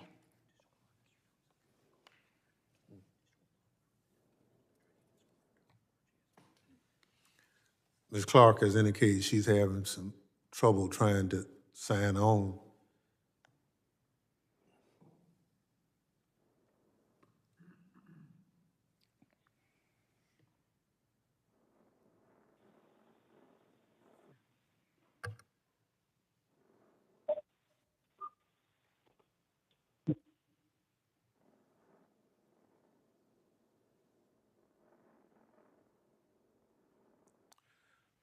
Clerk will announce the vote. Mr. Chairman, on that vote, there were 18 yeas, 15 noes. The amendment is agreed to. The unfinished business is demand for a recorded vote on the amendment offered by the gentleman from New York, Mr. Gabarino, on which the noes prevail by voice vote. The clerk will designate the amendment. Amendment to the amendment in the nature of a substitute offered by Mr. Garbarino. A recorded vote has been demanded. The clerk will call the roll. Ms. Jackson-Lee. Let me pass. Mr. Langevin. Mr. Langevin votes no. Mr. Langevin votes no. Mr. Payne. Mr. Payne votes no. Mr. Payne votes no. Mr. Correa. Correa votes no. Mr. Correa votes no. Ms. Slotkin. No. Ms. Slotkin votes no. Mr. Cleaver. No. Mr. Cleaver votes no. Mr. Green. Green votes nay. Mr. Green votes nay. Ms. Clark. Mr. Swalwell. No. Mr. Swalwell votes no. Ms. Titus. Titus votes no. Ms. Titus votes no. Mrs. Watson-Coleman. No. Mrs. Watson-Coleman votes no. Ms. Rice. Rice votes no. Ms. Rice votes no. Mrs. Demings. No. Mrs. Demings votes no. Ms. Barragan.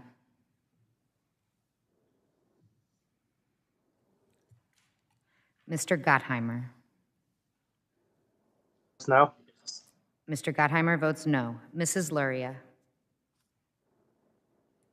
Luria votes no. Mrs. Luria votes no. Mr. Malinowski. No. Mr. Malinowski votes no. Mr. Torres. No. Mr. Torres votes no. Mr. Katko. Yes. Mr. Katko votes yes. Mr. McCall. Yes. Yes. Mr. McCall votes yes. Mr. Higgins.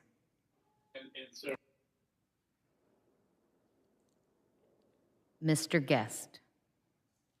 Yes votes yes. Mr. Guest votes yes. Mr. Bishop. Mr. Bishop votes yes. Mr. Van Drew. Mr. Van Drew votes yes. Mr. Van Drew votes yes. Mr. Norman. Norman votes yes. Mr. Norman votes yes. Mrs. Miller Meeks. Miller Meeks, yes. Mrs. Miller Meeks votes yes. Mrs. Harshbarger. Harshbarger votes yes. Mrs. Harshbarger votes yes. Mr. Clyde. Clyde votes yes. Mr. Clyde votes yes. Mr. Jimenez. Jimenez votes yes. Mr. Jimenez votes yes. Mr. LaTurner.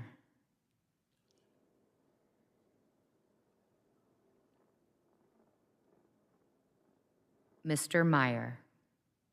LaTurner votes yes. Mr. Letourneau votes yes. Mr. Meyer.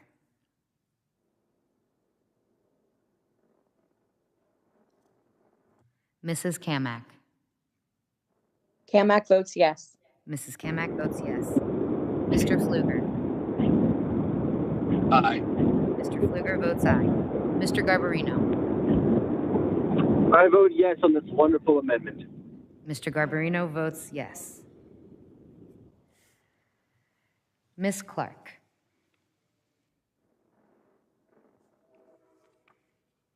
Ms. Barragan. Barragan votes no. Ms. Barragan votes no. Mr. Higgins.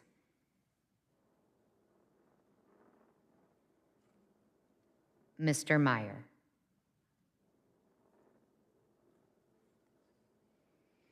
Meyer vote yes. Mr. Meyer votes yes.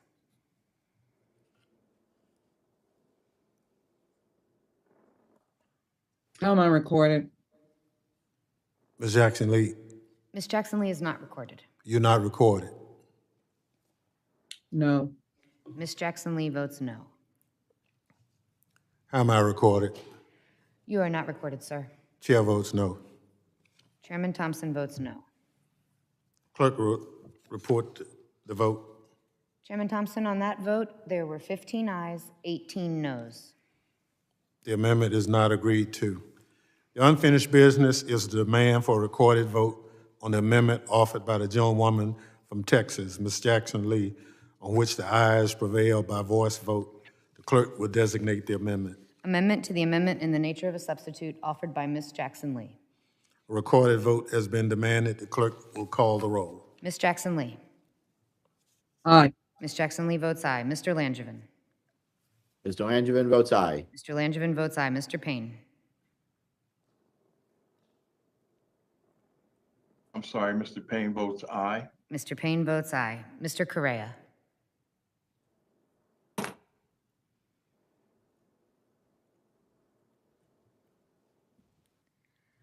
Ms. Slotkin. Aye. Ms. Slotkin votes aye. Mr. Cleaver. Aye. Mr. Cleaver. Correa, aye. Mr. Cleaver votes aye. Cooper votes aye. Mr. Correa votes aye. Mr. Green. Green votes yay. Mr. Green votes yay. Ms. Clark.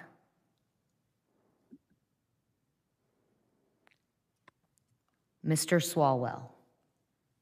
Aye. Mr. Swalwell votes aye. Ms. Titus. Titus votes aye. Ms. Titus votes aye. Mrs. Watson Coleman. Aye. Mrs. Watson Coleman votes aye. Ms. Rice. Rice votes aye. Ms. Rice votes aye. Mrs. Demings. Aye. Mrs. Demings votes aye. Ms. Barragan. Barragan votes aye. Ms. Barragan votes aye. Mr. Gottheimer. Gottheimer votes aye. Mr. Gottheimer votes aye. Mrs. Luria. Luria votes aye. Mrs. Luria votes aye. Mr. Malinowski. Aye. Mr. Malinowski votes aye. Mr. Torres. I vote aye. Mr. Torres votes aye. Mr. Katko. No. Mr. Katko votes no. Mr. McCall.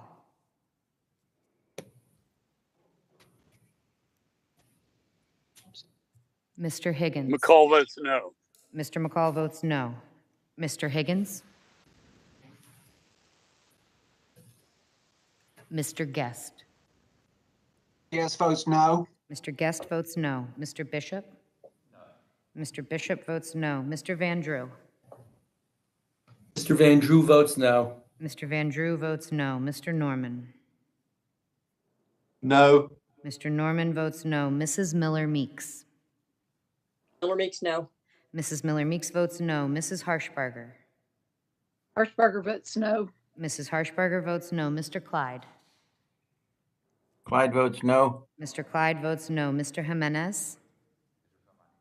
Jimenez votes no. Mr. Jimenez votes no. Mr. Letourneau.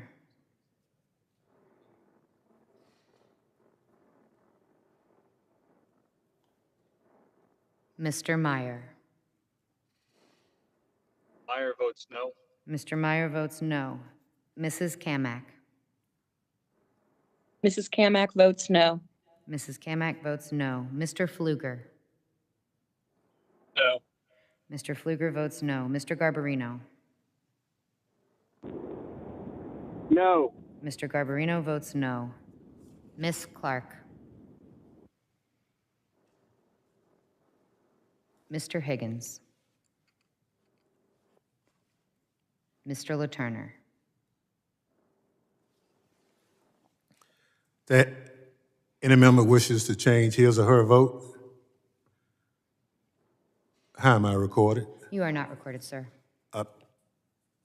Chair votes aye. Chairman Thompson votes aye.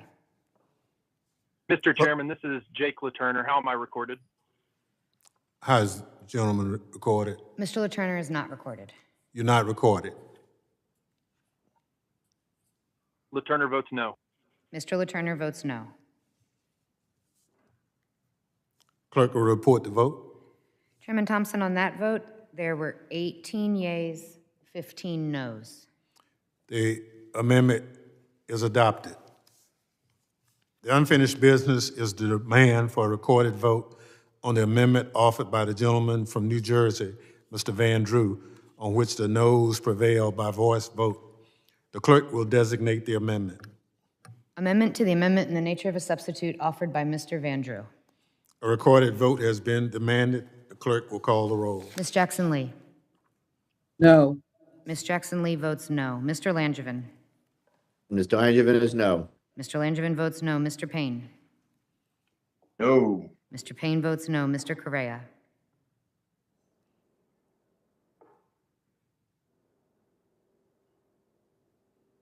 Correa, no. Mr. Correa votes no. Ms. Slotkin. Yes. Ms. Slotkin votes yes. Mr. Cleaver.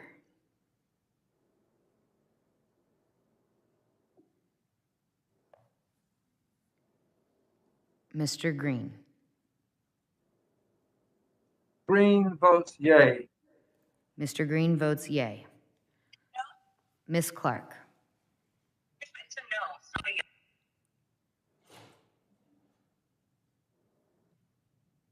Mr. Swalwell.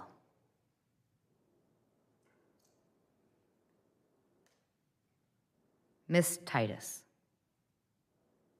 Titus Swalwell votes is no. I have Mr. Swalwell as a no. Ms. Titus? You have to do Titus votes no. Ms. Titus votes no. Mrs. Watson Coleman. No. Mrs. Watson Coleman votes no. Ms. Rice. No. Ms. Rice votes no. Mrs. Demings. Ms. Barragan. Barragan votes no. Ms. Barragan votes no. Mr. Gottheimer. No. Mr. Gottheimer votes no. Mrs. Luria. Luria votes no. Mrs. Luria votes no. Mr. Malinowski. No. Mr. Malinowski votes no. Mr. Torres. No. Mr. Torres votes no. Mr. Katko. Yes. Mr. Katko votes yes. Mr. McCall. McCall votes yes. Mr. McCall votes yes. Mr. Higgins. Mr. Guest. Yes, vote yes. Mr. Guest votes yes. Mr. Bishop. Yes. Mr. Bishop votes yes. Mr. Van Drew. Mr. Van Drew votes yes. Mr. Van Drew votes yes. Mr. Norman. Yes. Mr. Norman votes yes. Mrs. Miller Meeks. Miller Meeks, yes. Mrs. Miller Meeks votes yes. Mrs. Harshbarger. Harshbarger votes yes. Mrs. Harshbarger votes yes. Mr. Clyde. Yes. Mr. Clyde. Clyde votes yes. Mr. Jimenez. Jimenez votes yes. Mr. Jimenez votes yes. Mr. LaTurner. LaTurner votes yes. Mr. LaTurner votes yes. Mr. Meyer. Meyer votes yes. Mr. Meyer votes yes. Mrs. Kamiak. Mrs. Kamiak votes yes. Mrs. Kamiak votes yes. Mr. Fluger. Luger, aye.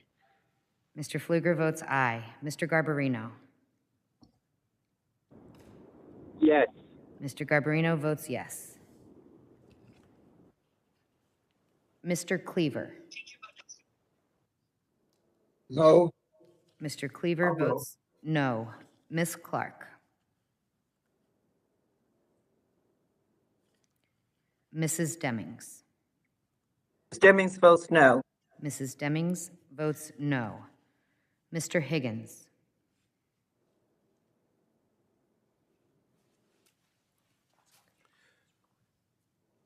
How is Mr. Green recorded? Mr. Green is recorded as a yay. Gentlemen, Mr. Chairman, I'd like to change that to a nay. Mr. Green votes nay. how is the chair recorded? Chairman is not recorded. Chair votes nay. Chairman Thompson votes nay. Clerk will report the vote. Chairman Thompson, on that vote, there were 16 yeas, 17 noes. Trying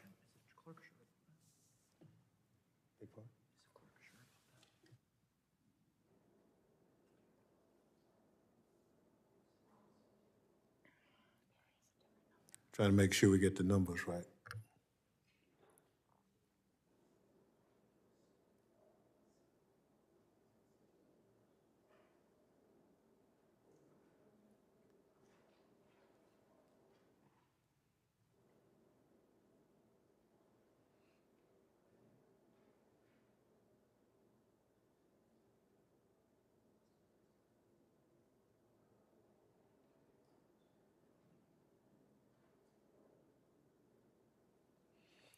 The unfinished business is the demand for a recorded vote on the amendment offered by the gentleman from Kansas, Mr. Letourneau, on which the noes prevailed by voice vote.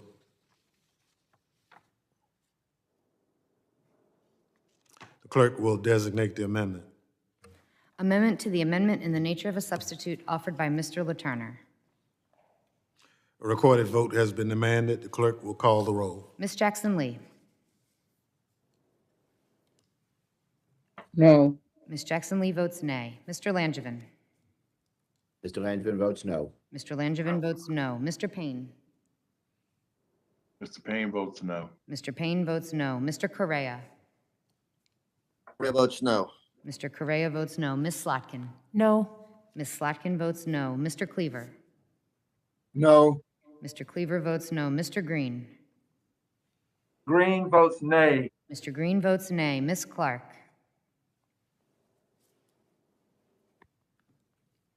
Mr. Swalwell. No. Mr. Swalwell votes no. Ms. Titus. Titus votes no. Ms. Titus votes no. Mrs. Watson-Coleman. No. Mrs. Watson-Coleman votes no. Ms. Rice. No. Ms. Rice votes no. Mrs. Demings. No. Mrs. Demings votes no. Ms. Barragan. No. Ms. Barragan votes no. Mr. Gottheimer. Heimer votes no. Mr. Gottheimer votes no. Mrs. Luria. Luria votes no. Mrs. Luria votes no. Mr. Malinowski. No. Mr. Malinowski votes no. Mr. Torres. No. Mr. Torres votes no. Mr. Katko. Yes. Mr. Katko votes yes. Mr. McCall. McCall votes yes. Mr. McCall votes yes. Mr. Higgins. Mr. Guest. Could happen in a minute. Yes, votes yes. Mr. Guest votes yes. Mr. Bishop. Yes. Mr. Bishop votes yes. Mr. Van Drew. Mr. Van Drew votes yes. Mr. Van Drew votes yes. Mr. Norman. Yes. Mr. Norman votes yes. Mrs. Miller Meeks. Miller Meeks, yes. Mrs. Miller Meeks votes yes. Mrs. Harshbarger. Harshbarger votes yes. Mrs. Harshbarger votes yes. Mr. Clyde. Yes. Mr. Clyde votes yes. Mr. Jimenez. Jimenez votes yes. Mr. Jimenez votes yes. Mr. Letourneau. Letourneau votes yes. Mr. Letourneau votes yes. Mr. Meyer. Meyer votes yes. Mr. Meyer votes yes. Mrs. Kamiak?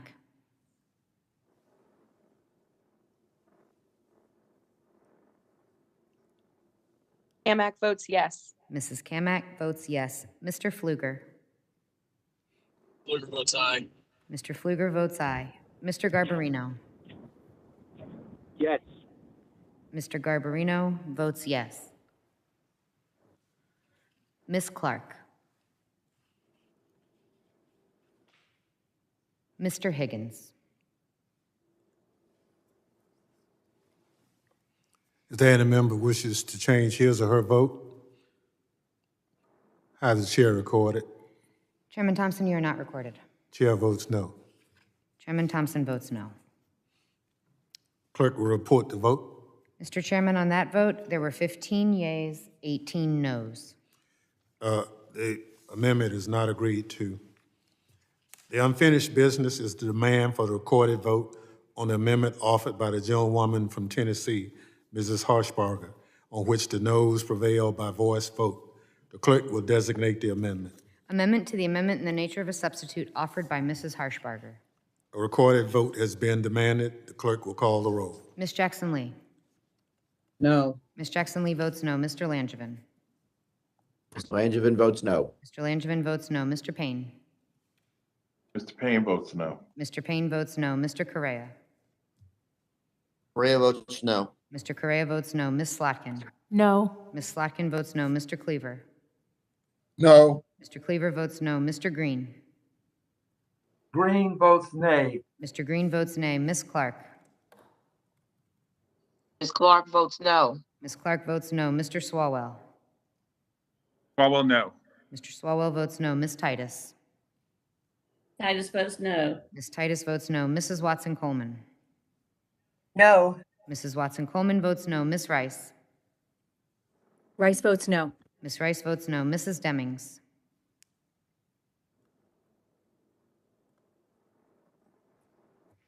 Ms. Badagan? Badagan votes no. Ms. Badagan votes no. Mr. Gottheimer? Gottheimer votes no. Mr. Gottheimer votes no. Mrs. Luria? Luria votes no. Mrs. Luria votes no. Mr. Malinowski? No. Mr. Malinowski votes no. Mr. Torres? No. Mr. Torres votes no. Mr. Katko? Yes. Mr. Katko votes yes. Mr. McCall? McCall votes yes. Mr. McCall votes yes. Mr. Higgins? Mr. Guest? Yes votes yes. Mr. Guest votes yes. Mr. Bishop? Yes. Mr. Bishop votes yes. Mr. Van Drew? Mr. Van Drew votes yes. Mr. Van Drew votes yes. Mr. Norman? Yes. Mr. Norman votes yes. Mrs. Miller Meeks? Yes. Mrs. Miller Meeks votes yes. Mrs. Harshbarger? Harshbarger votes yes. Mrs. Harshbarger votes yes. Mr. Clyde? Clyde votes yes. Mr. Clyde votes yes. Mr. Jimenez? Jimenez votes yes. Mr. Jimenez votes yes. Mr. LaTurner?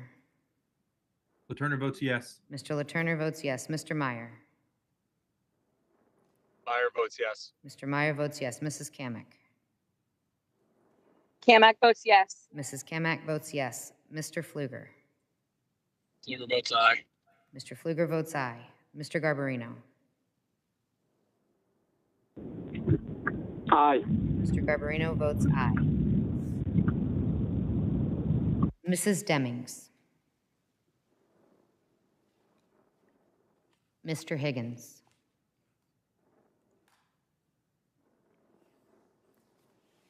Is there any member wishes to change his or her vote? How does the chair record it? Chairman Thompson, you are not recorded. Chair votes no.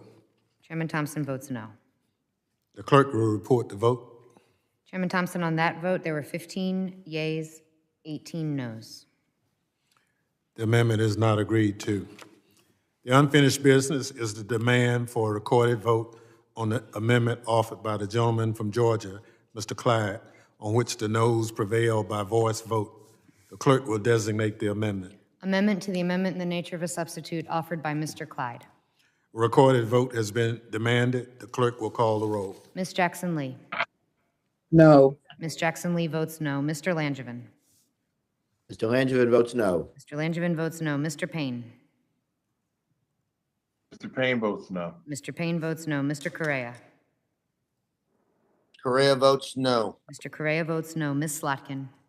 No. Ms. Slotkin votes no. Mr. Cleaver. No. Mr. Cleaver votes no. Mr. Green. Green votes nay. Mr. Green votes nay. Ms. Clark.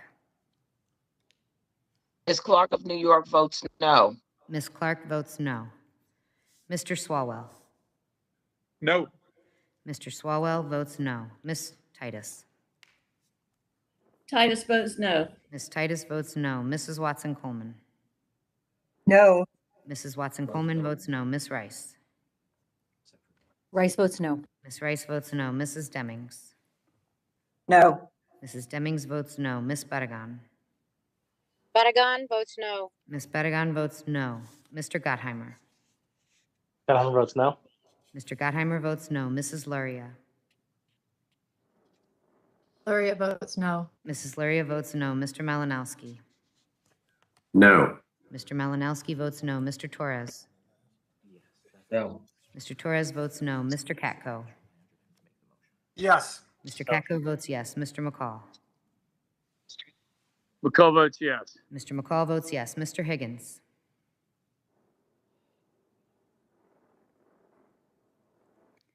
Mr. Guest. Guest votes yes. Mr. Guest votes yes. Mr. Bishop. Yes. Mr. Bishop votes yes. Mr. Van Drew. Mr. Van Drew votes yes. Mr. Van Drew votes yes. Mr. Norman. Yes. Mr. Norman votes yes. Mrs. Miller Meeks. Miller Meeks, yes. Mrs. Miller Meeks votes yes. Mrs. Harshbarger. Harshbarger votes yes. Mrs. Harshbarger votes yes. Mr. Clyde. Yes. Mr. Clyde votes yes. Mr. Jimenez. Jimenez votes yes. Mr. Jimenez votes yes. Mr. LaTurner. LaTurner votes yes. Mr. LaTurner votes yes. Mr. Meyer. Meyer votes yes. Mr. Meyer votes yes. Mrs. Kamak. Kamak votes yes. Mrs. Kamak votes yes. Mr. Fluger. Votes aye. Mr. Fluger votes aye. Mr. Garbarino. Yes. Mr. Garbarino votes yes. Mr. Higgins.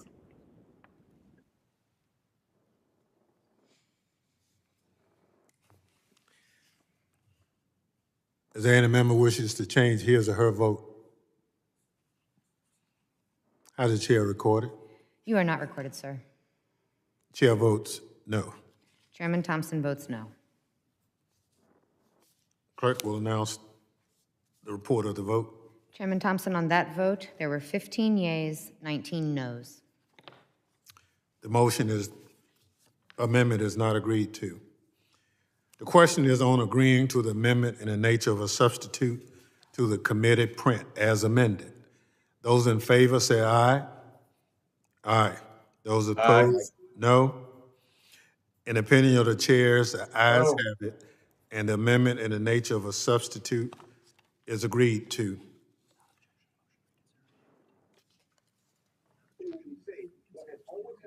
Without objection, the motion to reconsider is laid on the table. The question is,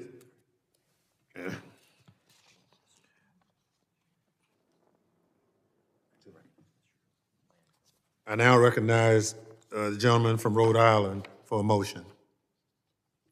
Mr. Chairman, I move the committee do now transmit the recommendations of this committee and all appropriate accompanying material, including additional supplemental, minority, or dissenting views to the Committee on the Budget in order to comply with the reconciliation directive included in Section 2002 of the concurrent resolution on the budget for fiscal year 2022, SCON Resolution 14, and consistent with Section 310 of the Congressional Budget and Impoundment Control Act of 1974. The question is on the motion to transmit the recommendations of this committee to the Committee on the Budget. Those in favor say aye. Aye. Those opposed say no. No. In the opinion No. of the chairs, the ayes have it. Mr. Chairman, can we have a recorded vote on that, please? A recorded vote is requested. The clerk will call the roll. Ms. Jackson Lee. Aye. Ms. Jackson Lee votes aye. Mr. Langevin. Mr. Langevin votes aye. Mr. Langevin votes aye. Mr. Payne. Mr. Payne votes aye. Mr. Payne votes aye. Mr. Correa. Correa, aye. Mr. Correa votes aye. Ms. Slotkin. Aye. Ms. Slotkin votes aye. Mr. Cleaver. Aye. Mr. Cleaver votes aye. Mr. Green. Green votes yay. Mr. Green votes yea. Ms. Clark. Clark of New York votes aye. Ms. Clark votes aye. Mr. Swalwell. Aye. Mr. Swalwell votes aye. Ms. Titus. Titus votes aye. Ms. Titus votes aye. Mrs. Watson Coleman. Aye. Mrs. Watson Coleman votes aye. Ms. Rice. Aye. Ms. Rice votes aye. Mrs. Demings. Aye. Mrs. Demings votes aye. Ms. Barragan. Aye. Ms. Barragan votes aye. Mr. Gottheimer. Gottheimer votes aye. Mr. Gottheimer votes aye. Mrs. Luria. Luria votes aye. Mrs. Luria votes aye. Mr. Malinowski. Aye. Mr. Malinowski votes aye. Mr. Torres. Vote aye. Mr. Torres votes aye. Mr. Katko. No. Mr. Katko votes no. Mr. McCall.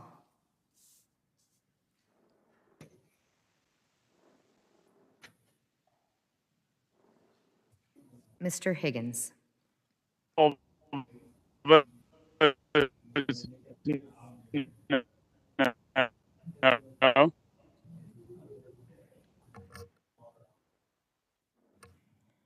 Mr. Guest. Guest votes no. Mr. Guest votes no. Mr. Bishop. No. Mr. Bishop votes no. Mr. Van Drew.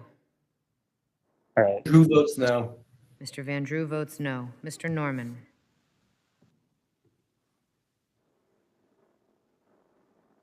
No. Mr. Norman votes no. Mrs. Miller Meeks. Miller Meeks, no. Mrs. Miller Meeks votes no. Mrs. Harshbarger. Harshbarger votes no. Mrs. Harshbarger votes no. Mr. Clyde. Clyde votes no. Mr. Clyde votes no. Mr. Jimenez. Mr. Jimenez votes no. Mr. Jimenez votes no. Mr. Laturner. Laturner votes no. Mr. Laturner votes no. Mr. Meyer.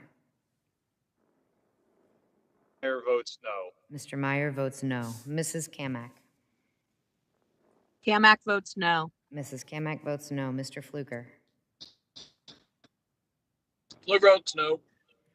Mr. Fluger votes no. Mr. Garbarino.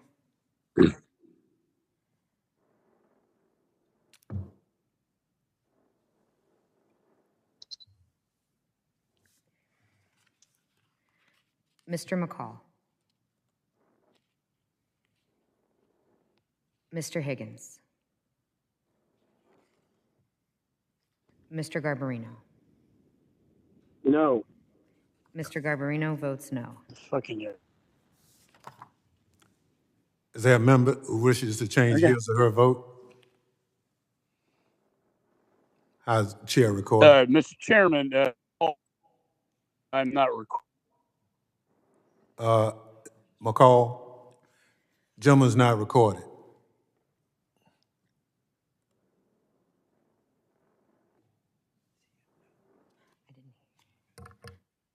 Gentleman is not recorded.